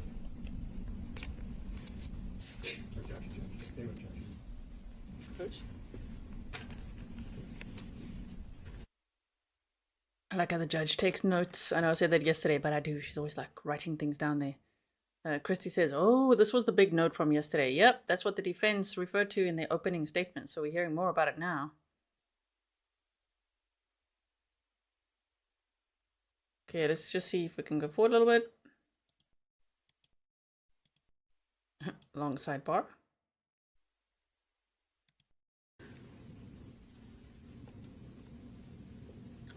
Sorry, I couldn't. So in any event, you, after that note was seized, you asked to talk to the AG. You didn't talk to the AG before getting subpoenaed to the grand jury, but you did get out, right? Yes. And before you got out, you actually filed for divorce, right? Yes. You filed for divorce in March, Yes. and you were done, right? As hard as it was, yes. Okay, done. It was in your past now. Not really, but Okay. But your future was about you now, right? yeah, I tried. Okay. And you went to the grand jury in May of 2022. 22. May 20th, actually, right? Does that sound right? I didn't know it was in the same month that I got out, but I thought it was around that time, between May and June. Okay. If I showed you a copy of the front of the transcript of your testimony, would that help refresh your recollection about when it was? Yes. Okay, and this is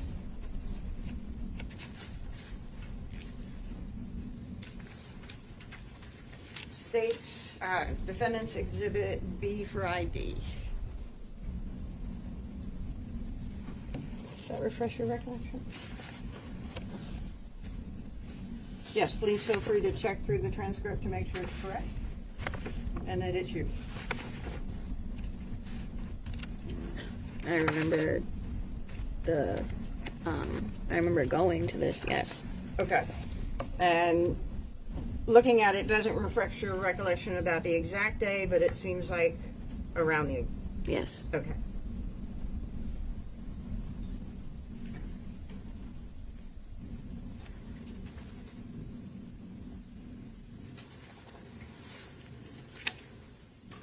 Now, when you went to the grand jury, you had no immunity, right? Right. You had no agreement with the state. Right. And about 2 years, over 2 years had passed since Harmony had died. Yes. And over 2 months had passed since you wrote that note that is Exhibit G of the conditions that you'd like to get for, quote, betraying Adam, right? Yes. And so you went to the grand jury, Yes. and you were advised that you had to tell the truth, right? They actually swore you in like you were sworn in here. Yes. And there was a prosecutor there asking you questions, Yes. and there was a group of people not in this configuration, but probably even more people there that were the grand jury. Yes. And you were not particularly happy with Adam when you went to the grand jury, right? I was stuck in my head. Okay. Well, you lied to the grand jury. She's like, I was stuck in my head. Okay, but I think the defense is not doing a good job of like, but you were sworn in before, right, in front of the grand jury, just like you were sworn in today, right? But you lied then. Well, that's why she's got the perjury charges. So, yes, indeed. There's something that I have here that I want to show you guys quickly. Which, thank you to Grizzly Cat for sending me this. Office of the Sheriff, Hillsborough County. Sheriff Christopher D. Connolly. It's about Adam Montgomery not wanting to go to the courtroom, I think. To Lieutenant Thomas Burke from Sergeant Christopher. Is that Folloman? Subject, Adam Montgomery. February 7th of 2024. So 2 days ago, yeah. On February 7th of 2024 at approximately 0700 hours, 7 in the morning, Deputy Joshua Toms and I were dressed in the uniform of the day and assigned to transport the following subject from the NH State Prison, Secured Housing Unit, to the Hillsborough County Superior Court, Northern District. Adam Montgomery, date of birth 1/22/1990. We were given access to the booking area of the Secured Housing Unit, where we were to take custody of Montgomery. We were met by a correctional officer who escorted Montgomery into the booking area. Montgomery immediately asked why we were so early, and I advised that we had other assignments after he was taken to the court. Oh, we're learning more about him now. Why are you here so early? Okay, dude on trial for your daughter's murder. She's like, why are you here so early? Okay, he wanted it his way. Anyway, moving on. So I advised that we had other assignments after he was taken to the court. The correctional officer instructed Montgomery to enter a holding cell to be strip searched, at which point Montgomery got upset and questioned multiple times why he had to be strip searched since he was changing at the court. I could not make out the remainder of the conversation, but just before they walked back into the booking area, Montgomery stated he was not going to court. This guy. The correctional officer, sorry, I'm looking there because this is a little small and I want to read it to you and I can only see it there, but I don't want to change the sizing because then it changes the court video sizing, okay? So, they said the correctional officer said something to him and Montgomery stated that he was not effing going. He looked visibly upset, looked at Deputy Toms and I, and stated that he was refusing to go and he was not going to court. I contacted Lieutenant Thomas Burke of the Sheriff's Office and advised him that Montgomery refused to go to court. We cleared the prison at approximately 7:17 hours. Well, it sounds to me like he needs to be strip searched. Right? Okay, back to the testimony. Just wanted to share that with you. Right? Yes. Even though you swore an oath to tell the truth. Yes.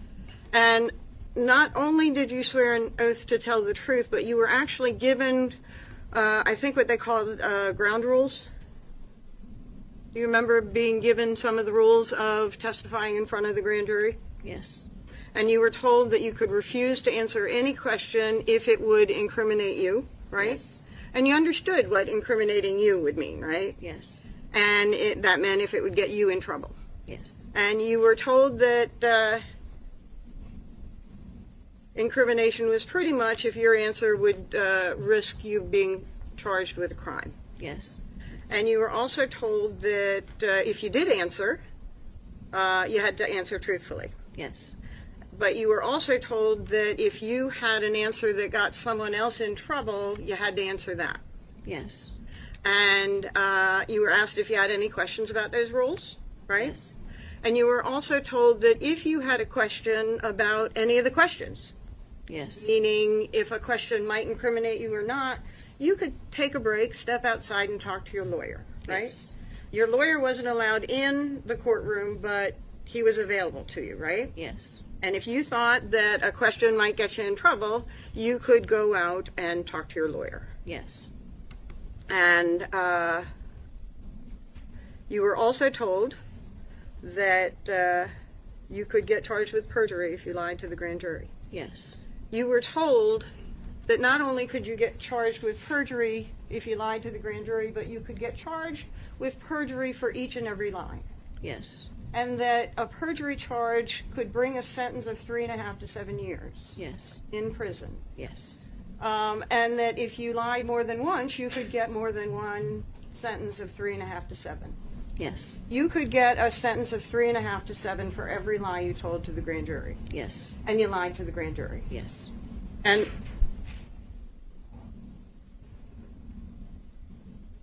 you lied more than once. Yes. You lied more than twice. I only got 2 counts of it, so I don't remember lying more than twice. You do not recall lying more than twice to the grand jury. Right. You think you only lied twice to them. Yes. Okay. Let's go through what you talked to the grand jury about. They actually talked to you. The prosecutor had this note. Yes. Grand jury, right? Yes. And I couldn't tell. Was it this note that was handwritten by you, or was it a copy of it? It was a copy of it. Okay. And he read some and had you read some of the note out loud to the grand jury so he could ask you questions about it, right? Yes. And he asked you what you meant by thinking about betraying Adam, right? Yes. And you said you were thinking about, that he hurt Adam, Harmony, right? Yes. Because he had actually only been arrested on June 5th for second-degree assault to Harmony. Yes. And you said that betrayal sort of referred to that. You were going to betray him on that. Yes. Okay. Because you said that you didn't know what happened to Harmony, that you had no idea. Yes. That was a lie.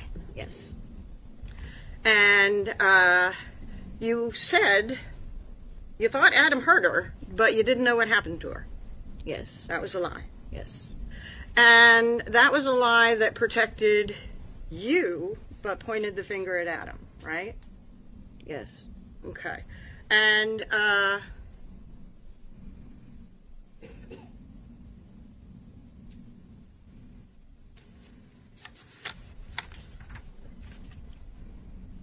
you were asked about physical abuse by Adam, Yes. and you said he spanked her a couple of times when she wasn't listening or something, but it wasn't a lot. Yes. Was that a lie? No. And when they asked, well, what is it that you're talking about betraying him, you said, well, he verbally abused her by putting her in a corner and spanking her. Yes. Was that a lie? No. Okay. You told the grand jury that the last time you saw Harmony was 2 days after Thanksgiving, 2019. Yes. Was that a lie? Yes. You told them that Adam dropped you off at work because he was bringing her to her mother's. Yes. Was that a lie? Yes. And you said all the kids were in the car, you were going to work, and everybody was fine. Yes. Was that a lie? Yes. You said that you worked in the morning. You knew it was, they asked you about your shift, and you said it was 6 to 2 at Dunkin' Donuts, right? Yes. And that was the truth for when you worked at Dunkin' Donuts, but it was a lie for 2 days after Thanksgiving, right? You didn't work at Dunkin' Donuts 2 days after Thanksgiving. Right. And that was one of the lies that you got charged with. Yes. Okay. But you had lied before that, right? To the grand jury already. Yes. So they're trying to impeach her or what? Just be like, nope, she's not credible. That's it. She lies too much. Done. I mean, they're doing a good job at doing that. I think, they're doing the best they can as the defense to point out, okay, so do you lie about this? No. Do you lie about that? Yes. What about this? No. What about that? Yes. Oh, okay. Well, then we can't trust anything you say, right? I think that's where they're going with this. And then you also said the day that you were working on at the Dunkin' Donuts, and that was your second charge. Yes. So you got charged for lying about the shift that you worked at Dunkin' Donuts, and you got charged for lying about It was the location. the location, not the Yes, day. yes. Okay. The location of Dunkin' Donuts, right? Yes. But not all those other lies that we've already talked about. You didn't get charges for them, right? And when you told the grand jury that you were working at Dunkin' Donuts that day, the prosecutor actually gave you a hint. He said, "Are you sure?" And you said, "Yeah," right? Yes. And he said, "Take a minute and think because we had the records," right? Right. And you repeated the lie anyway. Yes. And but you knew that they knew at that point that you might be lying. Yes. You knew that you might be getting caught. Yes. And you didn't know what to do. No, I did not. So you just continued in your lie. Yes. And so you said that you had a conversation with Adam, and he told you a day or two before taking Harmony to her mother that he was going to do that, right? Yes. And that was a lie? Yes. And you said that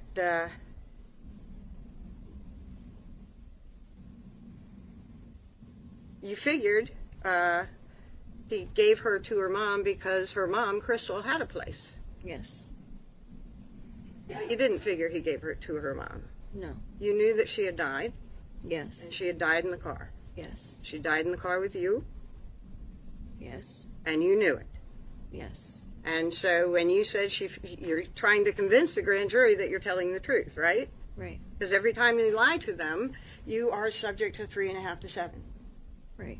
And so you want them to believe you. Right. And then you tell them that one of the reasons that you didn't think about what was going on with Harmony was because you had a lot of stuff going on with your son. I don't remember that. Okay.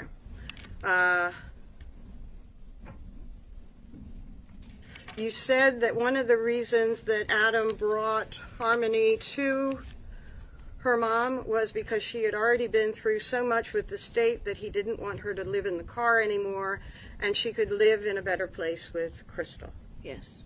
And that, again, was trying to get the grand jury to believe your story. Yes. And that was a lie. Yes. And you said Harmony was a normal kid, right? Yes. And that was not a lie. No. You said that she had issues like anybody else, Yes. and that was not a lie. No. And you said that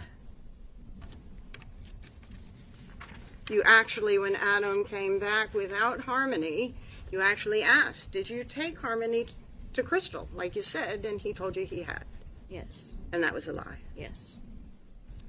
You told the grand jury you didn't think it was strange that Adam didn't buy Harmony birthday cards or talk to Crystal about Harmony, right? Right. Caroline says the real question, will the jury believe her description of Harmony's death at Adam's hands? I think they will. I think especially combining this witness with Uncle Kevin, even a little bit what the DCYF guy said. Yeah, if I was on the jury, right, would you, where would you be at? I think I would believe what she said Adam did. And they asked you why, and you said it was because you had your own issues with your eldest son, and with all that you and Adam were going through, you weren't thinking about Harmony or your eldest son. Right. And that is the son that is not of you and Adam, right? Right. That is a son that you were also visiting. Yes. And there was a lot going on with your son. Adam had a lot going on with Harmony, and so you just didn't think about all those things because it was too chaotic. Yes. And so while some of that might be true, that certainly wasn't why you weren't thinking about Harmony, or about Adam not staying in touch with Harmony, right? Right. Because you knew Adam was dead, right? Harmony was dead, I'm sorry. Yes. And so you just Yeah, she misspoke there. She's like, you knew Adam was dead. Kayla was like, sorry, what? Yeah, nope. Sure. sort of made that up as a reason why things are going on in your head, so something that would be strange to other people wasn't strange to you, right? Right. It just sort of popped in your head. This is a good reason to give the grand jury to try and convince them I'm telling the truth. Right. But it was from a real life detail, right? That was going on in your life with your eldest son. Yes. And you told the grand jury that Adam had been violent to you, so you believed that he had been violent to his daughter. Yes. But you hadn't seen anything. Right. And you told them that you were under the assumption that whole time that Harmony was with her mother. Yes. Another lie. Yes. You told the grand jury, obviously, you were thinking he did something wrong, but you didn't want to think about that, right? Right. And you said because you had the other kids too, right? Right. You had other stuff to think about. Right.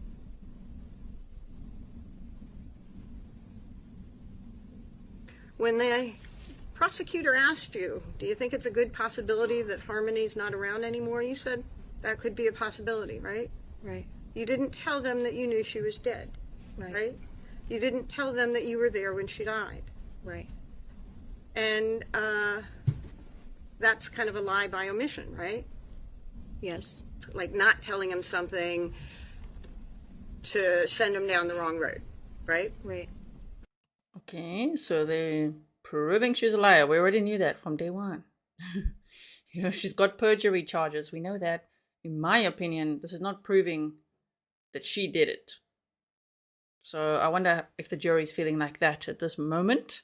Also, I see there's a lot of new names in chat. So welcome to all of you. I hope that you will consider subscribing and becoming part of this community. Thank you for watching the trial here with us. We always start a bit later so that we can just speed right through or skip over the lunch breaks. Never mind speed through, we just skip right over it. So we don't have to wait around for the next witness or whatever's happening. It seems like, of course, Kayla's on the stand all day today, which I did kind of expect. If you are new here, I would highly recommend checking out my playlist on this case because we did some trial prep that you might find interesting. I like Adam Montgomery's dark criminal past, that he's been, you know, committing crimes since he was 12 years old, that there's an unsolved murder that he is he's the prime suspect in, things like that. How he stalked women, you know, how all kinds of things that you might want to hear about just for some background info. The first part one, if you look at if you just watch it in order, part one of the trial prep is a complete timeline and case overview. So you'll get, we like bullet points over here, if you didn't know. We'll have bullet points and maps and documents and police interrogations. We've done that as well. We looked at Adam Montgomery's police interview, which lasted just over 30 minutes or so. As soon as they asked him about Harmony, he clammed right up. So wouldn't talk about her at all. And also with the body cam video, same. So anyway, thank you for being here. I hope you'll check that out because it's weekend, which means you get some time to do homework. You got some weekend homework. You got do your trial prep. You know why? Because it will help you so much to understand, just the context of some of the things that are being said. Because I can't remind you of everything. I can't interrupt like this all the time and just keep on repeating the same stuff. If you watch those parts, you'll be all caught up. Okay, so let's keep going here. I think, Kayla seems to be the only witness the whole day, and that's that. And when they asked you if you remembered any more about the day that Adam drove off with Harmony, you told them what you remembered. Seamus was 2 and Declan was 11 Months. Thank you. Yes. Okay. And you were asked if you remembered anything Adam said, and you said, no, not that I can. You sort of let it trail off, right? Right.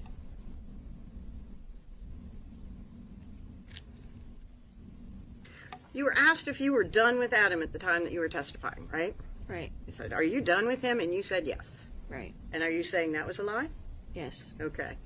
And you told them that... Simi Sharp says defense putting us all to sleep. Just a little bit, right? Should I go quicker? Should I go quicker? And Janet says, gee, you recognize all 258,000 names? All 258,000, yes. You kept insisting that all you knew was that Adam drove off with Harmony, and that was all you knew. Yes. And that was a lie. Yes. And that is protecting you. And Adam. It's actually pointing the finger at Adam, right? No. Okay. Not Well, when it's the lie. okay.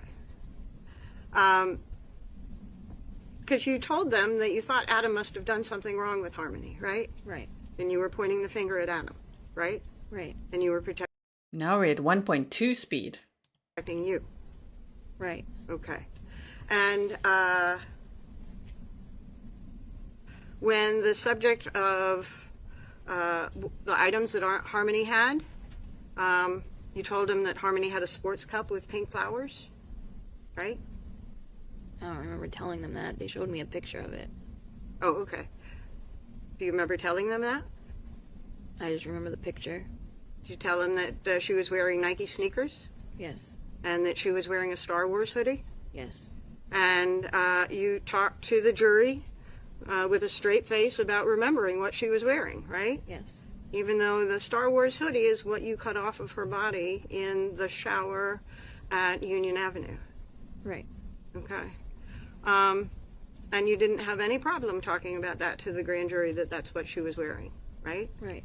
But you did have a problem telling the grand jury the truth, that you were cutting off her clothes in the shower at Union Avenue. Right.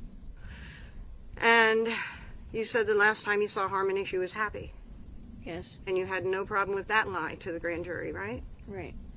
And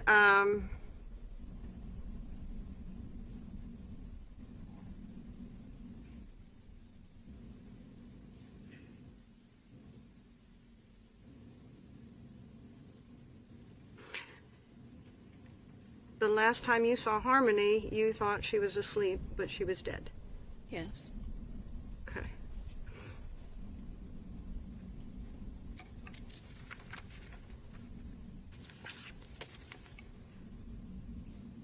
One of the things that happened at the grand jury was you were talking about some of the things that the family did after eviction, right?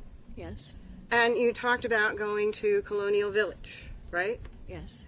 And Colonial Village is what you've talked about on direct, pretty much where you kind of camped out during the weeks before you went to your mom's. Don't you think that the jury would now be thinking, wait, so if Kayla thought that after that Harmony was just asleep, that would help strengthen the case against Adam for the second-degree assault, because then it means it wasn't out of the ordinary, which is heartbreaking to think about. But you know what I mean? The fact that they can just go to Burger King and just go and get drugs and just hang out and then be like, oh crap, she's actually not alive. Yeah, that means it happened a lot, right? Yes. And I think you told the grand jury that you went to your mom's around the 11th. Yes. And that seems about right? Yeah, it was the beginning of December. The 11th? Like the beginning of the month of December. Okay, well, I call that the beginning. Sorry. you'd been in the car for a couple of weeks before going to your mom's, right? Right. So you told them that your car had died and you slept in the car of your friend Anthony Badero for a weekend. Yes. And it was sometime after that that you went to your mom's. Yes. And you told them that Badero saw Harmony every day while living at the Colonial for that couple of weeks, right? Yes. And that was a slip-up, right? I don't remember. Well, if you were telling the grand jury that Harmony died on November 30th, but you're talking about being in the car for a couple of weeks from... Gotta take breaks to keep the energy up because it's also making me a little sleepy.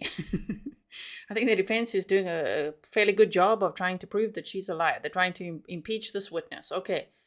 But I agree. I'm just like, it's making me sleepy. Objection cake said, but Adam said apparently, I think I really hurt her this time. Yes, but the problem was that when the prosecutor was asking Kayla that, she said, that Adam said, I think I really hurt her. She didn't say the words this time on the stand, and I really wish he had like pushed for that. Like, did he not say this time? Is that all that he said? You know, they didn't say that. But yes, we had previously heard from the probable cause affidavit that she said, Adam said, I think I really hurt her this time. The 20... All right, hold on. No speaking objections. Please approach.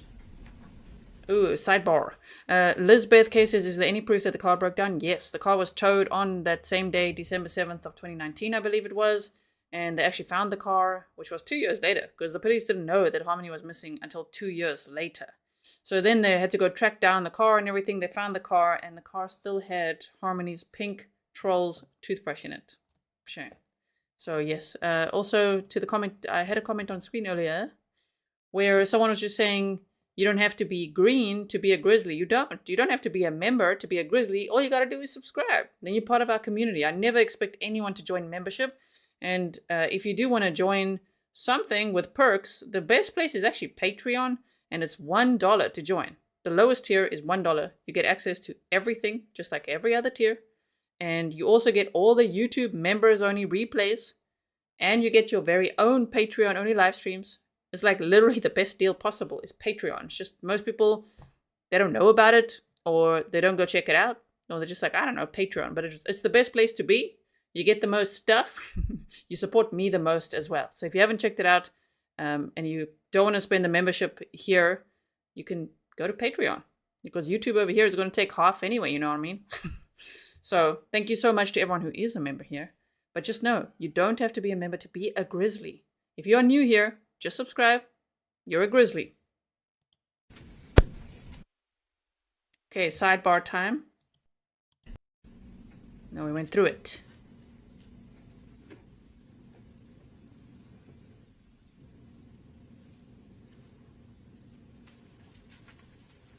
Did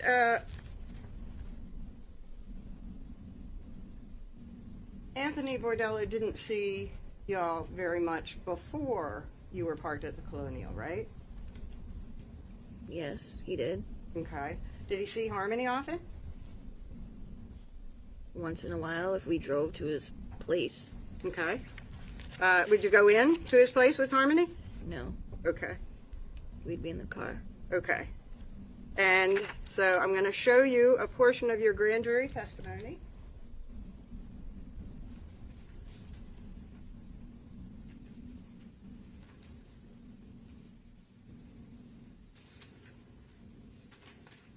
And ask you to read it to yourself. And then I'm going to ask you some questions about it, okay? Okay. Okay. And I will say that this starts after you're talking about the accidents that we've talked about earlier today. Okay. Now I'm going to show you a specific page, which is 45. And feel free to read anything that you want, but start at 45, going through until the subject changes, okay? Okay.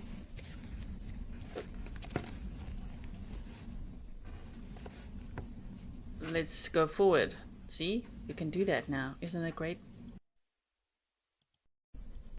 Every day, but now you're saying it's probably every There we go. script. Refresh your recollection. Yes. And at first you told them that Badero saw Harmony. Did you tell them that Badero saw Harmony for probably every day for like a couple of weeks? Yes. Was that the truth? No, it was like every couple of days. For the whole 2 weeks? Yes. He would go out there to the car, right? And talk to y'all, right? Yes. And sometimes he and Adam would go off and do stuff. No. Adam and he might actually give Badero, drive Badero in Badero's car for a while, right? No. And that's why was Badero coming out to the car for you? Because we were getting drugs. Okay, so you're saying Badero came out to the car to give you drugs? Yes. Okay. You said that Badero saw Harmony probably every day. I wonder why the defense is asking it like that, because we already knew that. Interesting. Very interesting. But now you're saying it's probably every couple of days? Yes. And after you said that to the prosecutor, do you remember actually addressing the fact that you said that you hadn't seen Harmony after November 30th? No. Does that refresh your recollection about whether he raised that? I'm sorry. That he actually reminded you that you had said that Harmony went missing on the 30th, right? Right. And so he said, are you saying Badero saw Harmony before November 30th? And you said, yeah. Yes, he did. Okay. But you were actually saying also that Badero saw Harmony during that 2-week period that you were behind his place. Right. Okay. But you said that Harmony had disappeared, been gone, left. That's been answered. Overruled. So that was sort of a slip saying that, right? Objection. Asked and answered. Overruled. No. You're talking about events after the 30th where Badero is seeing Harmony at a time that you're telling the grand jury that Harmony is gone off, Adam took her to her mother. After the 30th. He saw her before that. Okay. Okay. For 2 weeks after eviction, while you're staying at Colonial Village, he saw her during those 2 weeks. Is that right? Yes. So eviction would be November 27th, right? Yes. And for that 2 week period, that would take you just shy of December 8, 9. Yes. And so you are saying that Mr. Badero is seeing Harmony in December. Yes. That was a slip, right? No. I didn't know what the last time was that. Mary Ann Ponte says, "Hey G, thanks for the coverage, my friend. It's Yawn City here right now." Not you, but the defense. Get on with it. She's not getting anywhere with this line of questioning. I know, right? It's like, oh my word. Yawn City. He saw her, but I know that he did see her every couple of days during that time. Okay, but if Harmony was if you're saying that Harmony is gone since November 30th, how can somebody be seeing her in your car after November 30th? Approach.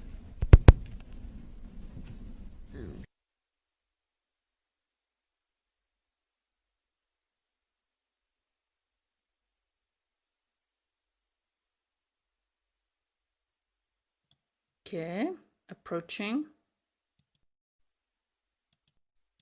Told the grand jury that for 2 weeks from that eviction, you stayed at Colonial Village. Yes. But you told the grand jury that 3 days after that eviction, Adam took Harmony to his mother's. Yes. Or to her mother's. Yes. So that she was no longer in the car. Yes. But you also told the grand jury that Anthony Badero saw Harmony throughout that 2 week period, right? Right. Okay.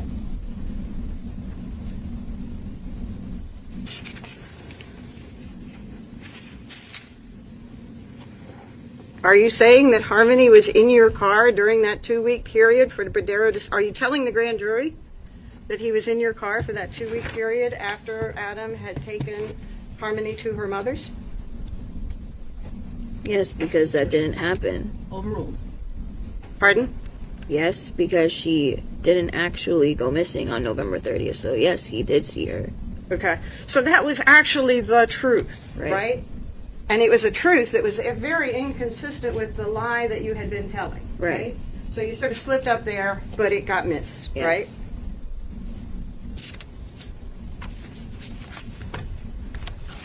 right? After that, maybe it is a good spot. Ladies and gentlemen, There's a little break, or we're going to teleport right through there. Little B says, "Thank you for all you do and have done and still do." Thank you so much, Little B. I really appreciate it. this is a good time for our mid-afternoon break. We'll take about 15 minutes, and we'll come back and resume the testimony. I'll ask you to just stay here. Please rise for the jurors. Going forward. We're looking at the flag. Okay. Back in the courtroom.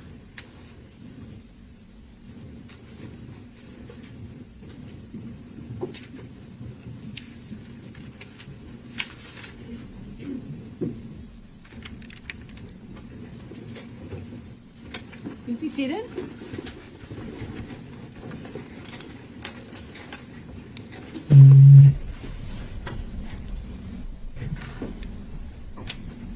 Whenever you're ready.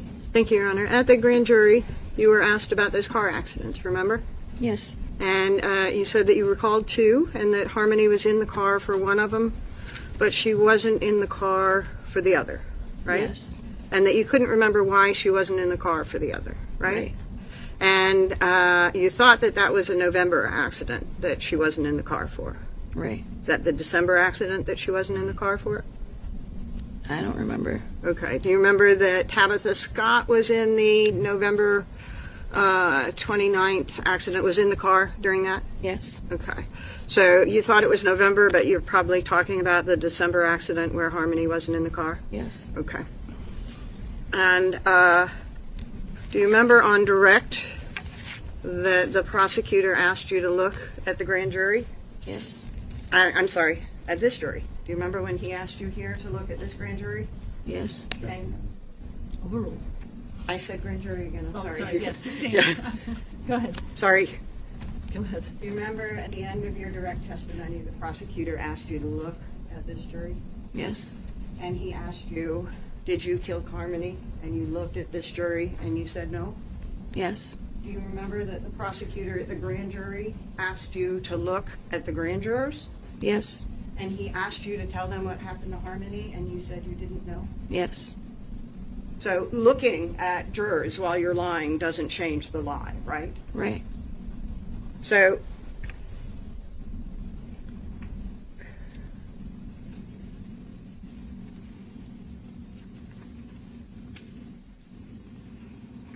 you also told the grand jury. Rochelle says, I wonder if Adam is listening to all this. I do believe he is, because when we saw the little highlights from day one, right? Because yesterday we looked at the recap of day one and then we went on to day two. There, that little clip of him that we saw in the yellow outfit on Zoom, the judge mentioned something there of, you know, if he has any questions or I don't know, something like that. So that gave me the hint that he's probably watching, that they would need to ask him questions. Sorry, I mean, I don't think he's going to be like, excuse me, I've got a question. I think it's if they have questions for him or something like that. So I think he is watching on Zoom or something. He just doesn't want to be in the courtroom because he refuses to be strip searched. Okay then.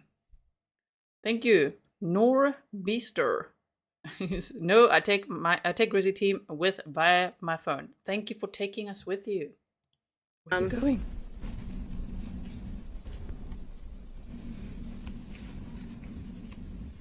That neither Adam nor anyone else asked you to lie about what happened to Harmony, right? Right. And that lie that you told the grand jury, you told them freely, right? Yes. And it was a lie that you and Adam came up with when you didn't want DCYF in taking your kids or blaming either of you or anything like that, right? Right. And that lie protected you and let the investigation focus on Adam. Yes.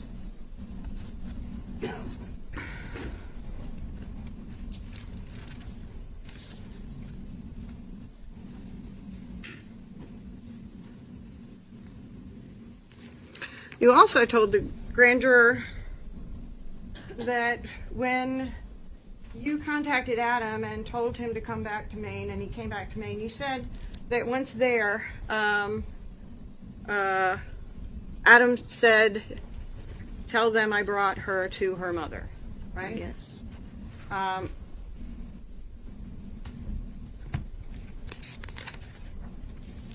that was sort of the truth, right? Yes. As he said, you'll be okay, just stick with the story, right? Right. You didn't have to worry. Right. He would be there for you. Right.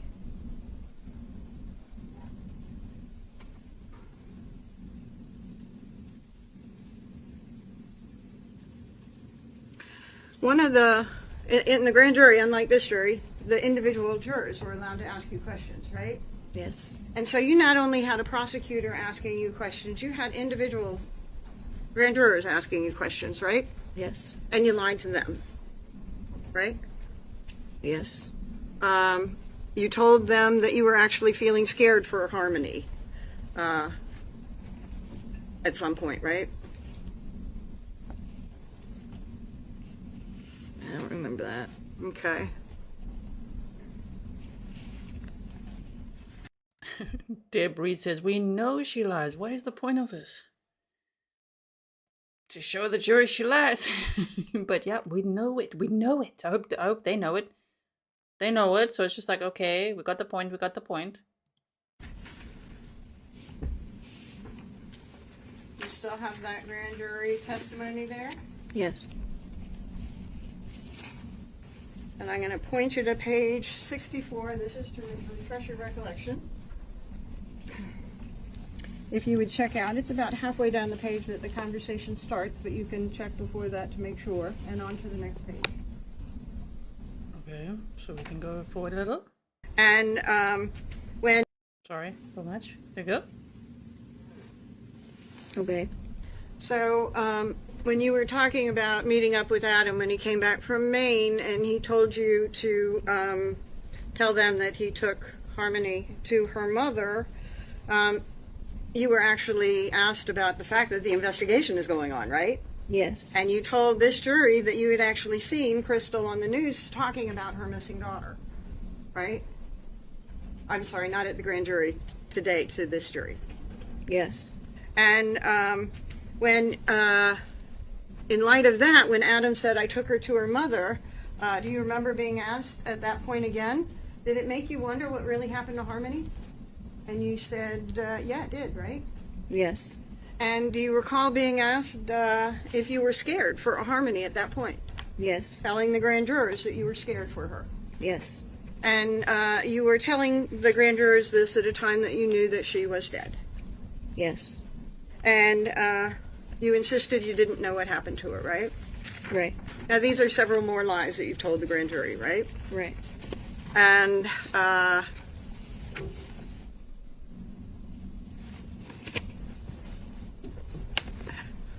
you talked to this jury about Adam in the spring of 2020, accusing you of things and punching you. Yes. And you told the grand jury that he punched you 2 times, right? It was more than that. Okay. But yes, I did. And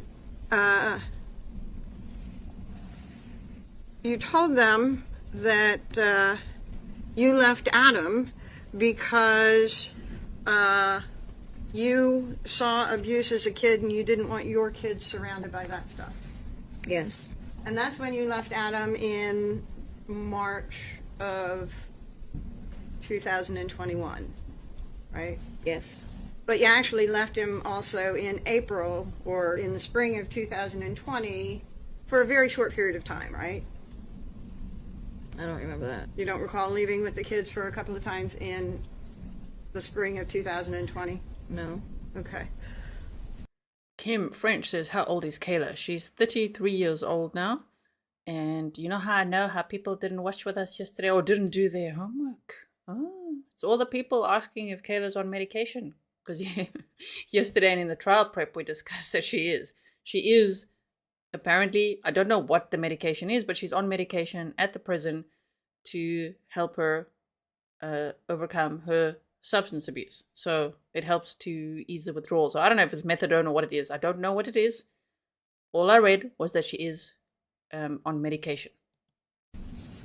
Because the spring in 2020 is when you started talking about the first time that Adam started thinking weird things were happening, right? Yeah, but I didn't leave him. We still lived in the same. We just moved to the Union Street apartment building. Okay. And you didn't just leave for a bit and go to a friend's for a day or so? No. Okay. I remember I left for a couple hours with the kids, but I went back to the house. I went back to the apartment. Okay. So one of the times that he was feeling like there were cameras and stuff, you just had to get away from him, right? He fell asleep, so I took the kids and left. Yeah. Because he was acting very strange. Yeah. Okay.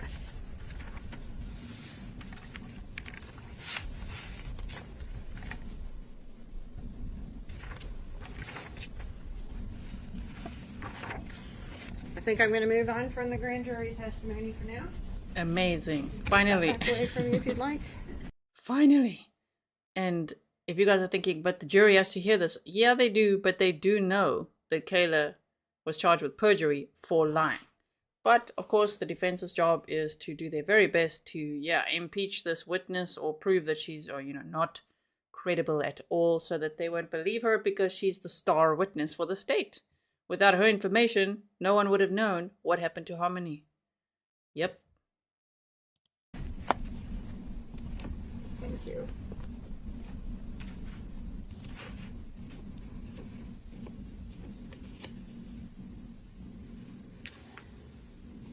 When the grand jury testimony was over, you were able to leave.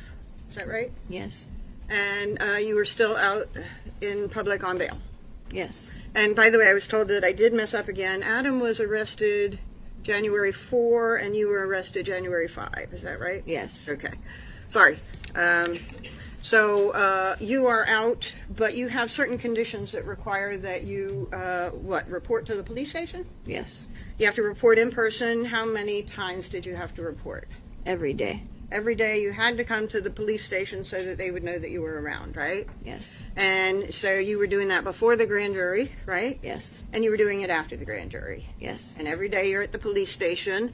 And one day, and it was June 3rd, you Yes. come in for a reporting day, right? Yes. Or a reporting time, sorry. And you got arrested. Yes. And you kind of knew that that might happen because you knew that you had lied to the grand jury, right? Yes. And you got arrested for 2 charges of perjury before the grand jury, right? Yes. And it was about your shift at Dunkin' Donuts, Yes. and it was about the location of Dunkin' Donuts. Yes. And we talked about a whole lot more lies that you told the grand jury, right? Yes. And you didn't get arrested for any of those lies, right? Right. And probably talked about more than 20 lies that you told the grand jury, Yes. maybe more. Yes. And you got 2 charges for lying to the grand jury, right? Yes. Now, before testifying in front of the grand jury, Oh my goodness. Didn't she just say that she's going to move on from the grand jury testimony? She's like, all right, I'm going to move on from this. 100 more questions about that grand jury testimony where you lied a lot. You lied, right? A lot. But like a lot, right? You lied. And she's like, yes, I lied. Okay. Let's go over everything you lied about. Like, oh my goodness. She lied. We know it. Even Willow knows it. Hey. She's staring at me now. you had some other prior convictions, right? Yes. One was for false information to a police officer, Yes. and one was for altering a prescription drug. Yes. And you got incarcerated on that one on a probation violation in 2013 Yes. and got out in 2014. Yes. And it was sometime after that that you and Adam got together. Yes. And you were together but got married in 2017. Yes. And you got married on Harmony's birthday. Yes. And that was intentional, right? It wasn't supposed to be on her birthday. Okay. We were getting married before our son was born, and he came 3 weeks early, and he ended up being born the day before Harmony's birthday. And we Okay, I'm glad she's explaining that a little bit, because earlier I'm like, why did they get married on Harmony's birthday? Why would they do that? were planning a baby shower wedding that Sunday, and we ended up having the JP come to our house and marry us while I was in the middle of contractions, and then we had the baby. And that was, you did it during the shower because friends and loved ones had been there too. Yeah, that's what we were supposed to do, but we didn't get to. Okay. And when you went to the grand jury, you were also facing other felonies at the time, right? Yes. At the time. Yeah. That was confusing. On May 20th, when you went to the grand jury, you had some felonies that you had been charged with but had not been resolved. Yes. And 2 of them were for receiving stolen property. Yes. And one of them was a theft by deception. Yes. And although you got charged for them, they were dismissed as a part of the agreement that you reached with the state, right? And when you were out on bail on the 3rd, they held you for a few days, right? Yes. And you got rebailed for those perjury convictions, right? Yes. So the day that you came in, they had to arrest you and book you, and you had to go to jail, and eventually 3 or 4 days later, you were able to get out on bail. Yes. Same bail conditions as before. Yes. No changes. No.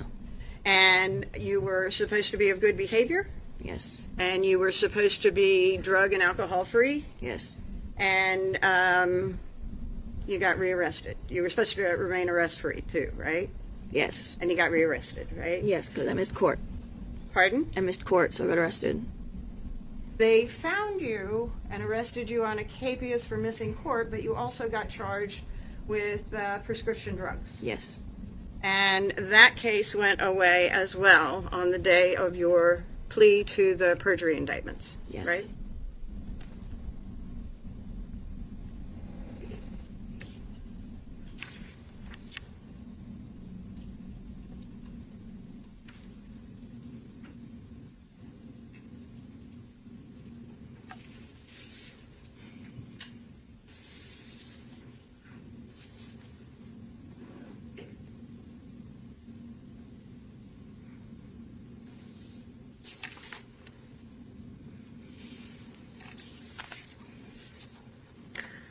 So I want to talk about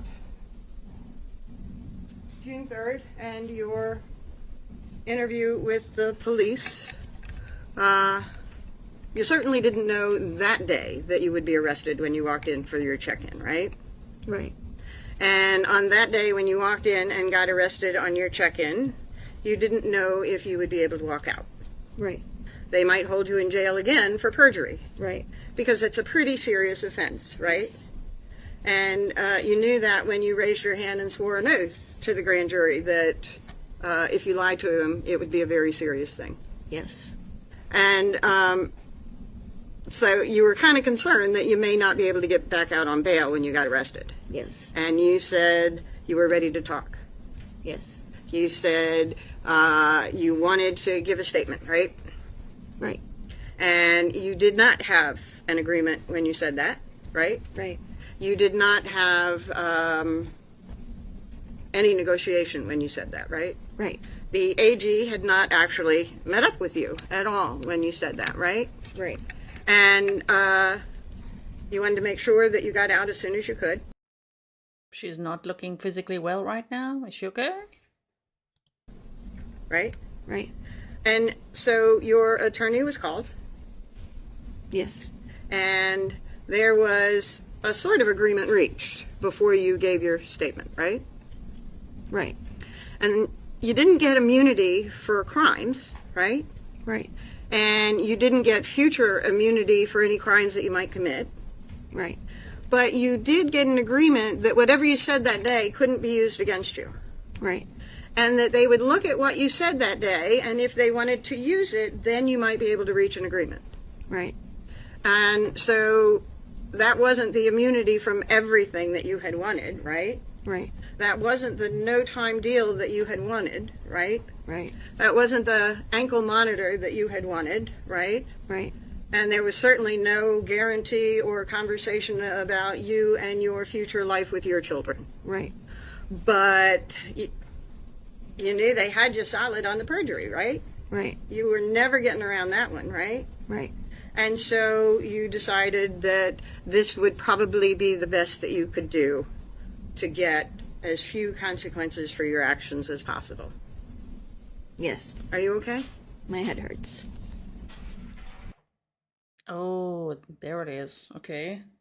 It's like a headache, or we say migraine in South Africa. You know that? A migraine.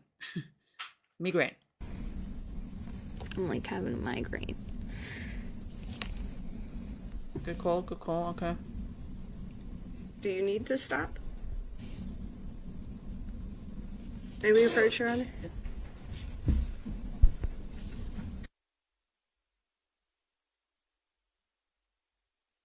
Oh dear, does she need to stop? Probably.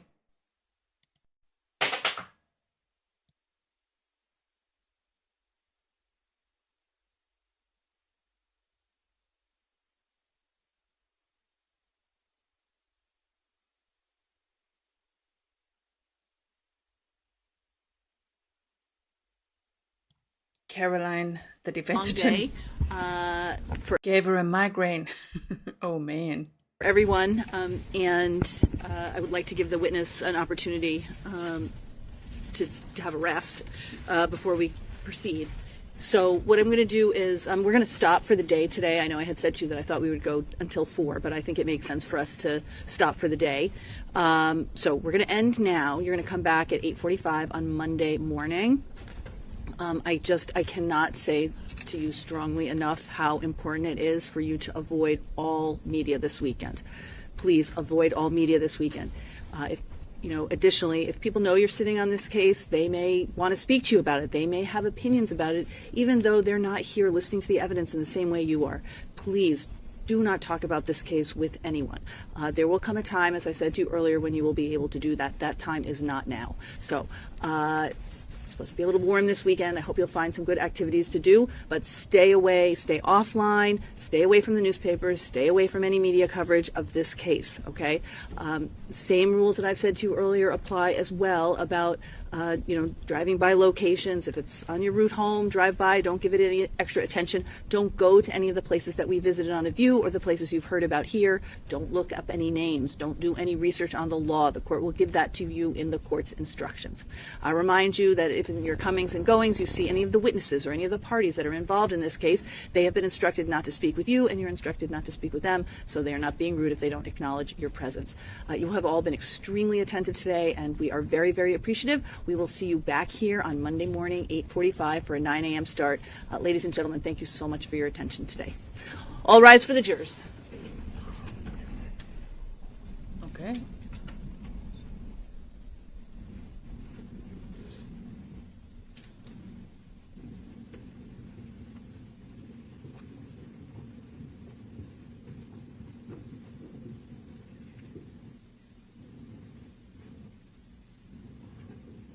Jane Garrity, could you approach for just a minute? You may be seated.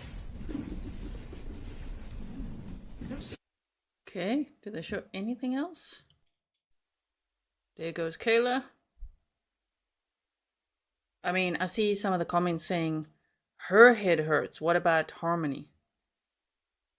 The problem is a migraine or a migraine is a migraine.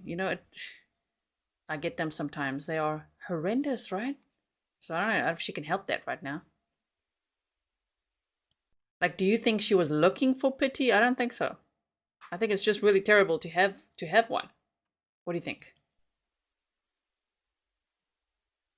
I think that's it. So they'll be back on Monday, I would assume.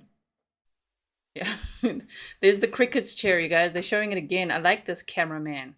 This cameraman is again being like, you see? Empty chairs, no defendant. Yep. Yeah, Black Widow says, I'm just going to say migraine because I know majority of my audience is American, but I do say migraine, okay? Sorry, South Africans. Okay, migraine is a neurological condition, not a mere headache, right? Oh, I get them, and it's really terrible. So, and then the light and the sound and just everything. So, I don't think she could have continued, and one wouldn't really want her to if she can't really think about what she's answering, right? So I think maybe she'll be back on Monday to finish up with a cross-examination, and then of course it would be the redirect, right? Yeah, Amy, I know too. They're really terrible, really, really terrible. So I'm not sympathizing. I'm not like, oh, shame, poor Kayla. I'm just saying for anyone who's ever experienced them, they're really bad, and I don't think she should continue her cross-examination there if that's what's going on. She'll be back on Monday. I'm sure she doesn't want to come back either, but she's going to have to. So, yes, that was the trial day 3, everyone. So now, this stream is going to teleport you or redirect you to the next one, which is set for tomorrow, 2 p.m. Eastern, where we're going to have a very special guest, Sunny Slaughter, who's a litigation and law enforcement expert, and we're going to pick her brain about what does Sunny think Adam's strategy is, to not be in the courtroom. Now we know it's because he doesn't want to get strip searched, but still, Sunny's got a lot of experience talking about stuff like that. So let's pick her brain tomorrow. Hope to see you there. Okay, I'll put the link in the chat as I play the outro so that you don't miss it. If you want to wait for the outro to finish, it should take you there. And then you can go there or already be in the chat and say, okay, I teleported. I always like it when you guys do that. So today was a very, very heavy day. It was rough. It was really, really difficult information that I don't think we could ever unhear again. So I hope that you are okay. I hope that you'll look after your mental health. Sunny is bright and sunny. She's a very bright light. So I'm really looking forward to that tomorrow. So I think that'll make us all feel better as well. And I will see you again very soon. Members, patrons will have streams again soon. I just also got to get some rest sometimes because, trials take a lot of energy. They're very intense, to follow, to cover, to do everything that I do. So it's just like, I just got to manage my energy, but we will do that at some stage, okay? Also, if you guys haven't yet checked out Crime Curious, I'm going to go check out her stream later because she's in the courtroom every day and she reports back on what was it like, Maybe she could say, like, I wonder, how did the jury respond?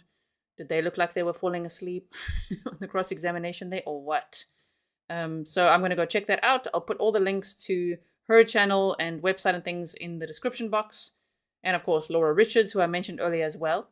So as you know, I don't like to go, but I'm gonna. Thank you so much, mods, for everything that you do. I know this is very hectic times when it's trial time, so you work very hard. I really appreciate it. And thank you to the temp mods, Hope and Fear and Forensic Furet, for today's help. We really appreciate it as well. All right, everybody. I will see you again very soon. Stay safe.